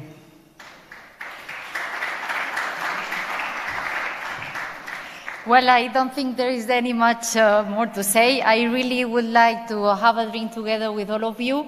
Thank you very much all for coming, for being here. I know that for some of you has been an adventure to come to Budapest. And a special thanks to all the team that has been involved in organizing this event, which has been amazing. And I don't want to get emotional. But you know, in my company, they all know that I'm always crying at events. So it's fine. So big thank you to Marta, Clara, Paula, Marjorie, Ola, Irina, and Paula. Thank you. And please don't leave and stay with us some more minutes, to have a chat and to have some toast together. Thank you very much. So, if any speakers or organizers are still here, I would like to ask you to stay on the stage so we'll have a group picture, and everyone else, please enjoy the drinks Network, I4MS is as strong as its network, so make sure you grab a drink, you talk, you exchange, and you build a better Europe and better manufacturing for all of us. Thank you.